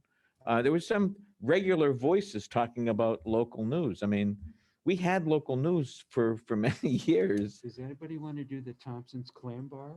Hey, where you going? All right, I don't know how we segued there, but the point is, are you suggesting we have jingles now with our committee vacancies? It's reaching the people on the This message platforms is that brought they to you use. by. Yeah. The Housing Summit, though, that was a full boat. I'll tell you what. There was a lot of people there, Social no question. media, Mhm. it was website, it was sent out to every board. That one, is a tough one. Poor Mary. I feel poorly that I sat Right. with her and she But went nobody through. on the housing authority was there, were they? That was in the peak of the pandemic, though. I gotta tell you, I think inside like that, I think that the timing just probably wasn't Right. advantageous to a high turnout inside. Right. I'm not disputing that there's a good effort made to get this information out. That's not my criticism. My criticism, not my suggestion or critique, I should say, would be, can we do more? Yeah, we can. Well, it's the same discussion we have almost every year when we set goals. We talk about improving communication, right? Talk about doing more on TV, doing more with Channel 18, doing more with social media. We have the same conversation, and then it comes down to a question of resources. Up until now, all the Comcast license revenue eventually would find itself in the free cash. All right, and none of that money that's dedicated for government But the Mark's programming drum. I mean, we've been beating this drum now for, I mean, as long as I've been on the board. We And we need beat, TikTok channel now. there you go. That's a There new you go. that's a It new really platform. requires, and this is part of the discussion, I think, on Saturday, goal setting, is that how serious a commitment do we want to make in terms of communication with the town, with the town and the community? And how aggressive do we become in getting notices out, blanketing the town with notices? You know, I know sometimes that invites criticisms. I mean, we did notices for town meeting and some people complained about that. But I'd rather generate complaints about too much media than keep people in the dark or have pockets of people in the dark. Wouldn't you say, Mike? I would say I would agree with that, yes. So I think it's worth discussion in our goal setting on Saturday is how much of a priority do we as a board want to make that? And where can we in the budget for the next fiscal year, can we do a better job, you know? And so we should be prepared to talk about that. So Consider our own marketing person, our own social media. Town of Barnstable has a communications director now, Nantucket communications director. Towns are taking serious steps to figure out ways to fill that void. Why not share a position? We also give a fair amount of money to the Yarmouth Chamber, so all our stuff should be on there as well, on the chamber website. And they But it do- requires a plan and someone to oversee it and someone distribute it, someone to write copy, someone to talk to the video guy Exactly. about doing a special like Jerry Sullivan did. It requires literally a quarterback and someone doing the legwork. We don't have that. Basically, we've got contractors that just help keep the lights on in the back and keep the cameras running. But beyond that, in terms of programming, there's no effort there. There's no one writing regular press releases on all the things that we're doing. There's no one calling up the radio stations and the newspaper saying, hey, you got to print this. We need this in the story, even in online editions. Nowadays, it requires so much work to get stuff covered. You actually have to work at it. You know, gone are the days, you know, years ago where the newspapers were tripping over themselves to cover Yarmouth stuff. I mean, the Register actually was a full newspaper that had all sorts of information about what was happening in Emerson, Yarmouth. Yarmouth, basically. Yeah. And those days, you're right, those days are gone. So we have to at least step up further in filling the void. So it's just, we keep having this conversation. It gets tiresome sometime, but we got to take this to another level. And so, and I think you've said this, Tracy, you know, you've made a point of this. I brought it up. Mike brings it up. So you've got a majority of the board constantly harping on this. And so it would be nice to see some light at the end of the tunnel and some kind of commitment to a plan. And I think what we need to do as a board is just make a serious commitment to elevating it as a priority. You know, where it, you know, we've gone from the Channel 18 not being the sex offender channel, but in terms of what it is today, it really hasn't yet generated an identity yet, you know? So enough said. That's my item. Did you have an item at all, Dan? No, thank you. I'm good. Okay. Moving on to the town administrator items. Consent agenda. Here's the consent agenda, and we have acceptance for an unclaimed deceased person for a town grave. We also have the commercial shellfish regulation changes and the Bass River Farmers Market. Can I ask about the Bass River Farmers Market? We have a certificate of insurance or anything from them? Because I went online to see their, the Bass River Farmers Market, the company that it was hasn't filed a annual report. I don't even know if it's still actually a group or if it's one person. Is it just Charlene? We haven't had them in for a while. We've just been doing it on the consent agenda. This is a town use of property application, Right. and they're charging people in their application here. And I just want to make sure that they have insurance that they're covering for people on that property. I don't see any insurance certificate in here. Nope. I don't And think there is an insurance certificate. so as far as liability goes, I'm just concerned about this organization, if it's an organization or if it's an individual.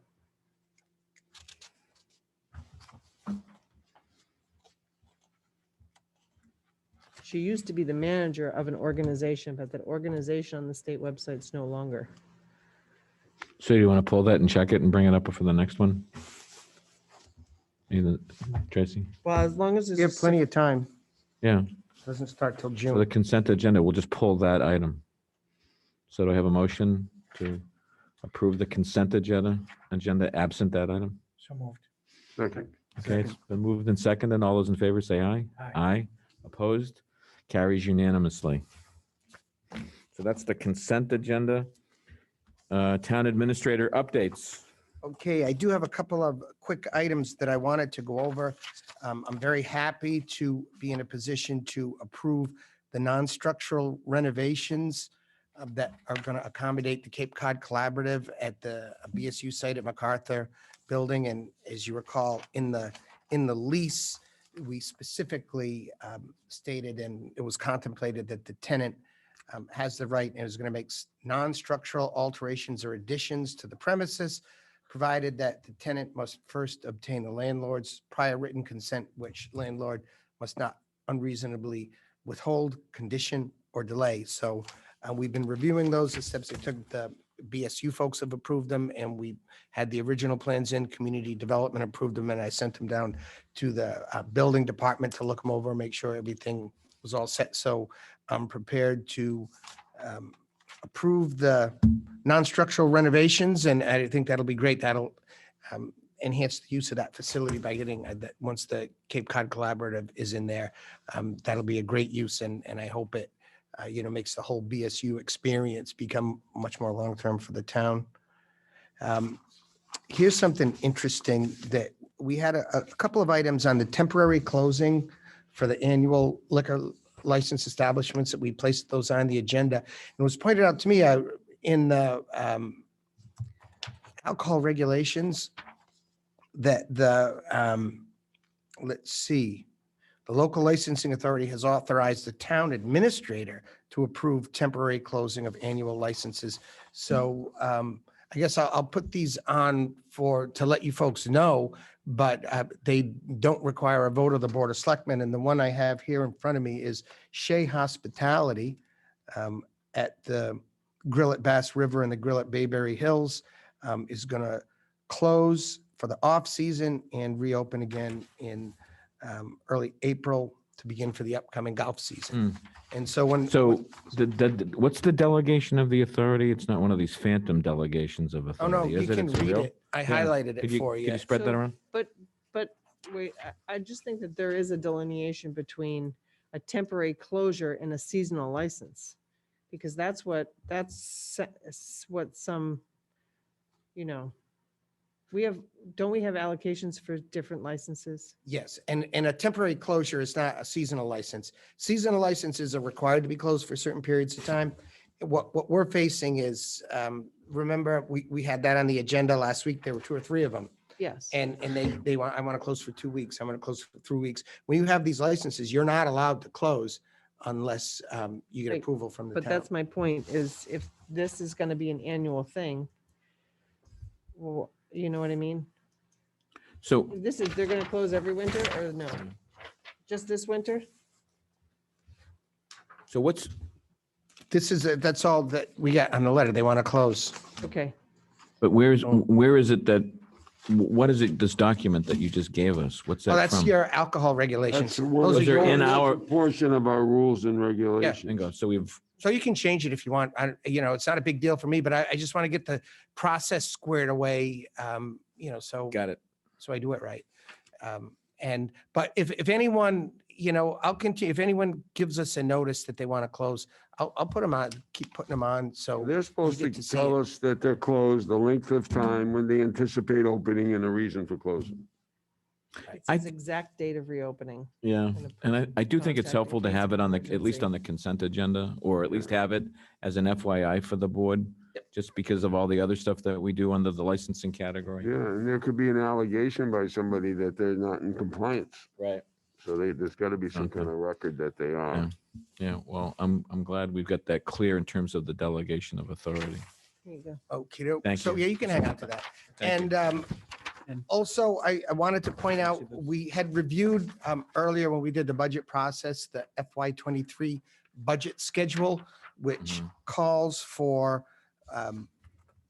January 25th, 2022, Selectmen close the annual town meeting warrant. So everyone's had this. It's gone out to all of the departments and things back when we did the budget. But I think the Board of Selectmen should close the town meeting warrant. That you still have the authority to place any articles on that you want. But as far as people submitting outside articles, today was a deadline for that. So I just want to call that to your attention. Thank you. And So I'll does be that preparing a require draft. Does that require a vote? You can vote it. Oftentimes it's voted. It doesn't have to be because it's published in writing, but And we did vote our policy, and it is part of our policy, correct? yes, yep, it was stapled right to it. And it went out to everyone. But just, We've never closed our warrant this far in advance. Are you sure that terminology is correct? Are you sure it's I am. not just closed for petition articles? Because we haven't even Yeah, I thought it seen- was for petitioned article. Yeah, you might want to let's just double check that. yeah, I did. Thank It's You did. it's checked. Today's checked. the deadline. Today's the deadline. It's almost February. If someone comes in with an article you want to place on, you can place it on. How can you do it after it's closed? The Board of Selectmen sets the warrant, right? What we're talking about is the submission, from the departments So and it's things. like petition that. articles. Okay. And it's not just petition articles. It's, we get articles, the petition articles are shut off and there's a couple of petition articles you'll see that are on, but it's also the deadline for anyone to submit any of their articles. And have we given notice? Has that, I know a staff has had that, but as far as the petition articles, usually we not open the warrant, but I think procedurally, we used to do things differently. yeah, I'm confused. yeah. Because we used to have the entire thing before us. Right. We'd go through it and then we'd close it. You might be used to doing it the normal way. Okay, well, Um, these are all the dates that you published earlier. Right. So I'm just, reminding everyone that that's where we are in the, Thank you. in the process. So Thank you. we'll take a look at the warrant and if there's like different ways of doing it, It Right, doesn't you're mean all- it's the right way. It's just the way we've always done it. Sorry. Exactly. Yeah. I'm used to working for other boards that do things a certain way, and they're not necessarily the right way. But that's another subject for another day. While you're talking about your agenda, I want to thank you, Bob, for putting in our packets the update on the Bass River Bridge replacement. And the bridge replacement, the DOT has combined these two projects, the Bass River replacement project with the North Main Street improvements. And the DOT has put together some information on the website, and the town administrator has been working to elevate the profile of all of this on our website so that Yarmouth residents can be kept up to speed on what's going on and also get information on the exact nature of the improvements, because there are a lot of questions about what's going to happen to the bridge. Will there be a detour? Can I still cross?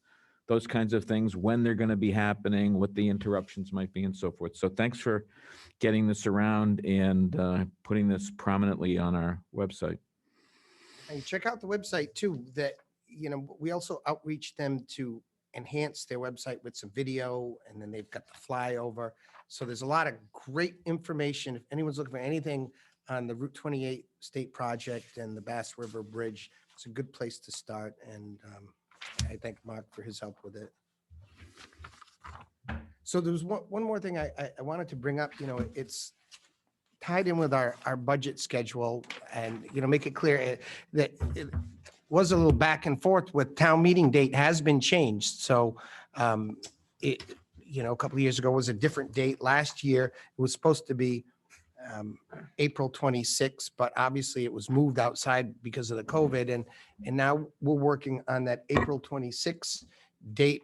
And it, with the COVID cases, looks like things are simmering down and that we should be okay.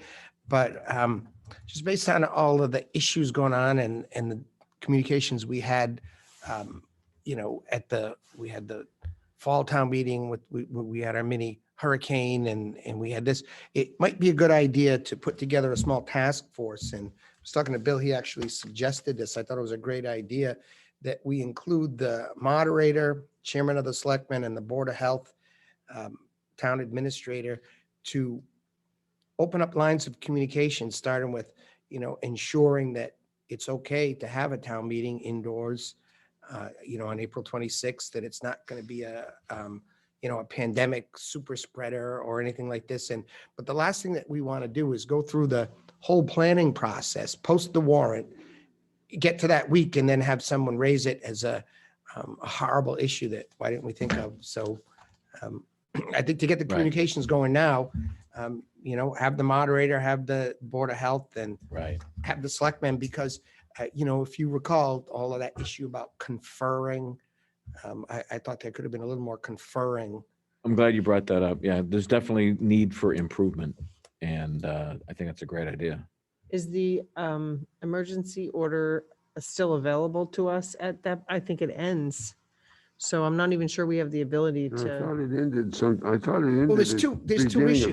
Right. Listen to this one. There's The emergency order allowed you to post the town meeting and then had a process for moving the date. And I think the normal state law allows the Board of Selectmen to change the date if you need to change the date if it hasn't been posted yet. So that would be one thing, is to maybe make a determination before we post it. Are we looking okay? Are we conferring? Does everybody, then if we have a hurricane or something, at least. Well, yeah. Well, the question would be really, can we afford to, in terms of budget and all that? And then, I think if you look at the data over the past years and you see the spikes, clearly the spikes are in the colder months. So, maybe we want to head it off and postpone it a little bit.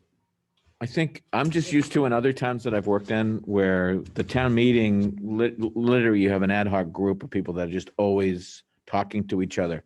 Town council, finance director, administrator, other staff, and the moderator's in the loop. So if something comes up and there may be an issue or concern, everyone's sort of talking to each other. I used to, when I was in Brewster, we would have in the run up to town meeting, these weekly group meetings, just to get on top of everything, review issues on the warrant, any new questions or concerns, the legality of the legal stuff on the warrant. It was a big production, but everybody was talking in the run up so that if there was a concern about weather or something else, we were sort of dealing with it. One person wasn't left thinking that they were sort of stuck on their own, having to wrestle with this question. I think in the past instance, the moderator felt that he was kind of out there on his own having to make decisions. And so we need to internally get everybody on the same I'll be pulling page. everyone together for that. I think it's a so. great idea. Yeah, and I do think we need to check, because if, let's say there's a COVID concern, you're going to be, we will be hearing from people, if the COVID numbers go down, the request will be about postponing, right? And going to warm weather. So if we don't have the authority, I guess that pretty much answers the question, right? You said April 22nd, that might. I don't know if that's actually the case. I saw it on one of the other agendas in that statement. It doesn't say it on this one. Well, we can find out. Okay, That's all I had. anything else? Can I ask one thing? Go right ahead. You reminded me of golf. We haven't had them come back for a fee hearing at all. Are we going to do that? we can do that. I mean, we can pick a meeting. We've been working with them in the Collins Center to basically create sort of an operational and a financial system, sort of long-term. How do you do procurement as an enterprise fund with the unique aspects they have? And we just finished some of the scoping with that. But I mean, if we want to pick a date, we can come back with that discussion. I was just concerned because, I mean, They have the- technically, they can't even sell memberships at this point, right? No, Not that's on the, not on the new dollar figures. No, under the old fee, they can move forward. Yeah. What they did, I'm told by members, is that you're supposed to renew it by January 1st. And they told members that if you renewed it by then and there was any subsequent increase, you'd be exempted. Otherwise, you kind of at your own peril. So Bill, are they ready to present or? they No, would I think need- we just need, I mean, if the board wants to pick a meeting, we can see what we can do. I to get think a package our game together. plan before was to make sure that they got everything Right. together and did that with the town administrator and assistant Right. before they came back to us, because we didn't want another repeat. So I think now they have a process to put some real, hard numbers together and procedures and process. And I'd almost say let them, get a little more progress, keep the fees the way they are now. And that if there is a future fee increase, then it's sort of backed up by the whole apparatus of it and everyone can be confident. I just thought there was a pressure to get that done. That's fine. I think there was before the start of the new year, but with the new year coming and well underway, that pressure subsided. So they still need to provide the financials that we're looking for. Is there anything else to come before the board tonight? Hearing none, I'll entertain a motion to adjourn. There's a motion to adjourn. Second. Okay, motion's been made, seconded. Any discussion? Hearing none. All those in favor say aye. Aye. Aye. Thank you. Carries unanimously. Thank you, everybody. What's that?